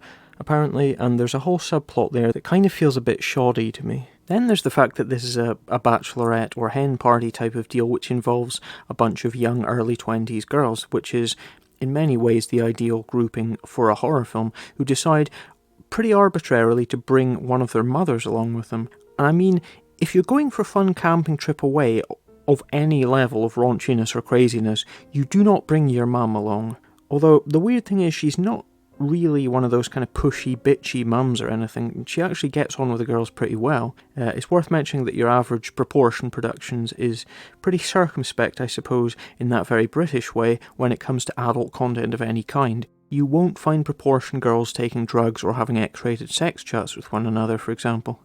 Very far from the American version, with its constant profanity and the most obnoxious, profane characters possible. There's always something very weirdly wholesome about the cast of a Proportion production, which in a way makes them quite hard to hate. The mother, by the way, is played by Scottish actress Katie Sanderson, who is one of the better cast members who's been busy doing loads of Proportion movies, as well as turning up in another film that we'll be talking about this month. Also in the cast is actress Zuza Tahanu, who is quite a striking performer who's been obviously chosen here for her dance training and her height, who plays the title character of the Cannibal Troll. Interestingly, the troll appears to be male, but as it never speaks and is always heavily made up, we don't ever get the chance to see that it is in fact played by a female. Zuza Tahanu once again turns up in a load of other proportion films, usually in the role of lead villain or prominent character because of her stature, but you'd have got a chance to see her in the flesh unmade up in Louisa Warren's Leprechaun movie earlier this year. So, speaking of trolls, as this is a creature feature, a film about a monster, then the question is, how well does Cannibal Troll fare? Well, making a great monster, I'd say, boils down to 3 essential component parts: the look, the performance, and the direction. I suppose you could actually probably bring it up to 4 if you included what it's actually called upon to do. In this case, let's look at those 3 points one at a time. Number 1, does it look good? Well, unlike a Louisa Warren film or a lot of fairly cheap straight-to-DVD horrors, such as Baphomet this month, of course, Cannibal Troll actually features the troll itself on the cover and doesn't rely to subterfuge to get you in by slapping a picture of something cooler than what you get in the film itself on the cover. The troll here is a full-face makeup job, and it's pretty decent. It's kind of along the lines of a cheaper version of something like the orcs from Lord of the Rings, I suppose. I think the makeup works fine, so that's a tick, I'd say. It does look good. Second of all is the performance. So this is about the physicality and the way that the actor brings the monster to life. Crappy suit acting can drag a monster down, no two ways about that. If you just give it a really lazy plodding walk, or you just don't manage to sell the reality of what you're trying to create. The common mistake is getting someone that's never done suit acting or acting under makeup before, who assumes that the makeup will do all of the hard work and that they don't really need to bother. The suit actress here, Zuza Tahanu, I think does a good job, as she's had prior experience and has that movement training. The troll is big and menacing, and I think that Zuza Tahanu does a really good job, so another tick, performance is good. Finally, we've got direction. The deal here is that if your monster looks good and is well performed, you can't just bang a camera at it and bingo, there's your monster. The reality is, almost any heavily made up monster can look really shitty if you film it poorly, as anyone that's ever been to any kind of event where cosplay, or dressing up as I like to call it because I'm not a pompous wanker, is involved. Your suit can be absolutely perfect, but you still look like a twat if you're dressed up as Darth Vader whilst slumped on a bench checking your phone. It's all about creating the illusion, and movie monsters are the ultimate illusion because it's such a fine line between something that looks silly and something that really works. It's about breathing life into something that in the real world probably just wouldn't be that scary, to be honest. And sadly, this is where Cannibal Troll falls down. The troll is made to operate in bright light for most of the time. The camera does the suit no favours at all. It really does kind of expose its flaws for all to see. The shots with it in action are of the functional variety where we see what's happening, usually from quite a sort of mid-ish shot. It's obviously the case where they've just gone for something that's economic in terms of the amount of setups required. It's the same problem that bothered me with the Tooth Fairy, which is that the monster isn't handled with that special understanding of what it is that makes a monster work. Shooting at night and having a few dramatic money shots would have really helped cover the gaps in this film's depiction of its central monster. I think the issue here comes from the fact that it's all very well having a film wherein you're hyper aware of how low budget the whole production is, so you've got to do everything very quickly and as efficiently as possible, but there has to be a point when you stop and decide that you'll need to prioritise certain sequences or set pieces and spend more time and effort on them to elevate your film beyond just the most basic level. Dialogue scenes are cheap, and when you've got a likeable cast like you do here, that's not really a problem, but when it comes time to deliver the horror, I feel there's a slight uncertainty around the subject matter, as though the director, or directors in this case, both Scott Jeffrey and Rebecca Matthews get the director's credit, which is something that's quite common on proportion productions. I think that the direction doesn't really come alive for the horror. That said though, the horror here is pretty okay all told. It just undersells it by not taking the time to make the troll feel extra special when it does show up. A lot of the horror is of a pretty basic kind of sub-Texas Chainsaw Hills Have Eyes kind of level, with the troll being a clear switch out for the more obvious kind of demonic inbred that you get in a exploitation film. There is even a dinner table scene of sorts here in the grand Texas Chainsaw tradition, although it's nowhere near as disturbing as that famous sequence, of course. Although it does feature, and actually now that I think about it, quite chilling scene with a baby that does not go the way you'd necessarily expect it to. So I think that, of course, it's nothing new, but I really do think that Cannibal Troll is way better than it should be, considering its obvious restrictions, and considering that the last film that I think that I saw that was directed by Scott Jeffrey, which was Hellcat, which I mentioned earlier when I was talking about spare parts, was just absolutely fucking dreadful. I'm not saying all cheap films are good. I'm happy judging each film on its own, and for me, this is just good, clean fun that knows the tropes and keeps you entertained. Believe me, if you watch enough mega cheap films, then you'll know that there are some films that really do drop the ball badly, where you just can't look beyond all the shoddiness, but Cannibal Troll really isn't one of them. However, there is the biggest problem of all, which comes to us with the title. It's not a great title, it's very on the nose, very unsophisticated and basic. Fine. Problem is, the troll in the film isn't a cannibal, because a cannibal eats its own kind, whereas what the troll here does is that it eats humans. Anyway though, I liked Cannibal Troll. It's not going to be for everyone, but then the sort of people that dismiss a film like this out of hand just because it's cheap don't deserve to have that opinion, because it's unfair to the hard work of everybody involved. Believe me, there's plenty of cheap shit that's really not funny at all, that you should rate a 1 out of 10 because it's embarrassing. But Cannibal Troll is the kind of film that, had it been released in the 1980s, I'd imagine would probably have picked itself up some kind of nostalgic fan base by now. You do not need to make horror films that deconstruct society and deal with serious issues all the time. Sometimes you just fancy a fun little film about a troll that eats people. So, with that said, 2.5 stars from me for Cannibal Troll. Hello? Sienna Woods? Speaking. You applied for a competition here at the Dinosaur Hotel. You were selected. I would love to offer you the opportunity to come down this week and to begin the challenge. Wow. I mean, I apply for a lot of things online. Can you just tell me a bit more about it? I will email you the details. Congratulations, Sienna. You're one of a few selected. Thank you.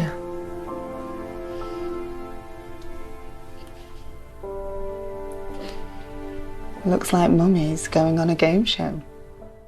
So moving on from Cannibal Troll, I think it's only right that the next film that we talk about is Dinosaur Hotel, for the simple reason that it's a similar beast, although in some ways it's almost the flip side of the coin.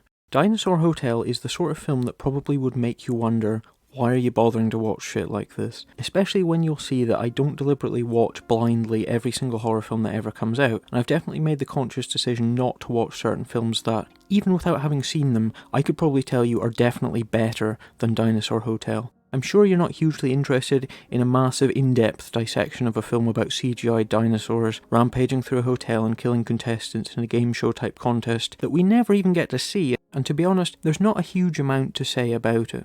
I could just say it pretty much sucks, because sadly it does, and I could just leave it at that. But this isn't about saving time, it's about looking at where the genre is right now, and because of the sheer weight of their output, films that operate in and around the Proportion Productions world are now worth mentioning. So, the thing here is that Dinosaur Hotel doesn't bear the Proportion Productions banner on it, but is instead brought out by Jagged Edge Productions, which is a horror exclusive offshoot basically involving all of the same people and spearheaded by Scott Jeffrey once again. I know this is a lot to take in, it's quite complicated, but to most people, all these different mini studios all operating within each other's orbits in and out all the time probably seem totally interchangeable, and to some extent they probably are. The difference here is that a film like Cannibal Troll is fun and simple, whereas a film like Dinosaur Hotel is sadly amateurish, misguided, and not much fun at all. So as I said, Dinosaur Hotel is about a woman, Sienna, played by Chrissy Woona, who's having a hard time. What's up with her? Well, she wants to start her own business, but seemingly that dream's collapsed, and now, in one of her therapy sessions that she can afford despite the fact she doesn't have a proper job, she bemoans the fact that she doesn't have the time to learn any new skills, that all she can do is start a business or nothing. Well, that's not the way the world works, sadly. Next thing we know, Sienna gets a phone call from the nice people at the Dinosaur Hotel, who tell her she's been accepted to take part in a game show where she'll get a chance to win £100,000, which fits Sienna down to the ground, because it's a chance to get loads of money whilst exhibiting no skills whatsoever. Fantastic. Her kids love the idea as well, and to make sure they don't miss out on the chance of sharing in Mummy's wealth, they tag along with her despite the clear no guests clause. A bunch of women are there to compete alongside Sienna in this mysterious game show, and the next thing we know, of course, dinosaurs are let loose on the place, and the gals need to end up as the last one standing to bag the prize. Interestingly, once the game starts, I think the film then moves on to unfolding in real time, as everyone has got an hour to survive the killer dinosaurs, which is pretty fun in a gimmicky kind of way. Now the thing is, I watched Cannibal Troll and I liked it. Knowing that this was from essentially the same team, I thought, you know, what the hell. The thing is that unlike Cannibal Troll, this film does actually have what I would consider a pretty original sounding storyline, unless of course you've read the Doctor Who novel Time of Your Life, which admittedly most people haven't. The lesson to be learned here is that originality isn't necessarily as all important as some people would have you believe. The Human Centipede is an original film, doesn't mean that it's good. I think one of the distinctions here is that the director of Dinosaur Hotel is a man by the name of Jack Peter Mundy, and he's worked his way to fame, or rather to the director's chair, thanks to his work on about a dozen proportion productions as cinematographer and camera operator, and therefore has earned his right by doing good work to try his hand at directing. Whereas Scott Jeffrey and Rebecca Matthews, directors of Cannibal Troll, have directed loads of stuff, Jack Peter Mundy has not, and sadly, that very much shows. The thing is, I reckon it's very hard, and that there's probably a very specific art to directing films on a micro budget, where you've got to keep adjusting your vision and your expectations to what is achievable on very limited resources. I think a bad starting point is a film that involves multiple dinosaurs, pterodactyl, T-Rex, raptors, all brought to life via CGI. This is the difference between a physical suit and prosthetics monster like you had with Cannibal Troll, and something entirely digital. As mentioned earlier, there's lots of variables that go into selling a monster in a suit, whereas with CGI it's more or less a one-person job, and it's harder to make adjustments and work out what will look good and what won't, especially on such a minute budget as I'm sure Dinosaur Hotel had. Doesn't mean that I don't respect them for trying, but the end result is something that looks flat and charmless, where even a pretty crappily filmed suit monster is something physical that we can relate to. Personally, I consider a full CG monster to be out with the reaches of films on this scale, and much more importantly, I think it would have worked better if they'd just not bothered, scrapped this, and started all over again. There's a lot of really, and I mean really crappy CG scenes here, and whilst I think some of the cast managed to sell the threat, as long as you don't have to spend too long actually looking at the dinos in question, there's more than just shitty CGI at fault here, carrying over to a blanket level of what could only be described as genuine incompetence. I mean, I think it's hard to really hate a film like this because it feels like you're very much punching down. And though the idea is fun and there's some okay acting, it really does approach levels of embarrassing shoddiness. And I think it all comes down to just bad direction.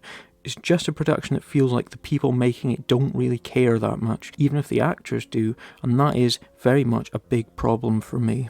I think that the most outstanding thing that really grates, maybe even more than the dreadful CGI, is the choice to have a pair of kids involved in all of this. Not for any narrative reasons or because it's a cheap horror film cliche, but because sadly, the kids are quite obviously not actors.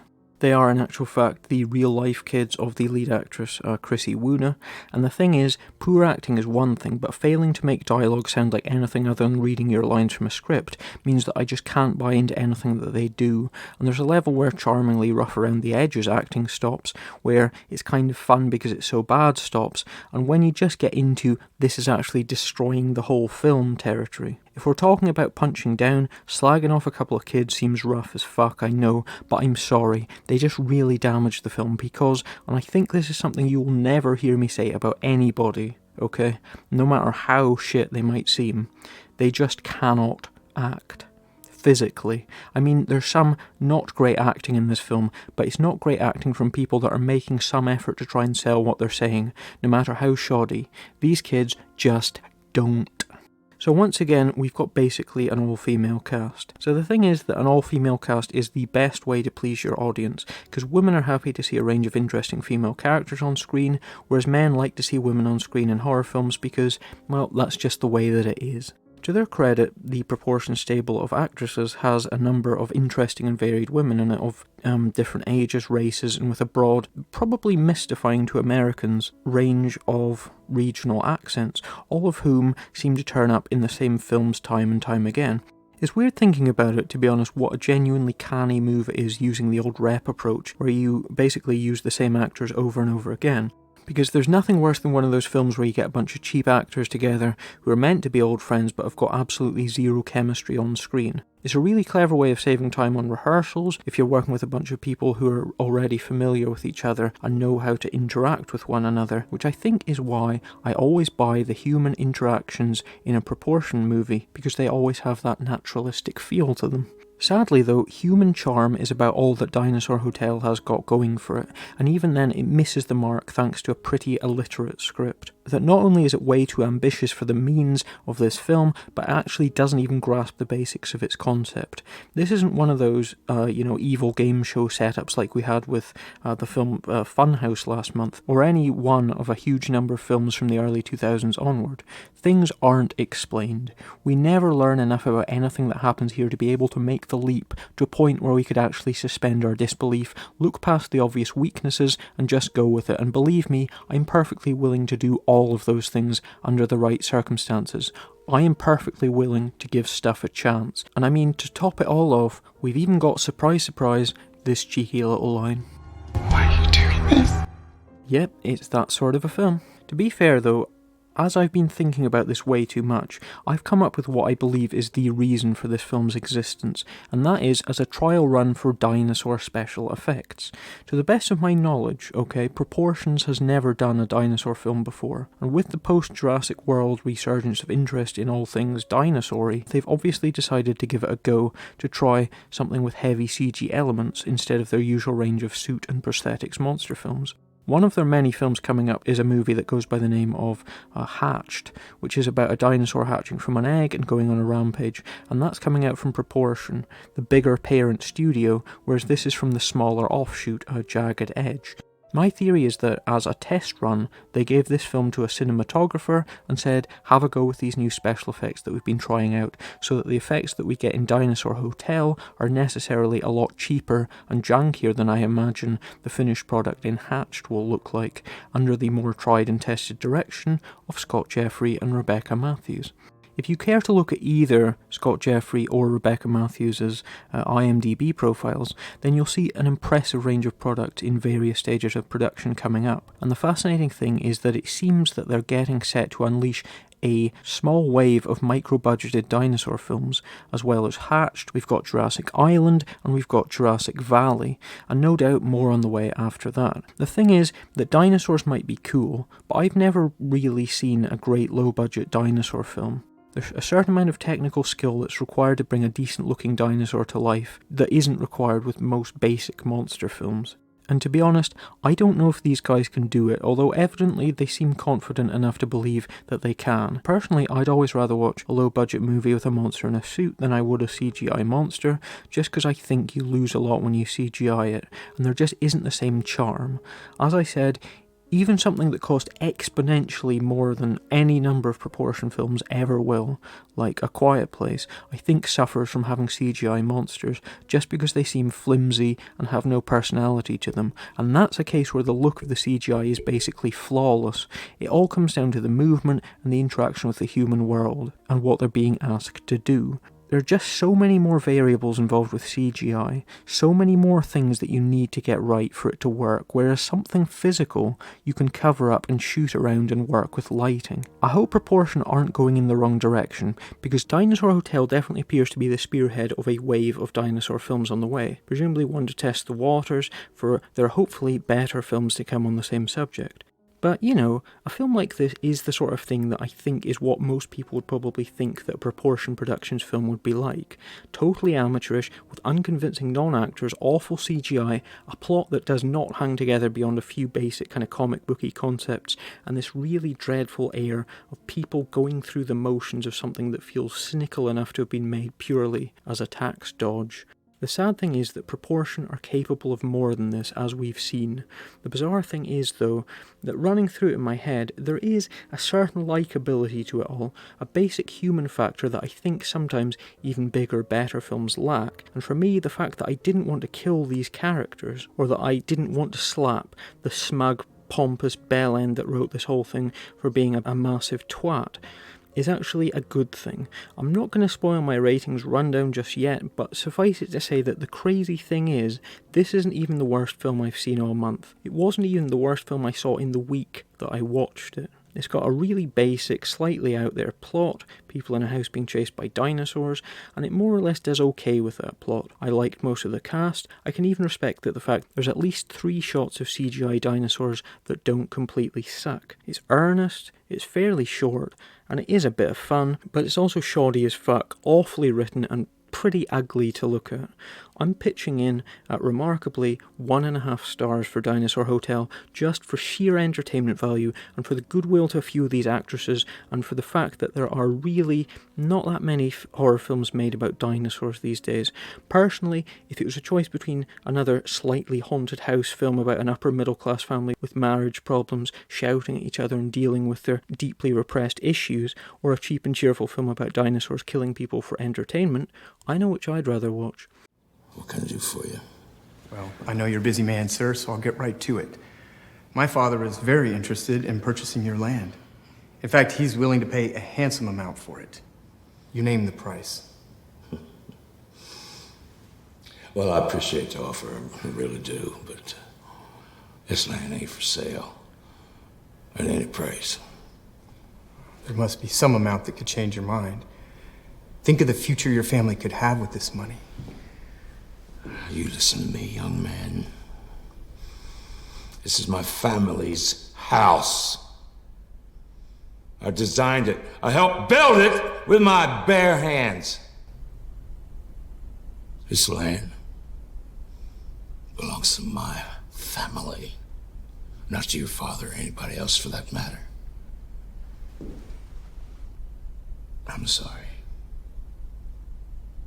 I'm gonna have to ask you to leave. Well, Mr. Richardson, I understand that this is a difficult decision to make. We'll give you some time to consider the financial benefits. In the meantime, please give my father's regards to your family. Here's my card. So next up, we've got a film that goes by the name of Baphomet. For those of you who are interested, apparently Baphomet was a deity that was worshipped by the Knights Templar, and I think the name was also used more recently, some kind of Batman villain. I admit I don't really keep up with all things comic book, but I do remember hearing the name recently, which suggests a resurgence of interest in the name. In this case, I think it is used more generically just to represent a demonic figure or a demonic entity. So, Baphomet is a film that comes to us from a company called Cleopatra Entertainment. If the name is familiar to you, then chances are that you know it from the fairly infamous film Verotica, which was this weird anthology movie based on a line of even weirder alternative comics from the mind of musician Glenn Danzig. Verotica is one of those films that you really kind of need to see it yourself to understand quite how bizarre it was. But if you had to reduce it to a few words, then I think those words would probably be pervy, amateurish, and arrogantly self-assured. It's not the worst film in the world, as some people claim it to be, but it's really strange, and it occupies that bizarre space where the more extreme end of the music spectrum and gory, sexually exploitative horror films come together to make loud, pervy nonsense. Although Baphomet is a film that comes from the same company responsible for Verotica, it's a pretty different experience, although it does have some similarities, which I have to be honest are probably just there should you wish to look for them. Thankfully, one of the differences, though, is that it is only 73 minutes long, which, to me, the most unpardonable thing about Verotica was the fact that it moved like treacle, and it seemed to go on and on forever.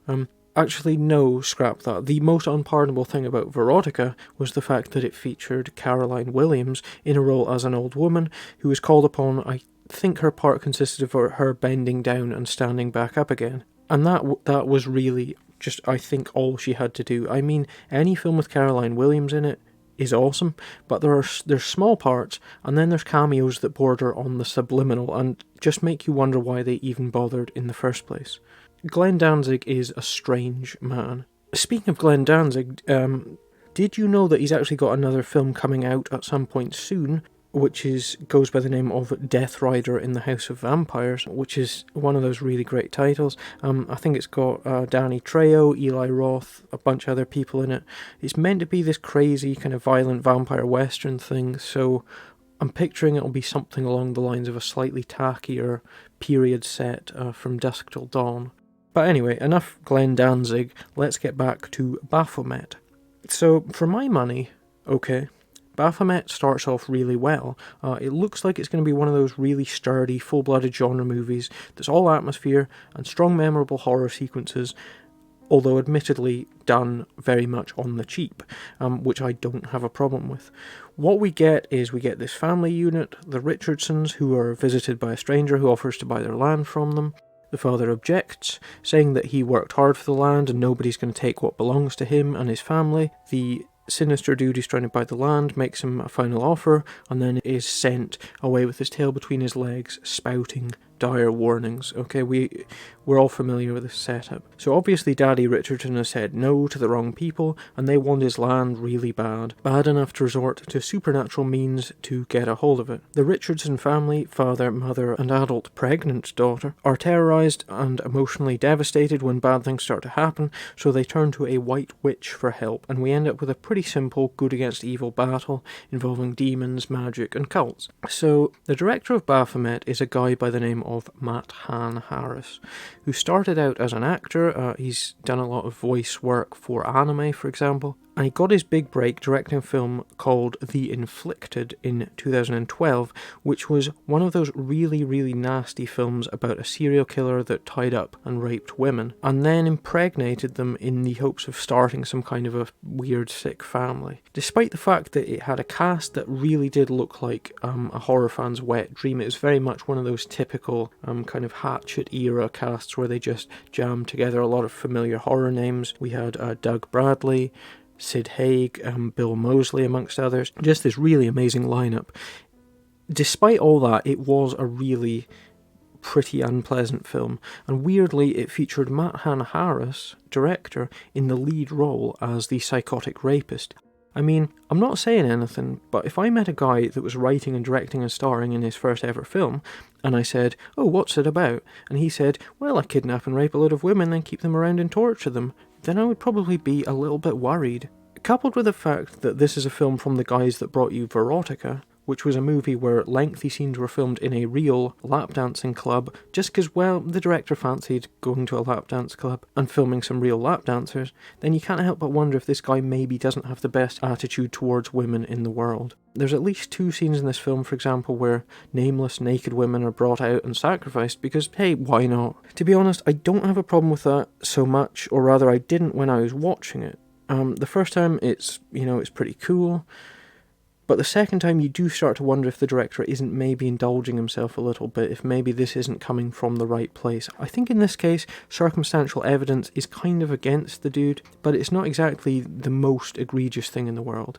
As well as writing and directing, Matt Han Harris plays the main romantic interest here as well. The thing is though, even though it's not quite as showy a cast as his previous effort, The Inflicted, there are some pretty impressive names along for the ride here. For me, one of the coolest is Giovanni Lombardo Radici, who's somebody I actually don't know by name, but I know by sight, because I have always known him as Bob from Lucio Fulci's City of the Living Dead. The dude is still looking good for his age, I've got to say, although he does sadly have a habit of pronouncing Satan as Satin, but other than that, he does good with what he's got. His track record includes, of course, 80s Italian classics like Cannibal Apocalypse with the amazing John Saxon. He's done House on the Edge of the Park, Cannibal Ferox, and he's appeared in 3 out of 4 of Michael Suavi's horror films, of course, Stage Fright, The Church, and The Sect. I admit I haven't actually seen any of his more recent stuff, but it is cool to know that the dude's still going strong, because he's one of those people who's got this great history of just doing amazing stuff in the genre, especially for people who are huge fans of Italian horror, which I think everybody should be, because it's amazing. We've also got turning up as admittedly a pretty weak villain of the talking very quietly and intensely, then suddenly loudly shouting variety, that I think is usually the default setting for people who don't really know how to be menacing convincingly, what I like to call the Andrew Scott approach. We've got a guy by the name of Nick Principe, I believe you pronounced the name. He's this big massive dude, 6'7", whose biggest claim to fame is being Chrome Skull, the main villain in the 2 Laid to Rest films, where I think he was pretty cool and menacing, although he was admittedly masked and silent the whole time, which, as my boy Kane Hodder always says, is a lot harder to pull off than most people probably realise. Much as it's a cool feather in the cap of this movie, sadly I don't think Nick Principe does that well here. Speaking of which, it seems that the main casting coup for this movie comes with a performance from a fellow that goes by the name of Daniel Lloyd Davie, or, to all of you music lovers out there, Danny Filth, lead man of the band Cradle of Filth, which really means fuck all to me, to be honest, because I'm just not really that interested in that kind of music. But, I understand that a lot of people are, and that there is quite a crossover between that extreme, kind of more extreme music and more extreme horror films. So the thing is, there's definitely a fair few performances from rock stars or, musical artists of various flavours out there that are sufficiently good, where you never find yourself thinking that what you're watching is just an obvious piece of stunt casting just to help sell your movie to a niche demographic. I think probably my personal favourite would be Debbie Harry in Videodrome, although there's loads that do come to mind. The issue here isn't that I couldn't tell you who Danny Filth was, but more that my initial reaction was, who the fuck is this guy? When he turned up. I mean, he's quite literally phoning his performance in, as we only ever see him as a face on a computer screen Skyping people with plot information. He's meant to be something of a master of the occult, but clearly, because they couldn't afford him for too long, he just passes our characters the name of a friendly local white witch. Which is just as well, to be honest, because the dude really isn't the greatest actor in the world, to be honest. I'm sure his music's great, if that's what you're into, but if he's that successful, then I wonder what he's doing turning up in such an arbitrary role in such a cheap horror film and seemingly giving a performance about as committed as Marlon Brando in Apocalypse Now, slumped in a corner reading from cue cards, giving it a good 20 to 30% effort. It is mystifying to me. The thing is, though, that Baphomet is a very cheap film, but it is fairly entertaining, even if it does stall pretty early on after a solid first 5 to 10 minutes or so, before settling down to a more relaxed pace. I think it's nice and unpretentious, but there's a few things that let it down that stop it from being lean and focused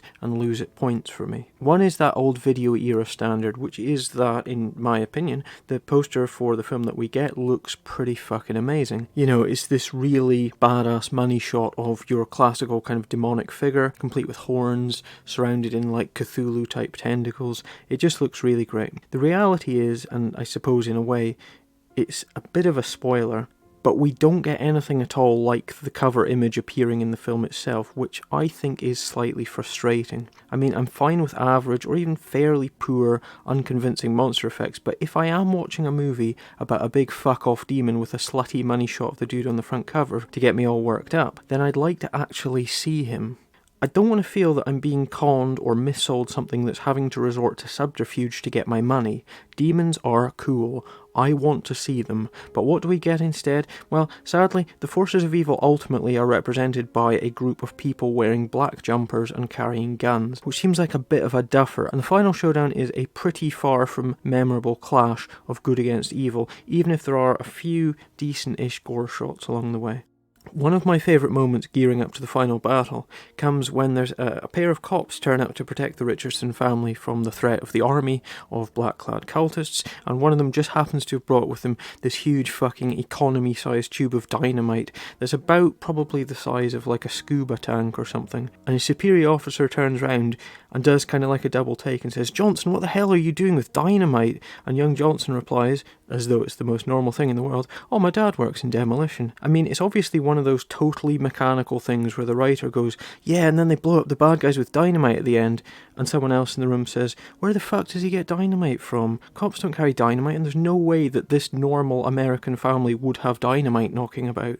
And the writer just goes, hey, no problem, I'll just say one of their dads works in demolition. I'm sure he'll be bringing this stuff home every night. You know, perfect sense, script writing 101.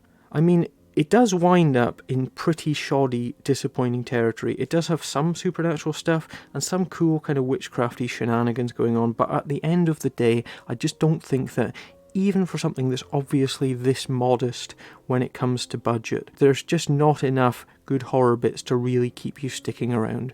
It is short, and it does move along fairly decently, although I'd say it loses its impetus to keep making the villain seem like a real dramatic threat, and gets bogged down instead in this weird kind of magical quest that sort of takes over the film and seems like a bit of a distraction, to be honest. There is a wonderful credit at the very end for corpse and shark effects by Jeff Farley, which is fairly fun, although I have to say there is quite a poor prop corpse at one point. The soundtrack is also, you know, pretty legit. I'm wondering if the eventual Blu-ray of Baphomet will come with a copy of the soundtrack like Glenn Danzig's Verotica did, given that both these films hail from our friends at Cleopatra Entertainment, who are of course a subdivision of Cleopatra Records.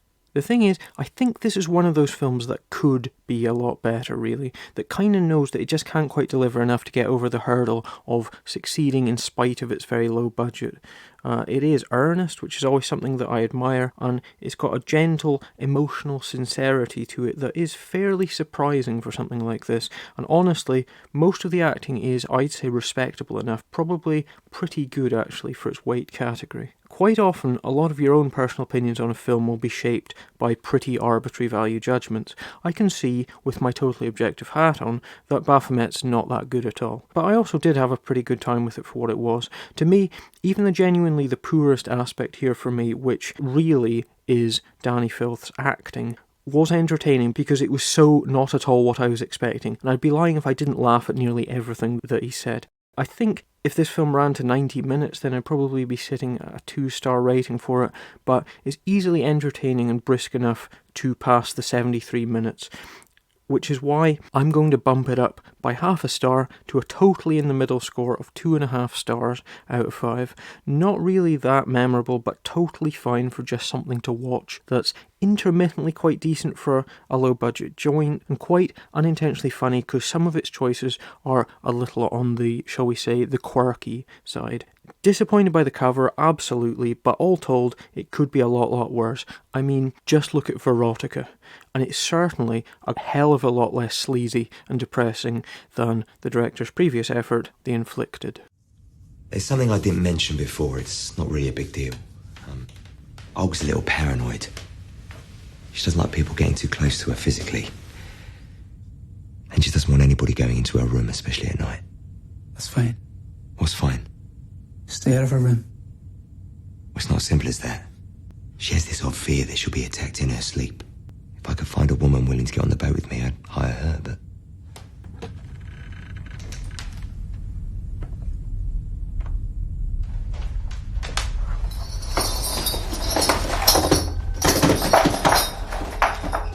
What's that?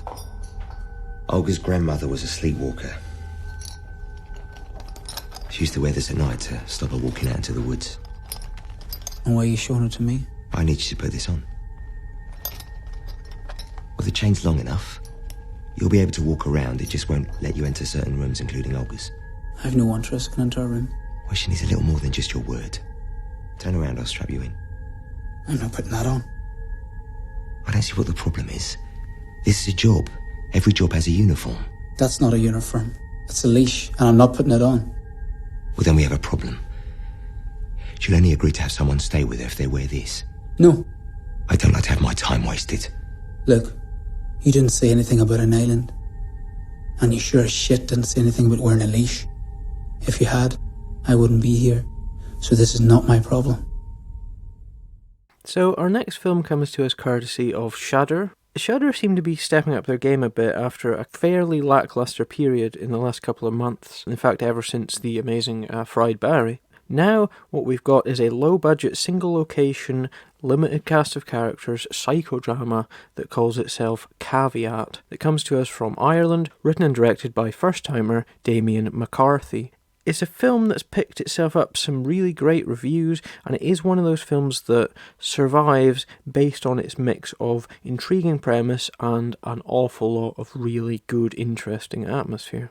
So, the plot concerns a young man, Isaac, who is a drifter, a loner. He agrees to take a job looking after a young woman with mental difficulties, who's called Olga. Pretty straightforward. Then, the title kicks in, because it's one of those situations that seems pretty basic to start off with before suddenly additional complications are revealed. Olga, for example, it turns out lives in a crumbling old house, not just in the middle of nowhere, but on a tiny remote island. And not just that, but because of her strange mixture of different phobias and issues. I mean, it's never exactly revealed what it is that Olga suffers from. It's more just a kind of generic mix of disturbingly weird behaviours. Isaac is then made to wear a heavy-duty leather harness on the end of a chain that restricts his movement to certain areas of the house. There's certain places that he can't go to, such as Olga's room or, more importantly, the bathroom, as we find out. So the harness is apparently a leftover from when Olga's dad, who lived in the house before her, was strapped in to stop him from sleepwalking, although I have to admit that the contraption itself seems incredibly, almost medieval in quite how gruesome it is. So what we've got is a pretty potent setup for a good atmospheric horror film. Isaac obviously can't escape, Olga is very, very strange, and the house itself looks as though it's dying from the inside out. It's slowly kind of rotting away around them. It's this really dark, oppressive space. We get flashbacks that kind of explain things as Isaac tries to remember what's happened to him to lead him to this point in the first place. He suffers from memory loss when we first encounter him, and the sense of menace within the house slowly builds. It's a film that's not got a huge amount of dialogue, it's not got a huge amount of plot, it's just all about atmosphere. So here's the thing. I think this is a really well-directed, atmospheric, creepy, stripped-back chamber piece, but there are a few problems with Caveat, appropriately enough, that stop it from being as unmissable as it could have been, which, to me, is a bit of a shame. Despite how well it is directed, there's something that feels a little bit kind of like a stage play about it all, in that it's got such a rigidly limited cast of characters and that the drama unfolds on this really carefully boxed-in stage, this single, carefully defined location. The fact that it is all very claustrophobic absolutely works in its favour, and it's absolutely intentional. But at the end of the day, what we do have is essentially a haunted house film. Although unlike something like The Conjuring, it is very careful to make sure that its scares work in a way that makes narrative sense. It's not a film where just stuff gets thrown at the screen without any rhyme or reason whatsoever. The scares are all interwoven within the story, which I think is of course the way that it should be. The issue here, though, is that whilst that feeling of claustrophobia works very well, you soon realise that there are only so many pieces here that can be rearranged into a very limited set of patterns. And to me, I feel that after about half an hour, all the good scares have already happened, and what you get left with is one of those films where people just creep about in the dark in complete silence. It's not a film where suddenly there's going to be some huge narrative event that's going to happen, or where the director will suddenly bust out some huge terrifying set pieces. It relies instead on this slow feeling of creeping dread. But to me, this is the kind of movie that doesn't just seem constrained, as its lead character is, not able to go into certain places, but it seems to have its arms tied behind its back. It's all very admirable that Caveat underplays everything all the time, but the thing is, there just isn't any narrative momentum to what we're seeing. There aren't enough points along the way where things happen or develop to make us really invested in what these characters are going through, as interesting as individual images or sensations might be. And I think that's why they substitute the unravelling of this central mystery, which is, Isaac's memories, as being the central focal point around which everything else revolves. And the thing is that mysteries are fine, but if you explain them away in a fairly contrived manner like Caveat does, then it makes you realise that you're watching something pretty basic that's just been cut up to hide the fact that if you were watching these events in narrative order, then I personally think that the storyline in Caveat just wouldn't stand up. The thing is, again, that whilst the setup is intriguing and fairly disturbing in that just creepy enough to be believable way, there's a huge number of variables that have to be in place before we can even get started. And the thing is that for a film that's this rigidly logical in its drama and atmosphere, the plot relies upon a huge amount of just go with it, just accept what you're seeing and move on. For example, the whole thing about having to be strapped into a harness to do this, which is basically, the central conceit of the film. And the thing is, the dude who's got the key, the dude who's locked him into the harness, then just buggers off and leaves you alone strapped in, is far too much of a contrivance. I don't care what the situation is, that is just some mad Saw shit right there. And there's no way in hell that anyone would ever just shrug and say, yeah, cool, whatever, yeah, fine. Unless, of course, this was some kind of weird bondage movie, which it's not. Considering that is the hurdle that you've got to get over before you can even start on anything else that happens in this film, then it does seem a pretty big ask. And I'm not in fact even entirely sure that there is a good reason for that to happen. If you think about it from the very end of the film, what we then learn about certain characters, I don't entirely know why this is what they've settled upon. To me, it doesn't become a problem, really, though, until you realise that there's about 4 plot points in the whole film, and that at least 3 of them, I think, just don't work.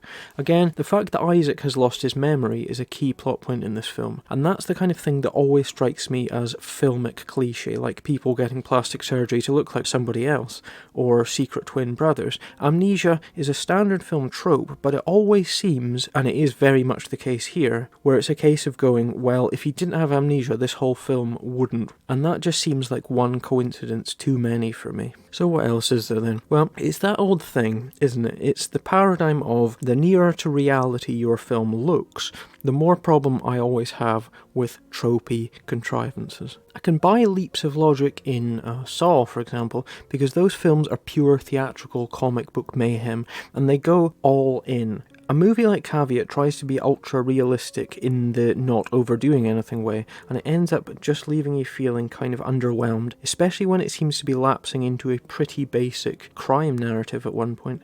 Again, this is the kind of film that could be described as having naturalistic scares throughout, but I counted at least 3 points in which loud building music was used to create either a jump scare or a false fright. The thing is, it's one of those films that mildly annoyed me by starting off really strong. I think the first half hour is really pretty damn good, and I was thinking that this was going to be a real little gem of a film, but it really would have worked better as I think probably about a 25 to 30 minute short, because there really just is not enough plot to keep long scenes of walking about in the dark afloat, especially when about 3/4 of this film doesn't even feature more than one character in any given scene. It's just people creeping about on their own, which personally I find gets really wearing. I don't know what else you could have added to Caveat to make it fill out the full 85 minutes, because there's just not room for any big extravagant subplots here. It's very stripped down, it's very pared down to just its minimum, and I think the problem is it just pares down too much. It strips away things that you need to stay interested in a film like this. I think what you're left with then is an exercise in style that more or less boils down to a series of stage sequences of essentially variations on the same thing, which is walking around in this horrible, disgusting old house. To me, again, as a film pitching itself nearer to something very realistic, the fact that this is the most unbelievably disgusting and creepy and decrepit old house, all but totally abandoned looking, never feels like anything other than a film location to me. It never feels like anything other than a horror film location for me. A place that's just been chosen because it's so weird and horrible. I mean, It does look great, but the thing is, there's no way in hell that Isaac would ever think that it seemed like a perfectly normal place to spend your time in. There's no way that you'd ever get anything but horribly bad vibes from this place. It's one more thing that to me just feels too overdone for my money. I actually don't think the film would have suffered had it gone for something more nondescript, just a general, a normal nondescript house. The idea that this is a creepy house doesn't mean that it has to look like something from the end of the Blair Witch Project, although I do admit that it's one of the more impressive horror movie locations of the year. It does have its own cool feel to it. I just think that it's a bit overdone for a film like this. So another key visual in this film, which you will see on the poster for Caveat, of course, is the hideously deformed toy rabbit, which again is the kind of thing that you would only ever find in a horror film. Again, like the house itself, it is charismatic and creepy in itself, but to me, making your trappings as creepy as possible is that old Jaws 2 thing. It's the old Jaws 2 dilemma.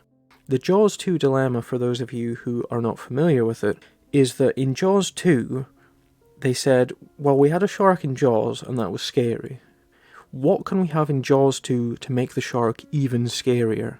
And what they came up with, because a shark obviously isn't scary enough by itself, was a shark with a scar on its face. As though that was somehow a lot scarier than just a normal shark. It's the idea that things need to be over-designed and over-thought out to be as scary as possible, when the reality is, it's about what you do with those things that make them creepy. It's the Michael Myers mask in Halloween, which wasn't scary in itself, it was just totally blank and nondescript, but it became scary because of what it represented, which in turn imbued the image itself with a sense of fear, that when you see the mask you are then scared because you know what that mask represents. And then of course you get to stuff like Rob Zombie's mask, which is absolutely the Jaws 2 thing, which is they decided to make it all cracked and disfigured because that's way scarier. No, it's not. It's a lack of confidence in what you're doing, brought about by desperately overthinking things. You do not need to make everything look as scary as possible. You need to make it earn its reputation as something that makes you afraid. That said though, I do think the toy rabbit in Caveat is cool, and I personally think it's responsible for some of the best sequences of sustained threat in the entire film. What it actually reminds me a lot of is the white rabbit from Jan Svankmajer's Alice, which to me personally is one of the scariest non-horror films of all time. I saw it at a very young age and it definitely left an impression on me. It's just this really dark, surreal take on the classic children's story, and the white rabbit in that film particularly is got a very nightmarish look to him that I think is reflected in this particular character. I definitely think that that's probably a touchstone for what they were going for. In fact, the whole kind of grubby, weird aesthetic of Caveat, where things are slightly askew and but at the same time really horrible and disgusting, I think does have a kind of Jan Svankmajer feel to it, which, believe me, for me, I think is a really great thing, because I think Jan Svankmajer is an amazing, amazing filmmaker. But there are, of course, good things about Caveat that are really well done, but the thing is, there's really less to say about those particular aspects. It's got a great soundtrack, this really kind of low, rumbling, brooding soundtrack that does a really good job of translating the menace of the location and the situation into something that you can feel. It's a kind of mix of almost music and sound design in the way that something like the 2016 Blair Witch, which I think honestly has got one of the film I'm not blown away by, but I think the soundtrack and the sound design in Blair Witch 2016 is probably some of the best in any horror film. It's definitely got that kind of vibe to it. Again, I think the performances are all pretty solid. They're all really kind of desperately underplaying, sometimes to the point of emotionlessness at times. There's a lot of things, that if you break them down and look at them, they are all pretty impressive in themselves. But to me, it just comes down to, do I feel any the better for having watched Caveat? And sadly, the answer is not really. In a way, there's not really any hugely memorable moments or sequences that really stick around. The first half an hour's got all the good stuff in my opinion, and even the most memorable bits, which I think for me would be Isaac's conversation with the toy rabbit the first time, fall down because although they are quite chilling whilst you're watching them, they ultimately don't add up to anything other than surface detail, because they don't go anywhere. It's fairly easy to string together a series of slightly disconcerting minimalist slow burn moments that leave you feeling a sense of dread and anticipation, but the problem with crafting this huge elaborate atmosphere for your film, even in the very best case scenario, is that if it is all smoke and no fire, then it's just not worth sticking through. It just doesn't become something that will ultimately get you anywhere. Fair enough, there are some unsettling visuals and little scenes and bits and pieces, but there's no payoff whatsoever, which means that if you watch Caveat again, knowing where it's going, then you don't feel that same dread of what's going to happen next, what's coming. And I don't think that in the end it is worth the wait. It's not even one of those films that starts off well, then loses it. For me, it opens well, then just kind of gives up and coasts along on atmospheric fumes for the last hour or so. And when all that atmosphere is all set within the same tatty old house, then it does get a bit dull. The characters aren't interesting enough to keep me engaged with their plight, especially when we flip-flop frequently with where exactly our sympathies are meant to lie. So I did find myself pretty frustrated with Caveat, to be honest, some of which I think was due to the fact that I was led to expect, both by other reviews I'd seen and by the first act or so being so good, that this was going to be something pretty special. To be honest, I think this is one of those films that if you expect something that's totally about style over substance, you might enjoy it. But my goodwill to its potential was exhausted by the fact that it becomes pretty mundane by the halfway point, and at the end of the day, there's just not enough meat on the bones here to make Caveat into the classic that some people will have you believe that it is.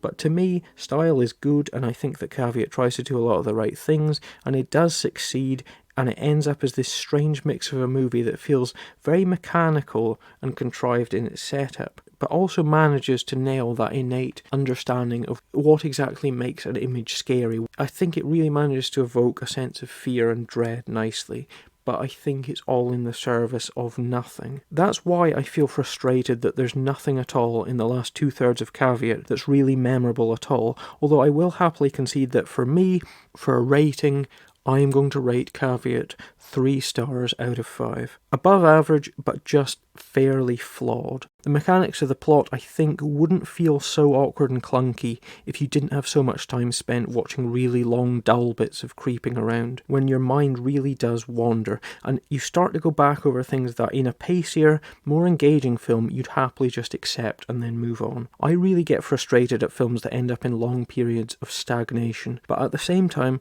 there's nothing in Caveat that really annoyed me or that I didn't really like, just some issues that make me wish that it could all have been ultimately just a bit better. But it is quite weird and stylish, so if you really like very slow atmospheric films, then I'd say give Caveat a shot. It is far from the worst of films. Hello.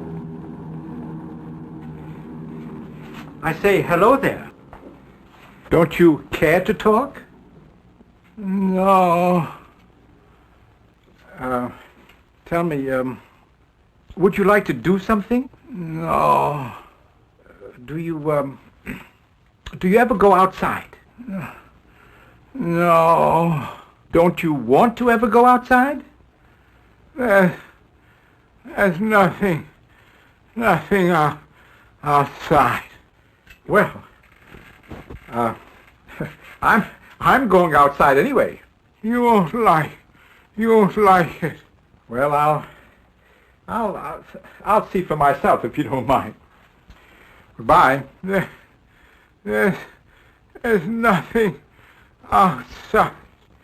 Nothing. It would be wrong of me to talk about new stuff coming out this month if I didn't bring up one of the most fascinating things that will probably be released this entire year. Technically, it's not a new film, but instead an old, forgotten film from one of the masters of horror that has finally been released to the world after sitting around gathering dust on a shelf somewhere. This is, of course, George A. Romero's public service work-for-hire short film The Amusement Park, originally made in 1973, but never before available until now. After a long and difficult journey, the world can finally see George Romero's forgotten short film thanks to our friends at Shudder, where it is now available to stream and available to watch for the first time ever. I mean, technically it's not a new film, it's not a new 2021 film, but there's never really been a time when you could ever see the amusement park until now, which I think means that it qualifies as a newly released film. Whether or not it counts as one in the grand scheme of things as a 2021 film or a 1973 one is another matter, but I just want to talk about this now anyway. So let's go. So the general idea is that this is a short, 53-minute public service film that was originally created as a morality play about ageism to help people watching to realise the importance of caring about the elderly. We get an initial prologue with an elderly gent played by Lincoln Maisel, who would turn up again in George Romero's Martin a few years later. And interestingly enough, considering this is a film about aging, Lincoln Maisel actually went on to live to an amazing 106 years of age. I think he does a really fantastic job as our lead here. He is taken on a journey through this kind of hellish, distorted version of a nightmarish amusement park where our elder statesman is abused and ignored repeatedly as we get a chance to see just how cruel the world can be to the elderly. There's not a great deal of plot, there's not a great deal of dialogue, but the whole thing is this big, roaring, disorientating scream of rage. Time might not have been the kindest to the quality of the image, even from a difficult 4K restoration. The print on Shudder is quite faded and colourless, but the message here is as powerful as ever. I don't think he ever gets a name, but our lead character, played by Lincoln Maisel, is really dragged through hell. There's moments that definitely have got a very surreal, exaggerated, satirical edge to them, but there's always a real substance to what we're seeing, a real sense that this film isn't just building up a ridiculous series of exaggerated premises to make its point, but instead that it's showing us the very worst of what could be, the very worst of what we can be towards the elderly. The thing is that the world of the amusement park is not that radically different from reality, but in the ways that it differs from what we know as reality are in the total immorality and cynicism and jadedness of everyone around poor old Lincoln Maisel. In a way, it's very much like an exaggerated critique of the whole 70s post-Easy Rider era ethos, where there was suddenly this real icy hostility between people and selfishness and nihilism began to regularly crop up in the films of the era. It's a world where nobody really cares and nothing matters, and for the older generation who'd been through the war and seen actually real, terrifying evil and understood basic morality and the importance of human contact, it would have been terrifying to see the younger generation grow cynical and angry and bitter and selfish, to be burning down what they'd worked so hard for. And that's what's at the heart of the amusement park, a story about the selfishness and hostility of the early 1970s seen through the eyes of a tragic older hero who is crushed underfoot and left to die. It's a morality tale about ageism, absolutely, but it's very much a product of its time, yet in spite of that it's even more relevant to us today as old people are just left to die by a government that has no more use for them. The thing is, there is a lot going on with the amusement park, fascinating both for what it's saying and the context in which it was saying in as, an indictment of the society that it was made in, but it's also a piece of history that speaks to us now. It's absolutely fascinating, it's really, really powerful, and I absolutely, without the slightest hesitation, can say that I really hated it. That's not a phrase that I use lightly, but I really did hate the amusement park because it's so just unbelievably painful to watch, and so passionately angry in what it's saying. It's got that completely 1970s feel of raw, ferocious energy to it. I mean, it's not the most professionally filmed or the most technically impressive piece of work in the world.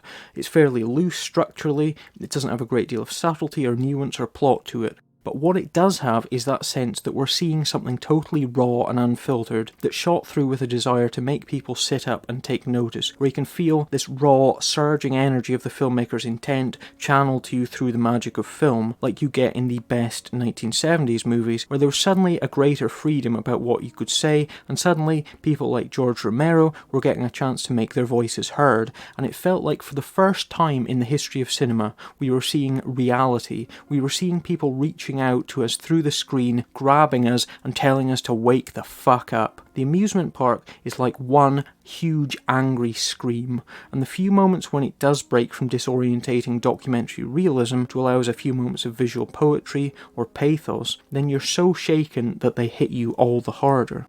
It's worth mentioning as well that most of the people that appear in the amusement park are in fact non-actors, most of whom were donating their time charitably. They were doing it because they believed in the cause that the film was promoting, and a lot of the older people that we see too were told in the opening speech, never get out, and that making this film was the only enjoyment that they've had in years. There's something about knowing that you're seeing real people that are, in their own way, suffering the horrors that this film is dealing with that makes some of this seem quite uncomfortable, almost kind of ghoulish or exploitative. But what it does is it adds an overall feeling that we're seeing something with a documentary feel to it, especially as I found myself thinking about the plight of the non-actors that we see on screen. And to be honest, the phrase, "this is the first time that they've enjoyed themselves in years," really haunted me because it makes you realise that this isn't just crude manipulation, but something that's made with a point about something that was very real in 1973 and probably even more horrifying now, where old people are just locked up in care homes and left to die.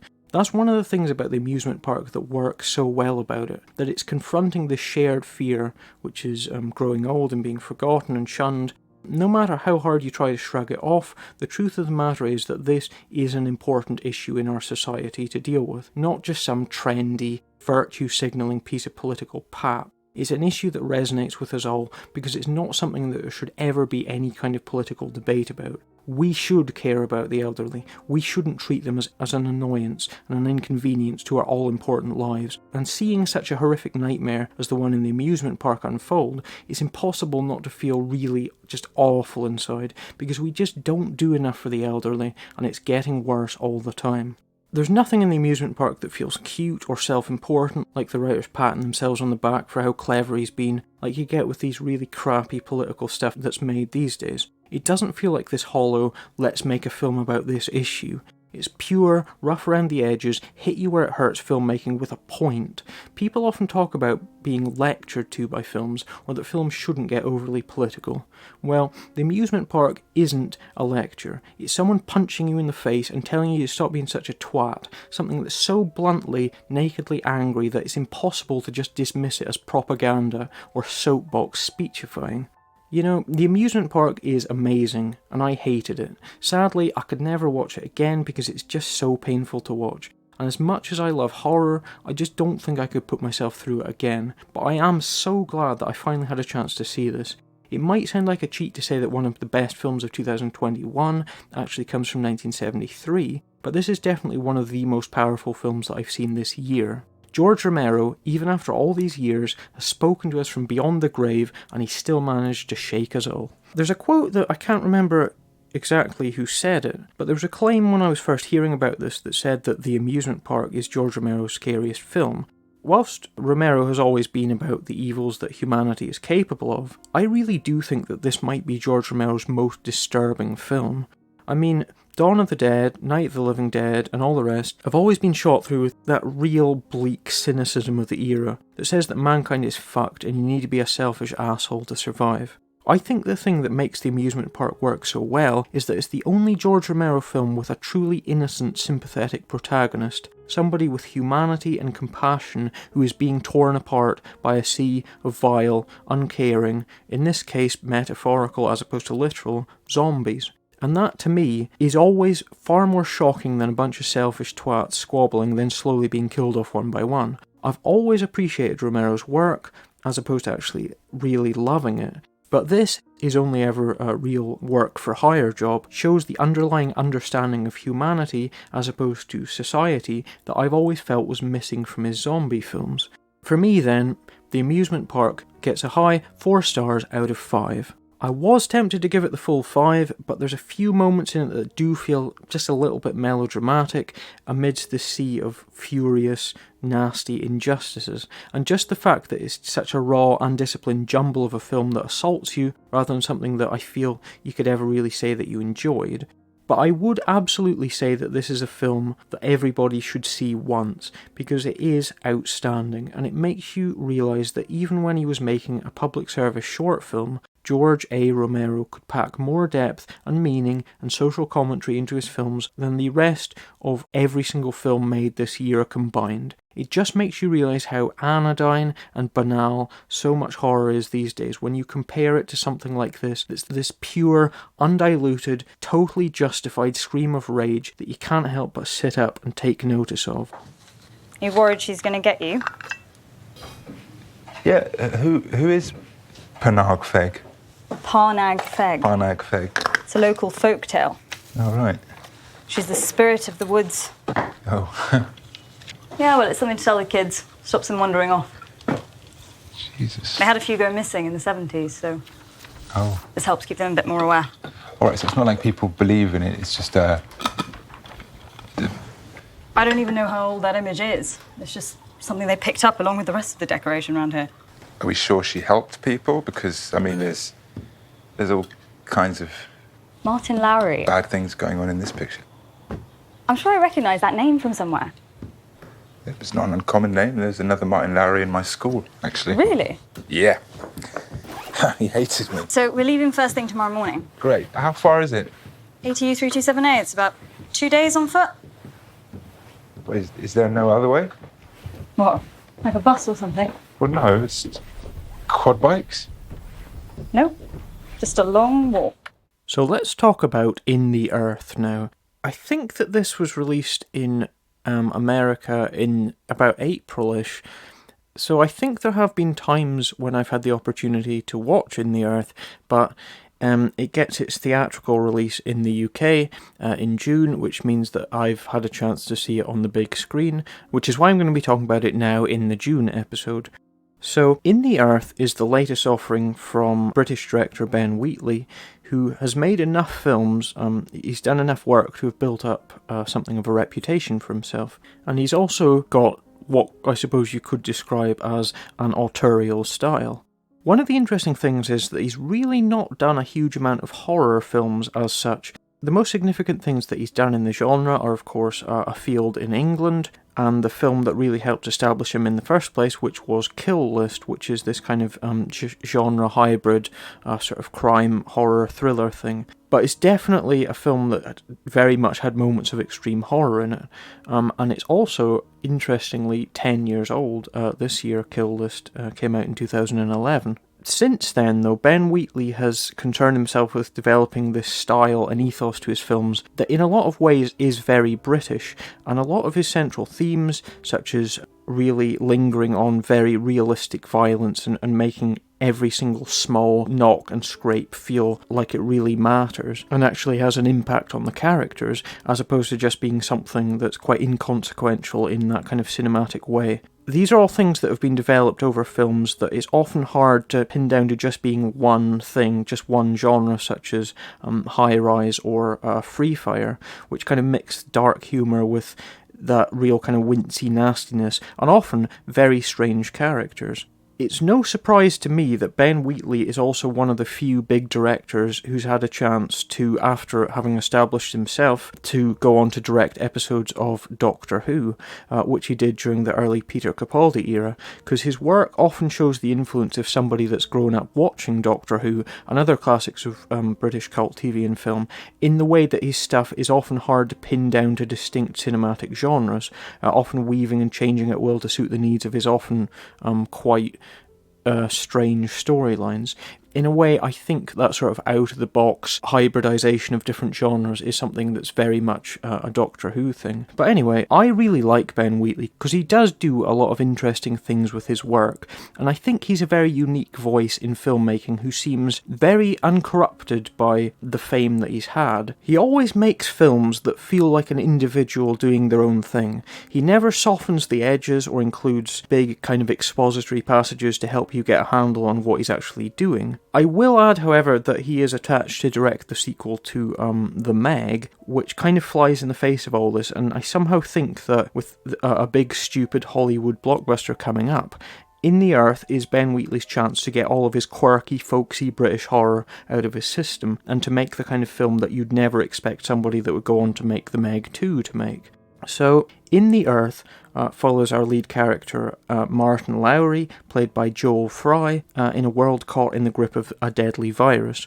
He heads deep into the woods and soon finds himself entangled with a strange and disturbing sequence of events. There's really not a lot to say plot-wise about In the Earth without kind of spoiling it, because it's essentially a series of strange things happening and meeting certain characters.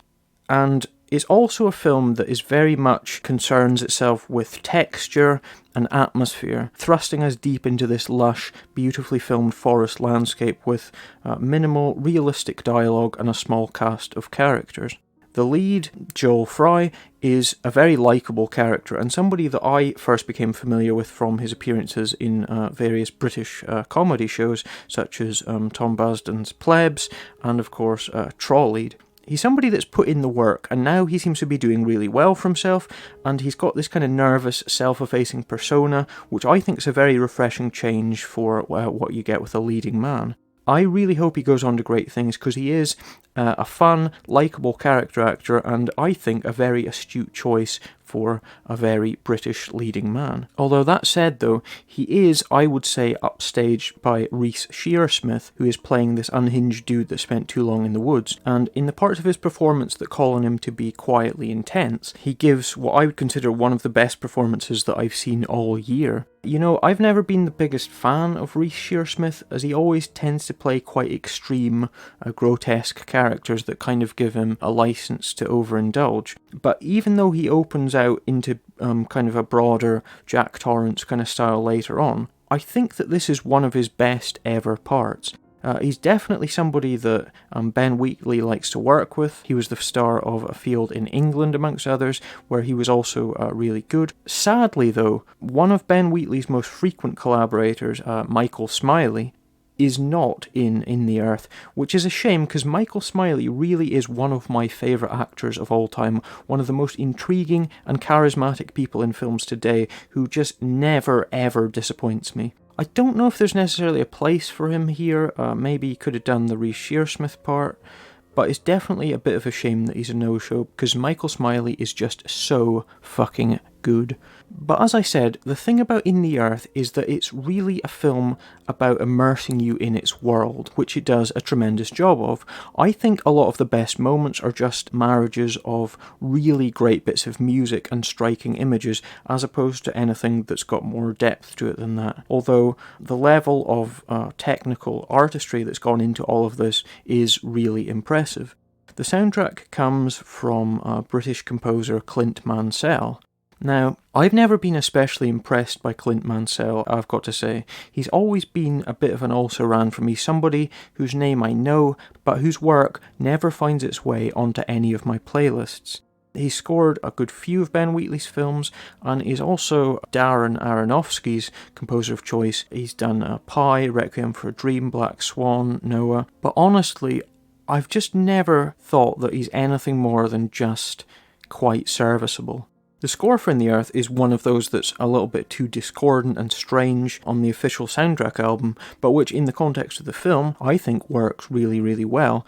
Very much on the John Carpenter synth end of the spectrum, although it does get quite strange in places. It's much more of a feel, kind of an atmosphere, than anything that's kind of richly melodic or thematic, and that's fine for me. I think Ben Wheatley is a guy that understands how to use music, and he really knows when to crank up the score and when to leave it simmering away unsettlingly in the background.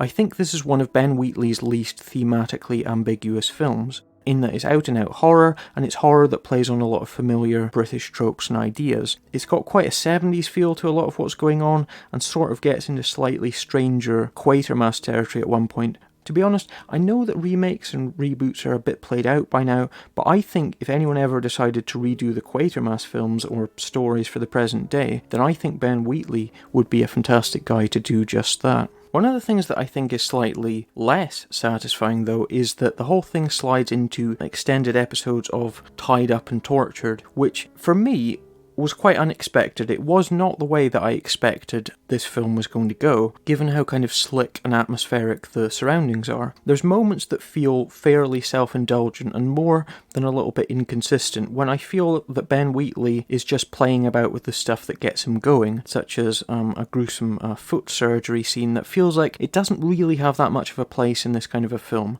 And there is a slight tendency to chuck in nastier moments that don't necessarily gel with the whole vibe of where In the Earth is going. And the end result is that you kind of feel a little bit like you're being taken out of the experience. I think in themselves, those scenes are tense and as wincy as Ben Wheatley's previous work has been, but I think that the problem with sticking to something like that that's very much a thematic idea that's common throughout all his films, of having this kind of repertoire of ideas that you like to work with, like Ben Wheatley does, means that you run the risk of putting stuff in a film that doesn't work just because you personally like that stuff. I think the moments of violence that play out very much as first kind of tied up and tortured stuff and then later just pure slasher territory kind of reduce In the Earth's effectiveness as a film for me, because it should be this film that's got a great atmosphere that's about kind of esoteric ideas about science and religion and folklore and spirituality intersecting in that kind of, I suppose you could say, in that kind of Halloween 3 way, to be honest. And the thing is, Ben Wheatley always keeps this kind of wry sense of humour in those sequences that stop them ever being completely effective as horror moments, especially when the non-violent scenes are always played deadly straight. It's like something comes over Ben Wheatley when he's confronted with the prospect of filming bloodshed, and he suddenly turns into this Mr. Hyde figure that wants to laugh at human cruelty and suddenly forgets what kind of a film he's making. And to be honest, that's always been my biggest criticism of Ben Wheatley. I've liked most of his stuff that I've seen, and I was excited by the prospect of In the Earth because it sounded like something that I'd enjoy from a director that I liked with a solid premise. The thing is, though, I don't like any of Ben Wheatley's films without reservations. They always have this tendency to overindulge themselves on sequences that I think feel out of place. There's parts of A Field in England which I think are pure 10 out of 10 stuff, with this amazing, brooding atmosphere and a tangible sense of menace and strangeness to them that are some of the best horror that I have ever seen. There's also lengthy scenes of people fannying about and pissing on each other, and that's always been the problem for me. I think that at times Ben Wheatley doesn't grasp the concept of thematic unity to his films, that he seems obsessed with throwing in just these quirky, oddball moments into his films just to throw you off, which is that very British thing where you're never afraid to prick pomposity and to take things away from feeling too Hollywood or too cinematic.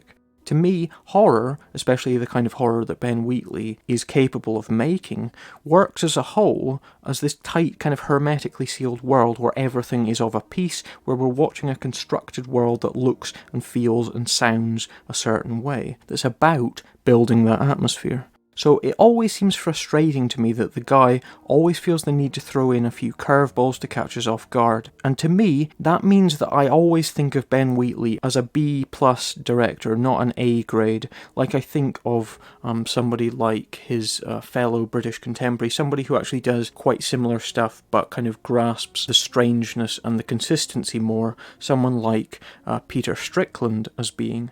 But In the Earth is an impressive film, a lot of which comes down to the fact that it just looks and feels so interesting.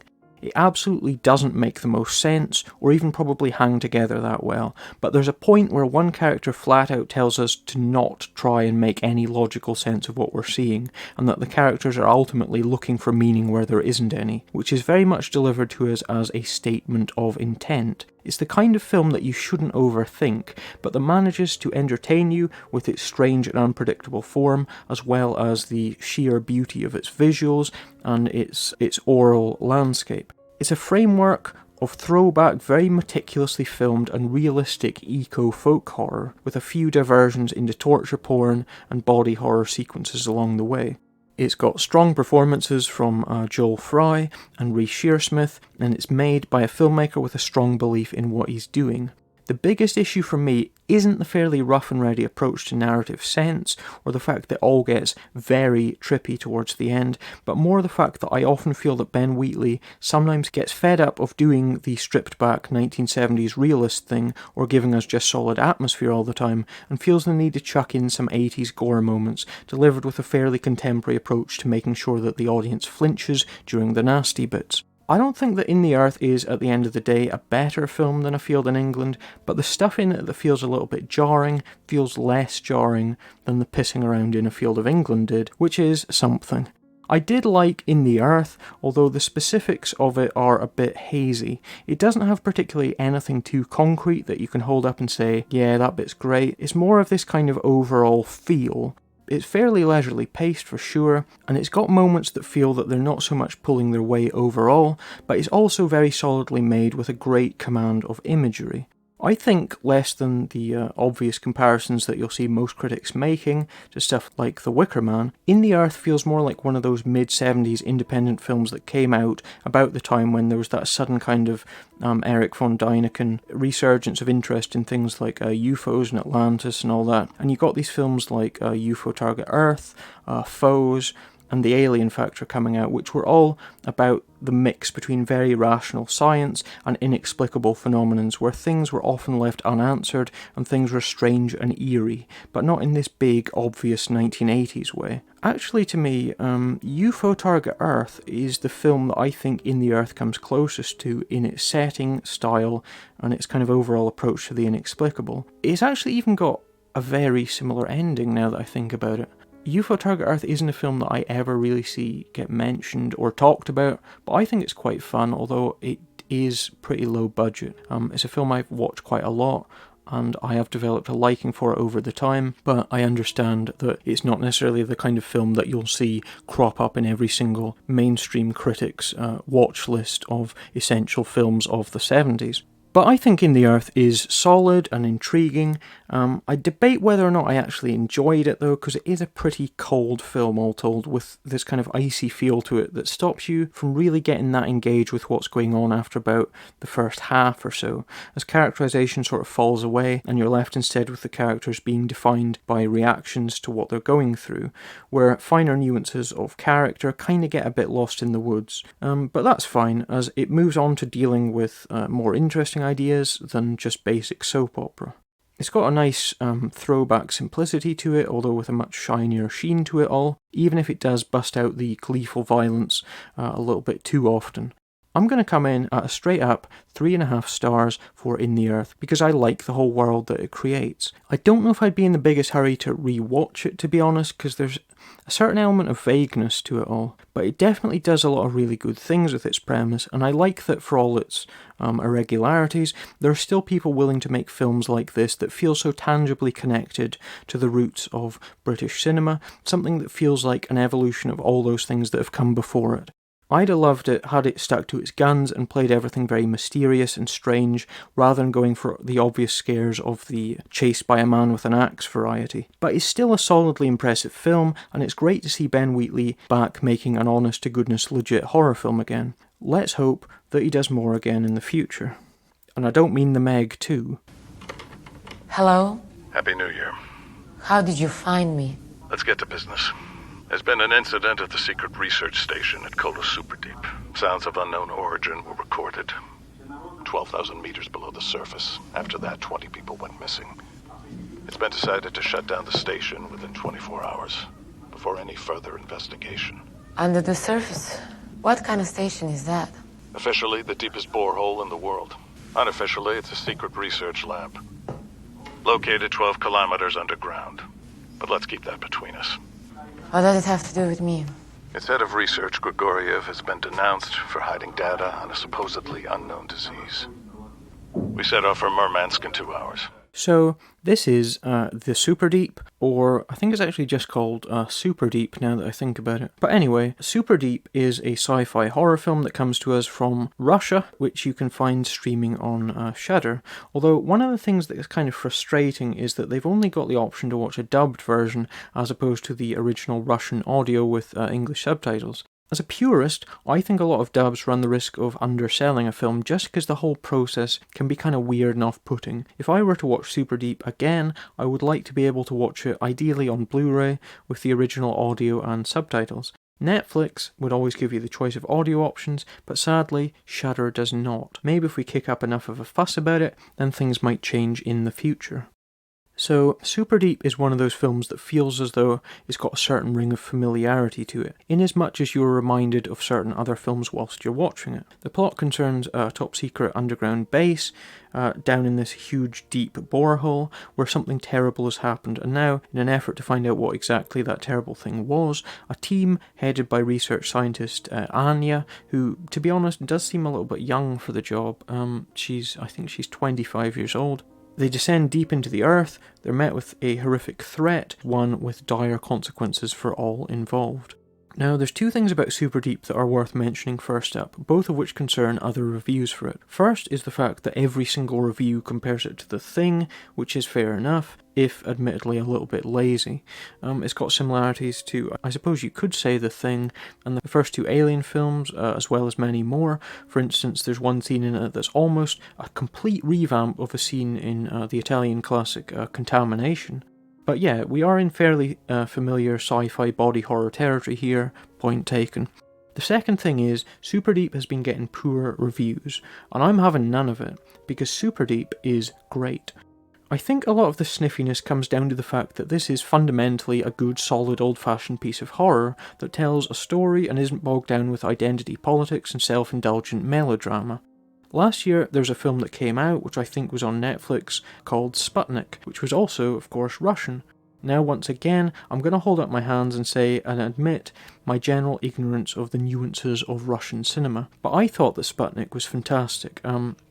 It was this really great kind of twisted take on a kind of alien Quatermass type idea. When I first heard about this, my immediate touchpoint from modern Russian sci-fi horror was of course Sputnik, and that got me excited for something similar. And I think weirdly, there are a lot of similarities. In fact, as an overall work, I think Superdeep's got more in common with Sputnik than it does with even The Thing.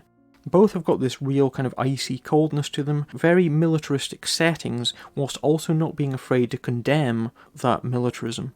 The military characters in Superdeep, for example, are portrayed as flawed, power-hungry and controlling, which I think is as it should be, and something that you actually don't see enough of in American films. I'm always conscious of the fact whenever I'm watching a Russian film that there is a certain degree of cultural hostility between America and Russia that always makes me suspicious of Russian films that are suddenly getting very bad reviews. Believe me, I'm somebody that has got no political affiliations one way or another, and I very much think that this is fantastic.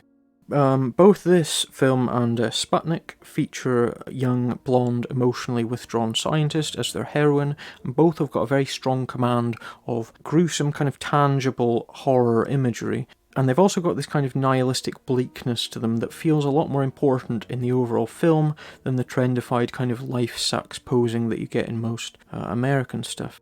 I know it sounds ridiculous to make huge sweeping generalisations about an entire country's art just based on two films, but I really do get the sense from both Sputnik and Superdeep that Russian sci-fi horror feels like the sort of stuff that should be being made by the rest of the world. It's as though their cinema has evolved along a parallel route to ours and has somehow retained the ability to tell a good story instead of getting bogged down and derailed by identity politics like I think a lot of Hollywood films over the last 5 years or so have been, where your intentions of your filmmaking get rewarded as opposed to your actual technical craft. Crucially though, everything in Superdeep has got this real tangibility to it that I think is such an important thing that feels missing from mainstream cinema, where everything is just this cartoonish, ludicrously exaggerated CGI. And that cartoonish exaggeration applies to both effects and storytelling. The world of Superdeep, which is this great big haunted house, rusty military underground base, is very much a real physical space that you can practically smell whilst you're watching the film. It never feels like a shoddy set or like it's all happening on a soundstage. And that is vitally important when you're making a horror film that's all largely set in one location. Compare the look, the texture, the cinematography that you get with something like Avengers Endgame, which must have cost way, way more than this, but which is still largely shot against green screens and with so many computer enhancements and colour corrections to what we're seeing on screen that nothing ever feels real. Then there's the approach to characters, where the cast of Superdeep again have got a real kind of maturity to them that feels real and believable, instead of this dreadful thing where everyone's some wisecracking arsehole, with everybody talking like they're a sarcastic teenager, where every second line is either profanity, or posturing, or just a series of ugly non sequiturs. It isn't shamelessly pappy like the characters in A Quiet Place, or as stilted and kind of declarative as the straight-faced piffle that you get with something like The Conjuring. The characters in Superdeep, even in the dubbed version, behave and speak like real people, not these dreadful Barton Fink versions of humanity where nothing sounds real or believable. It just makes you realise how much effort American culture has put into retarding the way that people speak and think. And the end result, I think, is that Russian films ultimately feel a lot more mature, and as though they're taking place in a real world, which makes the threat ultimately seem a lot more engaging. There's a fundamental understanding of drama and tension in Superdeep that I think's really great, where the focus is always on the horror of the situation. There's no cutting away for pointless subplots or clunky character moments, and the end result again is that you always prioritise the storyline, the narrative events, then the character moments feel a lot more genuine because they don't feel like padding. There's always a very clear understanding of just what's going on, what's at stake, and what will happen in any given situation if it goes south. That again, I think is lacking from a lot of bigger mainstream films. This isn't just some vague threat like you get in Conjuring where just stuff happens, nor is it a threat that feels gimmicky like the one in A Quiet Place did, where it can be a deadly danger one moment then something fairly ineffectual the next. The threat in Superdeep works because we always know what's at stake, and that again we get to see the consequences when things do go wrong, which is really, really important. It's the Holy Trinity. The characters feel real, the world they occupy feels real and tangible, and the threat is very clear and very real.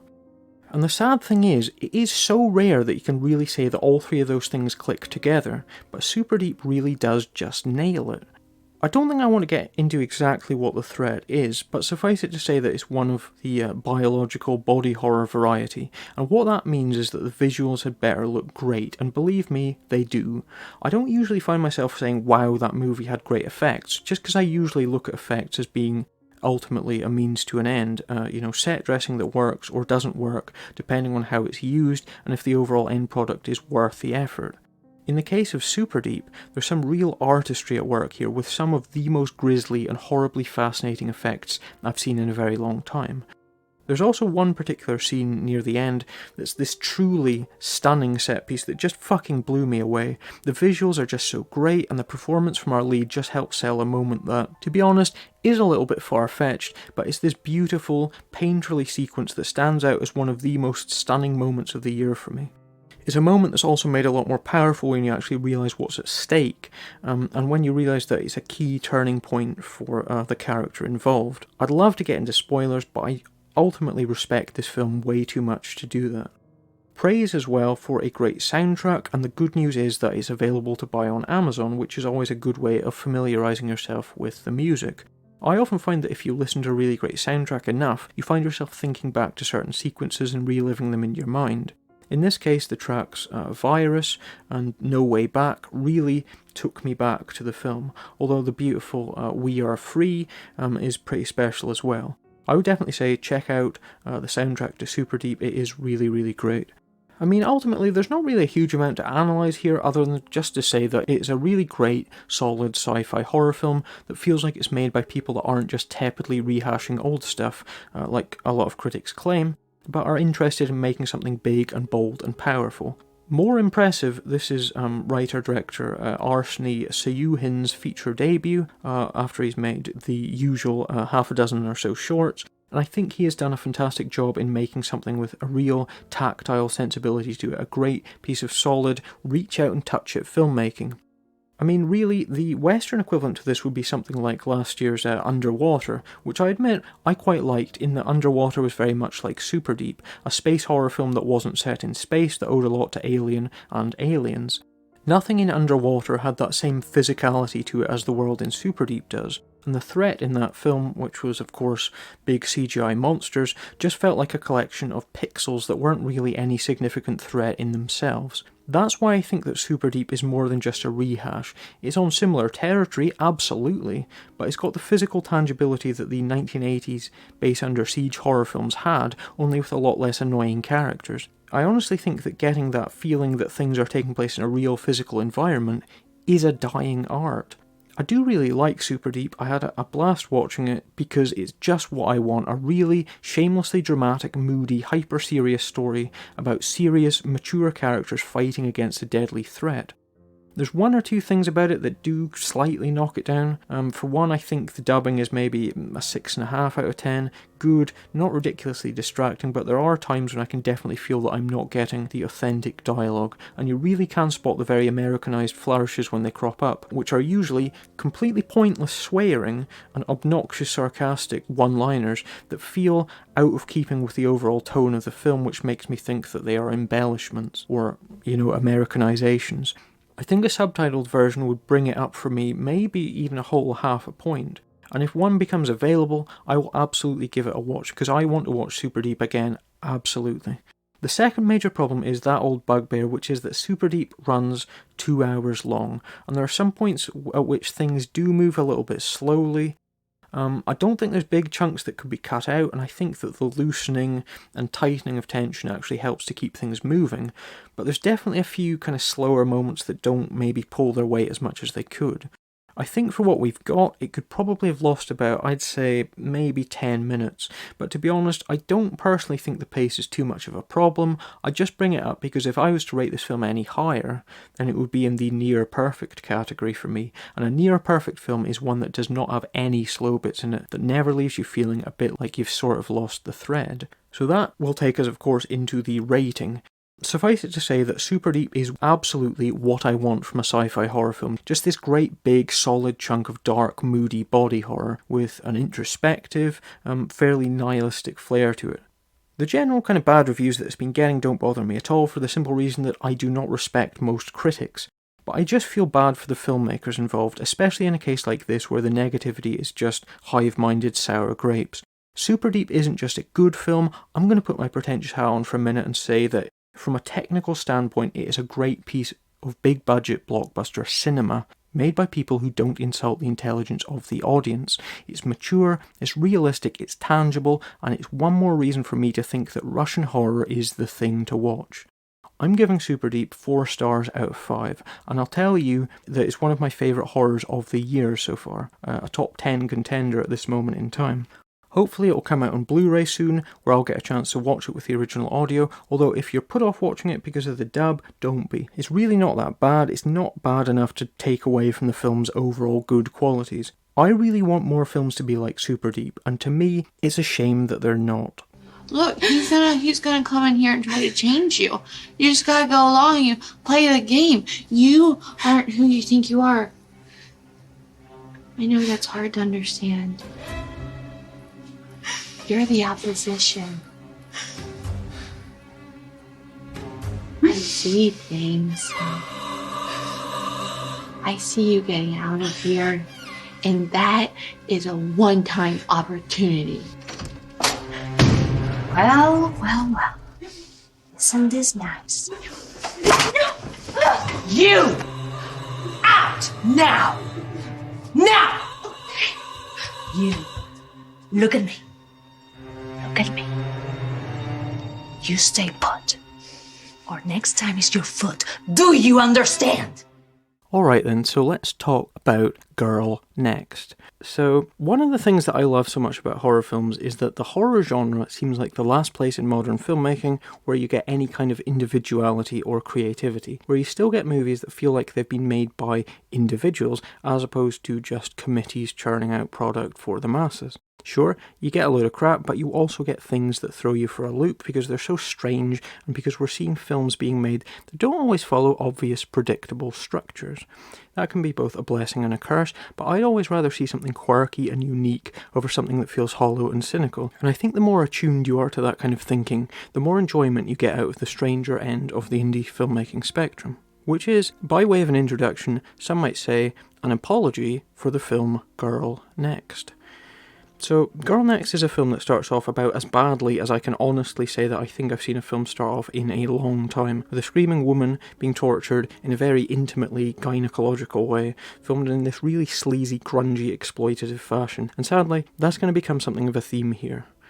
What we get is a film about a young woman who's kidnapped from a car park, snatched, chucked in the back of a van, who ends up in a weird house where she's subjected to mind-altering reprogramming to change her into a mindlessly obedient puppet, before she's then trafficked off to an eager buyer. It's a pretty basic story, some might say retrogressively so, harking back to the wave of really nasty kind of early to mid-2000s films about women being captured, tortured and abused. And Girl Next draws inspiration from that genre, and to be honest, as someone that feels that the Saw films have very much been maligned by snobbish critics, there's nothing about that particular wave of films that deserves to be revisited or reappraised. They were sick garbage then, and they're sick garbage now.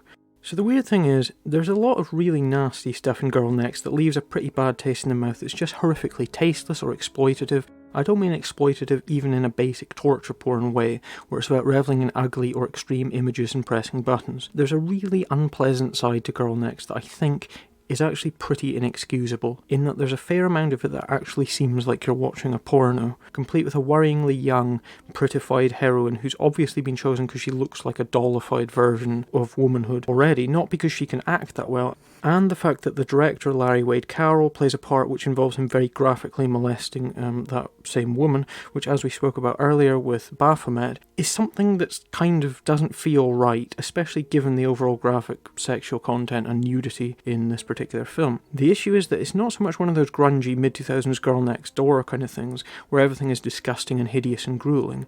It's got aspects to that, but there's a worrying feel that the filmmakers in this case are dwelling on things in a really unsavoury way, as though we're meant to kind of be enjoying what we're watching here, which is very worrying. And to be honest, for at least the opening act of Girl Next, I figured I was watching a leery, ugly piece of pornographic horror about a girl being kidnapped, tortured and brainwashed. And I hated it. It all seemed like this appalling rape and control fantasy where our heroine suffers in silence whilst looking impossibly glamorous and prepubescent. Make no mistake, there are things in Girl Next that are really drastically unpleasant and unpardonable, not in the sense of, oh, it's all horrible and extreme and realistically unpleasant, but in that it weaves really nasty elements into a broader twisting and perverting of reality to create, essentially, a very unpleasant sexual fantasy. However, there is more going on in Girl Next, although it's debatable whether or not the rest of it compensates for the stuff that's just really nasty. This is where we need to bust out the most significant piece of trivia about Girl Next, which is that it's a film that comes to us from the man that wrote Brian Yuzna's Society, which is this cult classic of the late 80s that really does stick in the minds of anyone that's ever seen it. It's this unique, vibrant, pretty disgusting film, but the point is that it's a film that's revered by horror fans for many years now. It's strange then that Girl Next comes from the dude that wrote Society, in part just because this is such a tiny, scrappy, dirty little film. It suggests that the movie world isn't a great place for writers, because I find it hard to believe that this is a passion project of any kind. Though he has done some other stuff, the director, Larry Wade Carroll, is hardly the hottest talent around, and this really isn't an expensive prestige project, despite the pedigree of its screenwriter. It is also pretty terrible, no two ways about it, at least when you consider it as a whole. The thing is, it's this really bizarre collage of different types of film, all centred around a basic anchoring idea of the woman captured to be trafficked theme. It mixes nasty kind of Girl Next Door, really horrible rape and abuse scenes with captivity style, more bloody, nasty kind of psychological and physical torture, along with some of the shameless kind of pulpy sexploitation vibes of a Jess Franco woman in prison film. And then it's also got this dose of bizarre, altered states, trippy kind of Ken Russell thing going on. It really does spin off into its own crazy blend of insanity, but the thing is that as interesting as its individual moments might be, it feels really, really disjointed. In fact, I think if there was one word to really characterise Girl Next overall for me, it would have to be undisciplined. In a way, I think that the film that it reminds me most of in its overall approach to a single cohesive work is the Texas Chainsaw Massacre 4, Texas Chainsaw The Next Generation. This won't mean much to you if you haven't seen TCM4, but if you have, that is absolutely also a film that I would call undisciplined, in the sense that it felt like this big, rambling, disjointed mess. Now, weirdly, I actually quite like Texas Chainsaw 4 because it's very unpredictable and strange, and Girl Next has got some of that vibe too. It's a really genuinely unpredictable film because it doesn't just throw in weird plot twists, but it completely evolves over the course of 102 minutes, which is way too long by the way, into something tonally and aesthetically very different, and it also manages to change genre over the course of the runtime, which is a fairly interesting achievement to be able to pull off. But that doesn't ultimately change the fact that it starts off terribly and does some really awful stuff along the way, and it's also very hard to look back at Girl Next as a single piece of entertainment that you can think of as being a story or a journey. It's ambitious in how strange it does get, but the fact that the change is so weirdly random and seemingly out of nowhere that it's hard to look at Girl Next as a film that ever feels like it even knows what it's doing from one scene to the next, as it shows no understanding of cause and effect or consequence, or of the dreaded tonal whiplash where scenes that don't go together are shoved side by side. It's a film that ends up feeling like you've fallen asleep watching a really nasty kind of rape fantasy film made by leery, unsavoury perverts and woken up in the middle of this weird, trippy sci-fi sexploitation film. I think it's worth mentioning that there are a few standouts in the cast. Rachel Allig, for example, is on hand to play Charlotte, who's one of those wacky, unhinged characters that give bad actors a license to do any old shit. Rachel Allig's actually done loads of stuff. She's got a huge number of credits to her name. She was in a film called The Cleaning Lady a few years ago, which I actually thought was pretty solid for what it was, and she's also weirdly appeared in Glenn Danzig's Verotica. Surprise, surprise. We've also got Marcus Jean Paré, who plays the lead villain, who's this psychologically disturbed Brit, and I think he really drags things down. I had huge trouble with his character, and he really adds to the whole kind of cheap porn vibe of things because he's so badly overacting. But the standout here for me is Paula Marcenaro Solinger, who plays Misha, the main villain's wife, who gives the part this whole kind of Jess Franco vibe that I was talking about, in that she spends most of the film dressed in leather dominatrix gear and wielding a whip. But I mean, apart from that, apart from the obvious attractions of that, her character actually does have a level of complexity and even pathos to it that is a lot more impressive than you'd expect from a film that's this self-indulgent. And I kind of wish that she's given more to do than play a pretty basic sexploitation cliche of a sexually unstable sadist. When she's got the chance to actually act, she's by far the best thing in the whole film, and the idea that she's meant to be frustrated and despised, for her looks, for who she is pretty crazy, because she is a lot more attractive than the general kind of vacuous bimbos around her. I personally found myself a lot more interested in the character of Misha and her struggles than I actually did in the main protagonist of the film, which is definitely not an intentional thing, by the way, because the filmmakers seem a lot more interested in gratuitous nude scenes of, very conventionally attractive, very young actresses, and this kind of really uncomfortable sexual violence. Morally, I still have never grown desensitized to stuff that's really, genuinely unpleasant. Gore and violence, however sadistic, fine with that. And really obvious button-pushing stuff too is fine, because you can see through how obviously manipulative it is.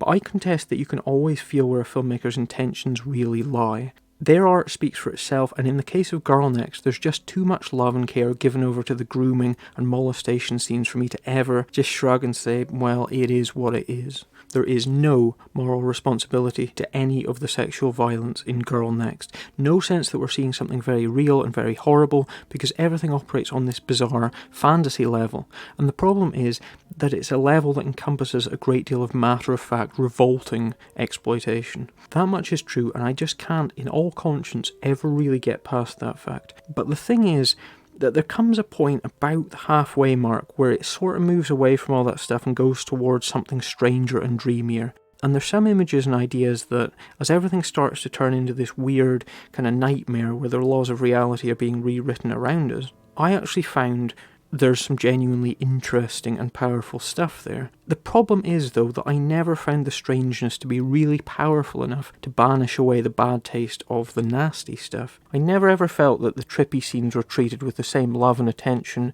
as the scenes of perving and groping and corpse fucking.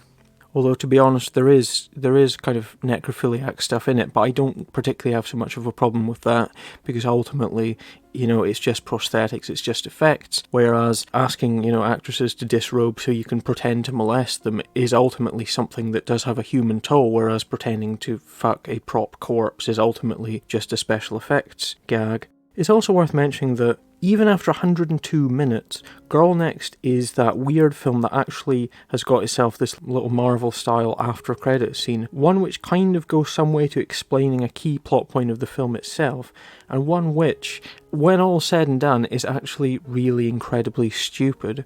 But at the end of the day, Girl Next is one of those films that sticks in your mind, and even though it is pretty obnoxiously tacky and exploitative, it also has got a certain audacity to where it chooses to go. And in the fact that it grows and swells into this huge tumorous mess of a film where nothing really comes together or makes sense, but you can bet that every few minutes something strange and totally unpredictable will happen, and to me, that is worth something.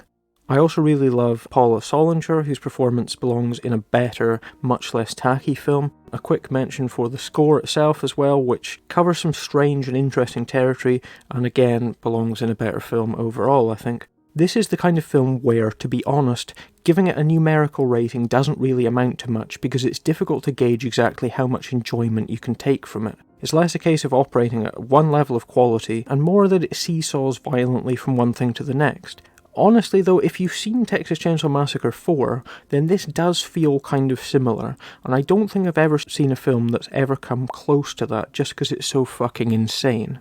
I mean, I know a lot of people really don't like Texas Chainsaw 4. It tends to be regarded as the worst film in that particular franchise. I have never thought that. But if the idea of a gruesomely sexed up version of TCM4 about mind-altering recondition appeals to you, then you'll probably like Girl Next. Personally, I think that it's worth 2 stars, although I will add that those 2 stars don't really take into account its tacky leeriness, which isn't exploitative in a crude porno way, but far more in an uncomfortable, obnoxiously predatory way. I think if you cut back some of the really kind of unpardonable excesses of it, Girl Next could have been a memorably insane little cult film, and a welcome return from the writer of Brian Yuzna's Society. Instead, it's a film I could never recommend to anyone because it's just too sleazy, although if you do suffer through the nastiness, there are some moments that do kind of reward you. It's just far too undisciplined a film to know when to cut away from a sex scene we don't want to see, or when not to show us gratuitous scenes of leery nudity for no good reason, other than because nudity sells. Not the best message in the world for a film about sex trafficking at the end of the day. Who are you? What do you want? Who, why, what? This one thinks she can demand answers. Walk in there with the others, take her with you. You disobey, I hurt your child.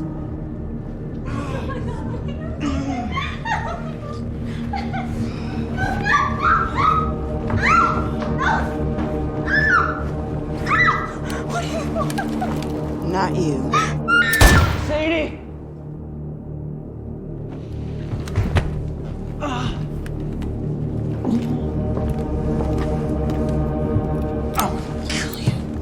She's not on the list. She doesn't matter. You're not on the list. You don't matter. So let's talk about Babysitter Must Die. At one point in its life, this film was called, I believe, Josie Jane Kill the Babysitter, before morphing into something a lot punchier, which was, of course, Babysitter Must Die, which makes it one of the ever-expanding lineup of films to use the must die suffix that you get with things like, of course, The Beast Must Die, Surf Nazis Must Die, Romeo Must Die, you know, all sorts of things. But anyway, the must die suffix is this kind of slutty come-on of a title that kind of demands that you throw an exclamation mark at the end just so you know that the filmmakers are offering up something that's full-throttle, violent, pulpy fun. I think the key word here in the title, though, is babysitter. Given the fact that we've had a pair of babysitter films, The Babysitter and Babysitter Killer Queen in the last couple of years, directed by the man that calls himself McG. Those did pretty well for themselves on Netflix. They got some pretty decent reviews. They were really funny, kind of vibrant, candy-coloured, postmodern slasher spoofs, and I personally enjoyed them both quite a lot, although I would definitely say that I think the first one was by far the better of the two. I'm bringing this up because I think it's important to bear in mind, because there's some of that hyper-stylized sense of playfulness in Babysitter Must Die, but whereas the two Babysitter films are packed full of funny dialogue and crazy slapstick violence, Babysitter Must Die is a much more serious film which has just got occasional stylish flourishes. So the plot is pretty straightforward.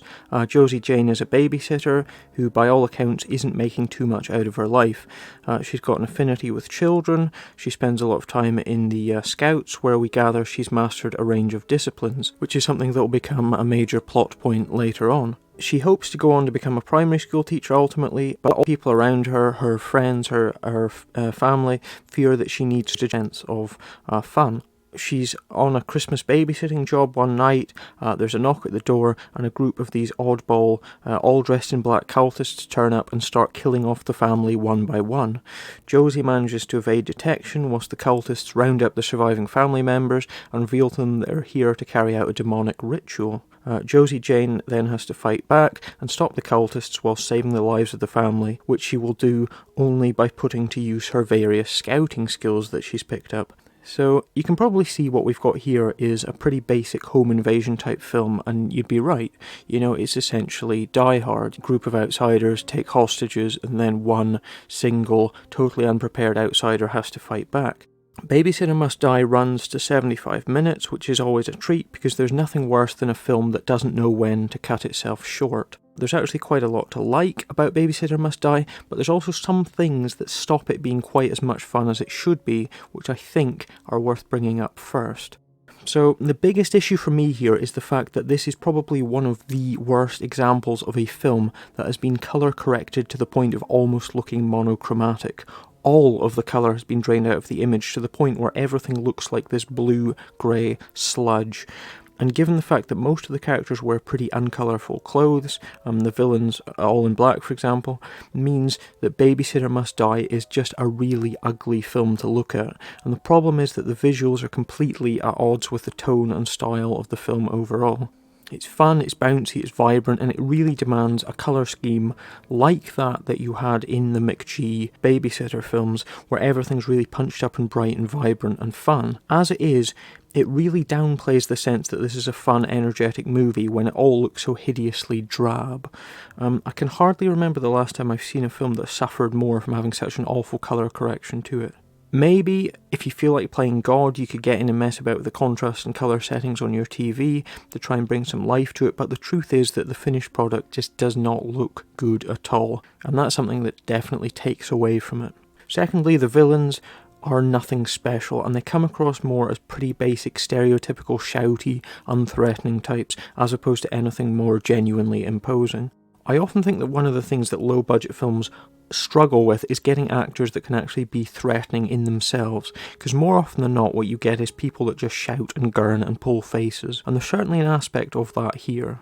It used to be that for at least about 2008 to 2015, that what you get would be shitty actors doing bad Heath Ledger impressions, but now it's kind of a more generic thing that's usually based around getting someone with notable physical characteristics, like a weird hair or tattoos or a beard, and assuming that the look will do a lot of the hard work. In this case, our trio of villains conform to the basic Superman 2 lineup of big bulky silent dude, woman and little shouty man, although no disrespect to the amazing Terence Stamp of course.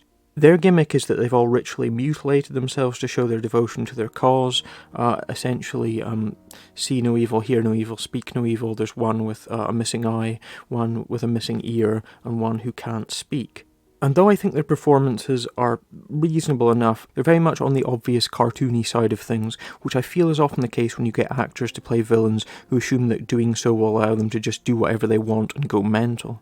Like last year's VFW, I just get this fundamental lack of any kind of threat from the villains here, and I think that's a bit of a shame. So the last real problem I have is just one of pace. Sadly at 75 minutes, Babysitter Must Die is a little bit dull, which I think comes down to the fact that there's a lot of great ideas here, but that the writers just didn't fundamentally get to grips with giving Josie Jane cool things to do. With that said, I think it's about time that I actually started mixing in some praise for this film though, because for all its faults, it is actually pretty enjoyable. For one thing, Josie Jane herself, played by Riley Scott, is a really likeable protagonist who is straight away established not as someone with a complex range of neuroses and tics, this kind of annoying anti-hero, but as just somebody that you can really empathise with, a real earnest, fun character that knows her own mind. One of the film's coolest tricks is that whenever we see Josie Jane do something cool, we get a freeze frame, and then up pops a fabric scout badge kind of graphic on screen, which tells us which skill Josie is displaying. It's really fun because it hints to us at the direction that this film is going that there is something super heroic about Josie Jane. She has this mild-mannered, self-effacing persona where everyone around her thinks she doesn't amount to anything and they underestimate her, but secretly she's mastered this range of skills by beasting her scout training. She even displays her scout badges on this special kind of superhero type belt she wears around with her. So we know that there's hidden depths to Josie Jane, and we know that given a rough idea of where this film is going, she'll get a chance to use those skills to fight back. I think the problem is though that it takes far too long before Josie Jane does actually start to fight back. I know this is something of a spoiler, but it's actually 55 minutes into a 75-minute film before she actually even begins to turn the tables on her attackers, and that really does seem way too long, especially as she doesn't get a chance to show off any of her skills before this point. I think that what needed to happen was for the writers to really punch up the drama and focus more on Josie Jane using her ingenuity to sneak around and to avoid getting caught, to show that she's resourceful and skilled.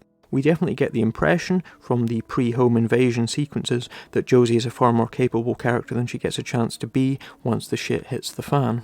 Although that said though, it does kind of make sense if we're to accept what we're seeing as something more realistic, in that you probably would freeze up and it probably would take you a long time to get mentally to a stage where you could fight back. Delaying her fighting back kind of punches up the threat of the villains, which actually definitely do need punching up, and I think it's also something to do with that old slasher standard of the fact that there are only so many characters to get through, and they can't really start powering through antagonists because there's only 3 of them. I mean, given its drab colour scheme and a few moments of quite bleak shock violence that crop up and the whole demonic angle, you could argue that they're going for something more hard-hitting than the bubblegum sass of something like the McG Babysitter films. But then, when Josie does strike back, then we're back into fun action movie territory where Josie becomes this cool, unlikely superhero. But I think that even though it doesn't fully deliver on the promise of what it could have been, Babysitter Must Die is a blast. It's a really fun, stylish film. It's got a great soundtrack that's really quirky and unique, with a kind of playful whistling motif to it that really carries you along. The direction is great, there's some real flourishes in it that help sell the whole package and elevate moments when Josie Jane does get to do her stuff that it's hard not to be impressed by. Of course, I think Riley Scott is great in the lead role. She plays a really likeable, charismatic and capable lead who somehow never descends into obvious tropey cliché. It's worth mentioning too that there are 3 writers credited for Babysitter Must Die, one of whom is director Cole Glass, whilst the most notable name for me is Julie Auerbach, who wrote another film about likeable characters trapped inside a house of horrors, which was March's Stay Out of the Fucking Attic. I think Babysitter Must Die is the better of the 2 films she's had a hand in. It doesn't necessarily have some of the more problematic moments in Stay Out the Attic, but both suggest that she's somebody who's got a way for writing characters, and I'll certainly keep an eye out for her name again in the future. One last thing to mention though is that this is yet another film that's got a little mid-credits teaser scene, this time one that kind of, without wanting to spoil it too much, rather than being a tease for something more like a single flash or a little scene, actually kind of seems more like a mini trailer for a sequel to this film. For what it's worth, I would really like to see a sequel to this because I had a lot of fun with it. I really liked the lead character and I like what they're going for with her, as well as the fact that, again, without wishing to spoil things, there are definitely more than a few unanswered questions here about what our villains are actually up to. I don't know whether or not there is any inclination to actually push out a sequel, but I would gladly watch a Babysitter Must Die 2, which makes it one of the few films that quite organically feels like it could do with a sequel, and it's very rare in the horror genre to build franchises around a central heroic character, due to the fact that it kind of undermines the stakes of what's involved. We know that you can never really kill Freddy Krueger, for example, but hero-based franchises, for whatever reason, just don't seem to cut it, because having your hero survive again and again ultimately moves your series further away from horror and more into action territory, where it's more about thinking up what spots you can put your lead character into. Just look at the way that both The Evil Dead and the Phantasm franchises moved away from pure horror in their respective first films before morphing into more kind of action-themed franchises which were led by these gun-toting macho heroes. For all of that though, I would love to see a sequel, one that could make more out of Josie Jane's ingenuity and her range of skills and give her a chance to look really great by having her bust out everything she's got against a really threatening group of legit villains. Hopefully this will do well enough for itself to encourage everyone involved to get to work on that sequel. I mean, I really liked Babysitter Must Die, and the biggest thing for me that really stops me from giving it a higher rating is the fact that it's so muddy and colourless, because stylistically it's so much fun. For that reason, I'm going to give it a still pretty solid rating of 3.5 stars out of 5, just because I think it does really well with what it's got. Just this nice, solid, entertaining little film with an awesome lead character, some really fun moments. I hope that the soundtrack gets a proper release too, because it's one that I'd like to listen to again. But all in all, a lot of fun, sturdy, likeable, well-made little dynamo of a film, definitely worth checking out.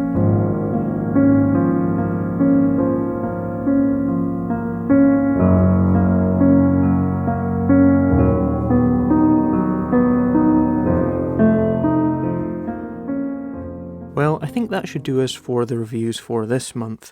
I think that should do us there, probably more than enough of your time wasted already. So, as I mentioned at the start, what I've decided to do is that rather than what I've done before, which is to do the ratings rundown and then do the monthly awards, I'm just going to hit you with the ratings and probably skip the awards. I mean, I'm still very much learning the form here, so it's a case of phasing in and out things that work and things that don't. I think that the whole awards thing was maybe a little bit redundant, to be honest, and I'm all for trying to keep things as focused as possible, believe it or not. Talking at length about these films makes it feel kind of unnecessary to then go back over them all for the ratings rundown and then to go back in for a third time for the awards. So for now, the awards are on the scrap heap, and we've just got the monthly ratings rundown, and then I will drop my monthly average and then have a look ahead at what's to come.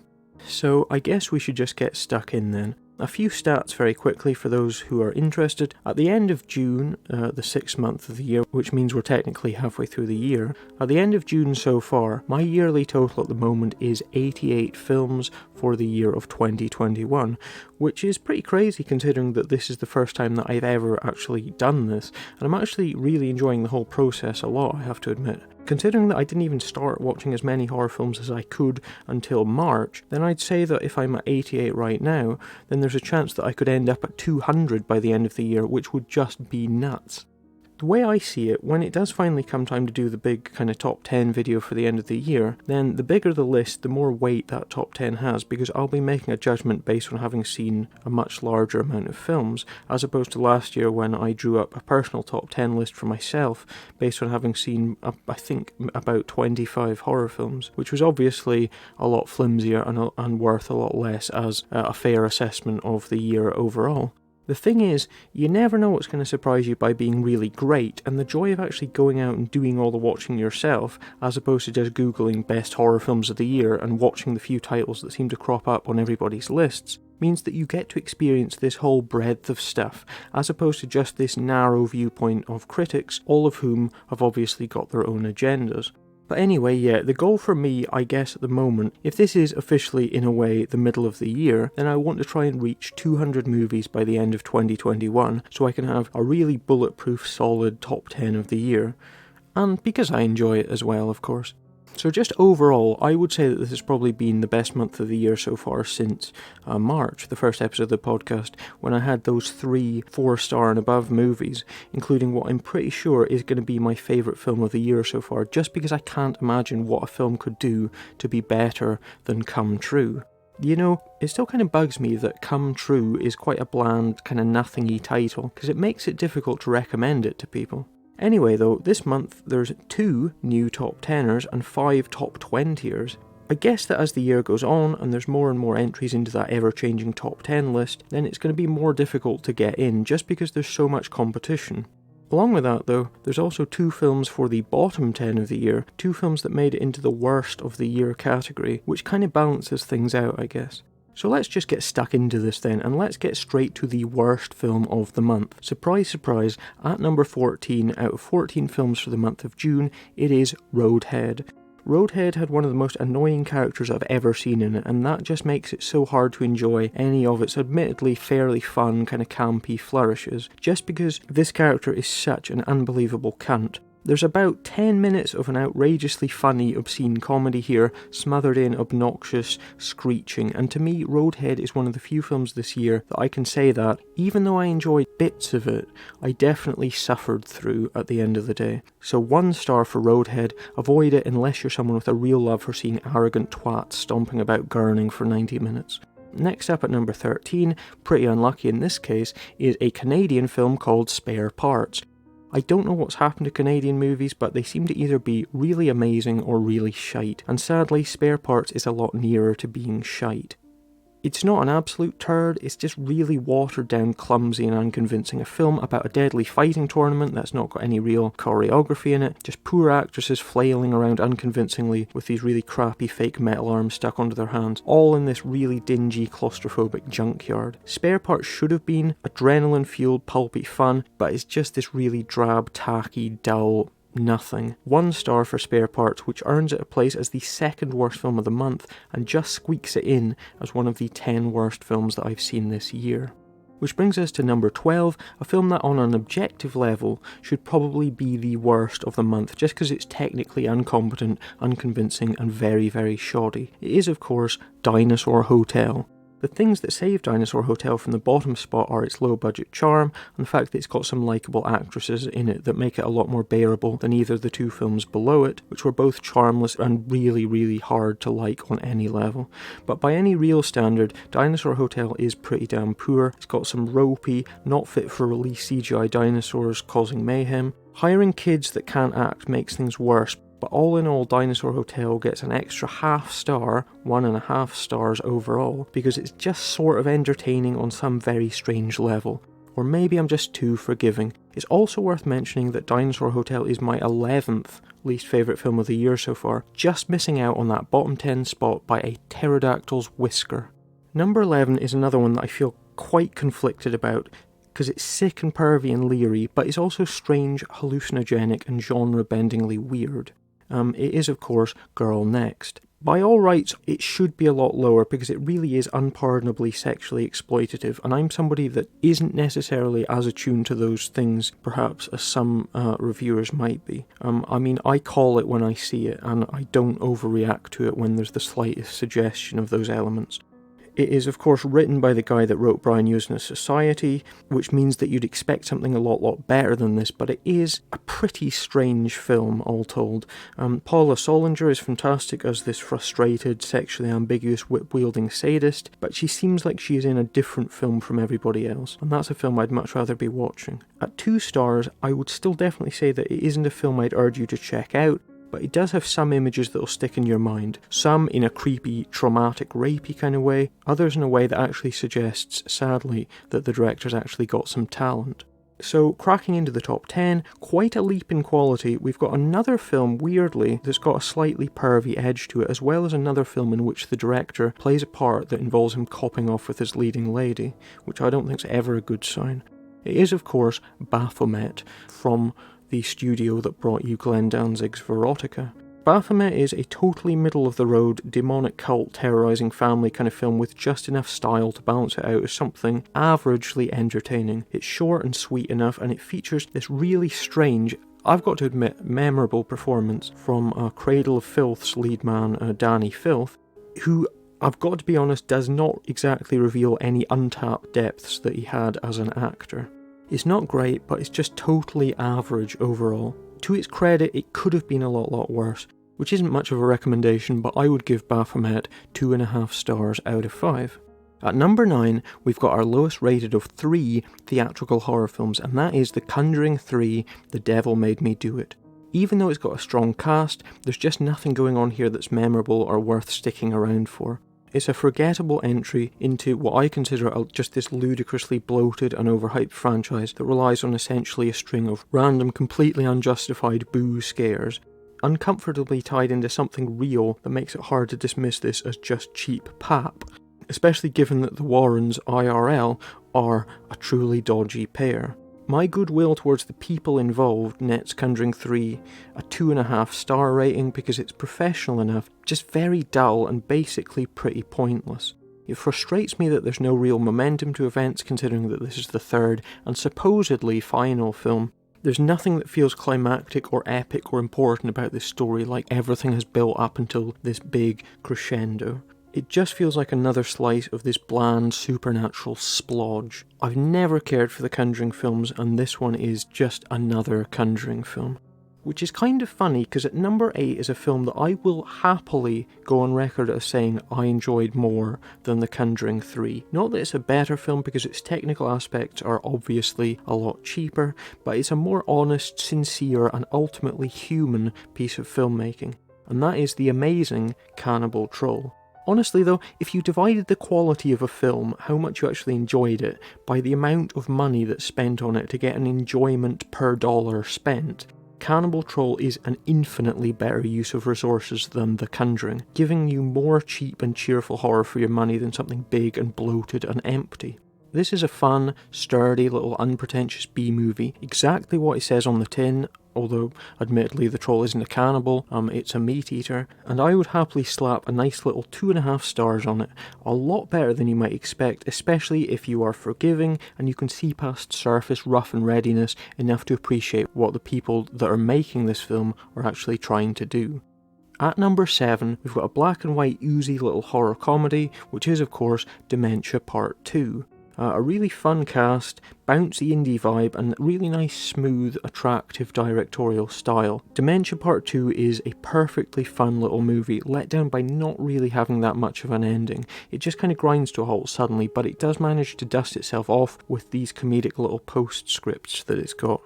Najara Townsend from The Stylist co-stars, and if you want a good fun time, this is probably one of the most entertaining laid-back films of the month. You can just hang out with it and have a good time. Totally not another grim, angsty movie about the horrors of dementia, like I feel we've suddenly been flooded with of late. Dementia Part II flies in the face of that by being irreverent and pretty bad taste, and this is definitely a film that will appeal to the kind of pizza and beers horror fan, although it's a lot more of a mannered comedy of errors than this kind of shrieking gore comedy. 3 stars for Dementia Part 2, entertaining, very short little film that uses its time wisely, made by a bunch of very talented friends, all pulling together and doing their best work. So at number 6 is a film that's probably less entertaining than Dementia Part 2, and which has got a lot more problems overall. It is Caveat, this Irish spooky house film that's got some very strange ideas and twists, and an atmosphere that is so thick you can almost feel it. It's got some of the most intensely disturbing, kind of quiet, intense moments in it that really do stand out, but it also kind of gets bogged down in these flashbacks, and a lot of the kind of the structure and the atmosphere is there to actually disguise the fact that it's less interesting than it appears to be. But when it's good, it's fantastic, even if it does kind of peter out by the halfway mark. I'm giving it a high 3 stars just because it is eerie and dark, and the atmosphere is really something else, and I think that really great command of style and images and music that's displayed in the first half hour or so is more impressive than anything in Dementia Part 2, even if that film is a more entertaining experience overall, which is why that is at the 7th spot, and this pips it at the post for the number 6 position. So moving up to the top 5, we've got our second theatrical horror of the month, probably the biggest and most ambitious of the 3.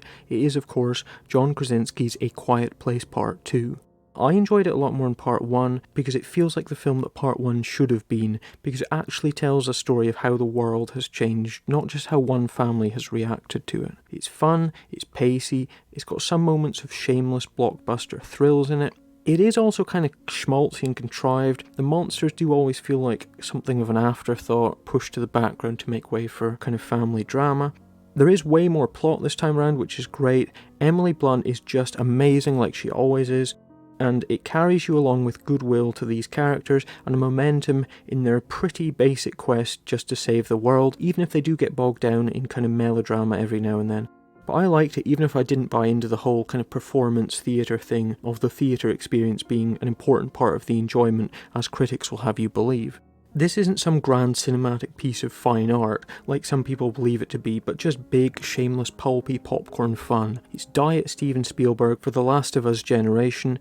It's not perfect, but it is fun, it is pacey. So that is, at number 5, 3.5 stars for A Quiet Place Part 2. Again, something of a surprise because of the difference in budgets, but at number 4, we've got a film that I can honestly say I enjoyed more than A Quiet Place Part 2, because once again, it knows what it wants to be and it doesn't mix silly, stupid action cliches with weepy emotional misery like I think Quiet Place does. And that is Babysitter Must Die. My one proviso is that it looks so fucking miserable. Punch up the colours in Babysitter Must Die and I would say is a great, unmissable little cult classic. Instead, it is a fun, stylish film that is hindered by having the colour scheme of the worst, most miserable kind of Zack Snyder film. But other than the colours, Babysitter Must Die is loads of fun. It's got this great, likeable heroine, it puts a fun indie horror twist on the familiar kind of Home Alone, Die Hard tropes, and it's got a killer soundtrack that tells you we're in this hyper-stylized world of badass, scouting martial arts. I'm sitting at 3.5 stars for Babysitter Must Die, one of the biggest surprises of the month for me, and one that I would love to see that promised sequel for. Just really great. Which takes us to our top 3, and number 3 it is, in my opinion, the best theatrical horror release of the month. And that is of course Ben Wheatley's In the Earth. Wonderfully stylish deep dive into the woods and into the whole kind of British pagan folklore mythological world, weaving in kind of science and superstition and slasher movie mayhem in a way that I don't think any other film has quite since Halloween 3 did. It is all over the place, but it's all over the place in a very tightly contained, completely calm way that feels natural for the most part. It feels like it's made by somebody that understands what they're doing, even if they're chucking all sorts of different bits and pieces at you. Reece Shearsmith is awesome in this, as is the leading man, Joel Fry. The whole thing is this great big loving basting in the myths and legends of our collective subconscious. There's not too much to say about In the Earth, to be honest. I can see it's not going to be for everyone, but it's way more disciplined than Wheatley's A Field in England, although I think that people that really liked A Field in England are probably going to enjoy this film too. It feels fantastically strange and completely deranged. 3.5 stars for In the Earth again. I'd have loved to have come higher on this, but I think it gets a little bit distracted in nastiness now and then, which I imagine will come as no surprise to anybody that's seen a lot of Ben Wheatley's stuff to date. So that takes us on to the number 2 spot for the month, and that is one that I'm going to have to give to a movie that I really do love, almost without reservations, and that is From Russia with Love, the film Superdeep. A classic base under siege storyline made with this totally tangible, solid feel to everything that's on screen, with some really gorgeous body horror effect sequences, and more than a few nods to Luigi Cozzi's amazing Contamination. Superdeep is this big slice of solid, no-frills biological horror. There are no pointless emotional scenes in it, no tepid melodramatic subplots, and no just ludicrously inconsistent threats. Superdeep is a film that is so simple, yet so beautifully functional, that it makes you realise how crap a lot of films that rely on CGI and overly mannered, horribly overwritten character arcs are. Superdeep has got some outstanding sequences in it, images that will really stay in your mind, and it is infused with this real sense of dread and menace, and I think it's the shit. I think Russian horror is where it's at right now, and Superdeep earned itself a handsome 4 stars, let down very slightly by being a little bit languorous in places, and by Shudder only having the Americanized dub and not the original Russian audio. So in a normal month, I'm pretty sure Superdeep would probably have been my favourite film of the month. I really do think it's great. But this is not an ordinary month, and therefore my number 1 is not an ordinary film. Coming out of the mists of time to a waiting audience of fans is George A. Romero's short film from 1973, The Amusement Park. I know it's a cheat, and I don't know if I'm going to keep it on the 2021 list or not, because, you know, technicalities. But let's just say that if it does count, then it's by far the most outstanding thing that I've seen all month. Powerful, amazing film that really hits you where it hurts. A scream of outrage directed at complacency, selfishness and cynicism, and absolutely a film that everybody in the world should be made to watch right now. If everybody watched The Amusement Park and felt the way that I did after watching it, then no hyperbole, the world would be a better place. George Romero is the shit. The Amusement Park is an amazing piece of work, and it just has to be my very favourite film of June 2021, coming in at 4 stars out of 5, just because it's the kind of film that's so raw and powerful that I don't know if I could ever really bring myself to watch it again, but I am so glad that I've finally seen it. I don't know if I will keep The Amusement Park in my list or not. I'll have to wait and see when it comes time to do the top 10 of the year. To be honest, if I do keep it around, then there's a good chance that it might end up in that top 10 list. It is currently sitting at the number 4 spot for me, which is very good. Maybe, given how much I love 70s stuff, it's a little bit unfair to the rest, but I will probably just wait and see how it all pans out. So anyway, yeah, that's pretty much it for this month. For those who are interested, I'm just going to give you the monthly average now, then call it a night. So, at first glance, I definitely say this is one of the best months that I've had. For one thing, it seems like there's always been a lot of those 2-star films in the mix that usually kind of drag things down a bit. As I've said before, a high monthly average just comes down to being more careful about watching stuff that looks like it's going to be shitty. So far, March had an average rating of 5.3 out of 10, April down to a low of 4.1 out of 10, and May back up to 4.9 out of 10. Now I can tell you that June 2021, the average rating comes in at a total, once more, of 5.3 out of 10, which means that officially June is on a level with March, both weighing in at exactly that same rating of 5.3 out of 10, the joint highest months of the year so far for me. I do wonder if that's just because I'm getting better at choosing things that I think will appeal to me after being burned so many times in the past, or whether it's because I'm just becoming more acclimatized to stuff that's below par. Maybe a bit of both, I reckon. So anyway, I guess with that said, it's worth looking ahead to what's to come. July looks set to be a pretty cool month with more interesting looking stuff on the way. I think the main event is Netflix's Fear Street trilogy, this series of 3 films each set in different time periods based on R.L. Stine's Fear Street books.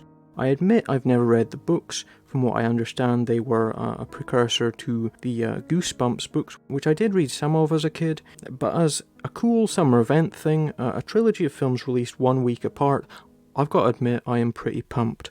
We've also got more big theatrical franchises. There's supposedly the last Purge film coming out.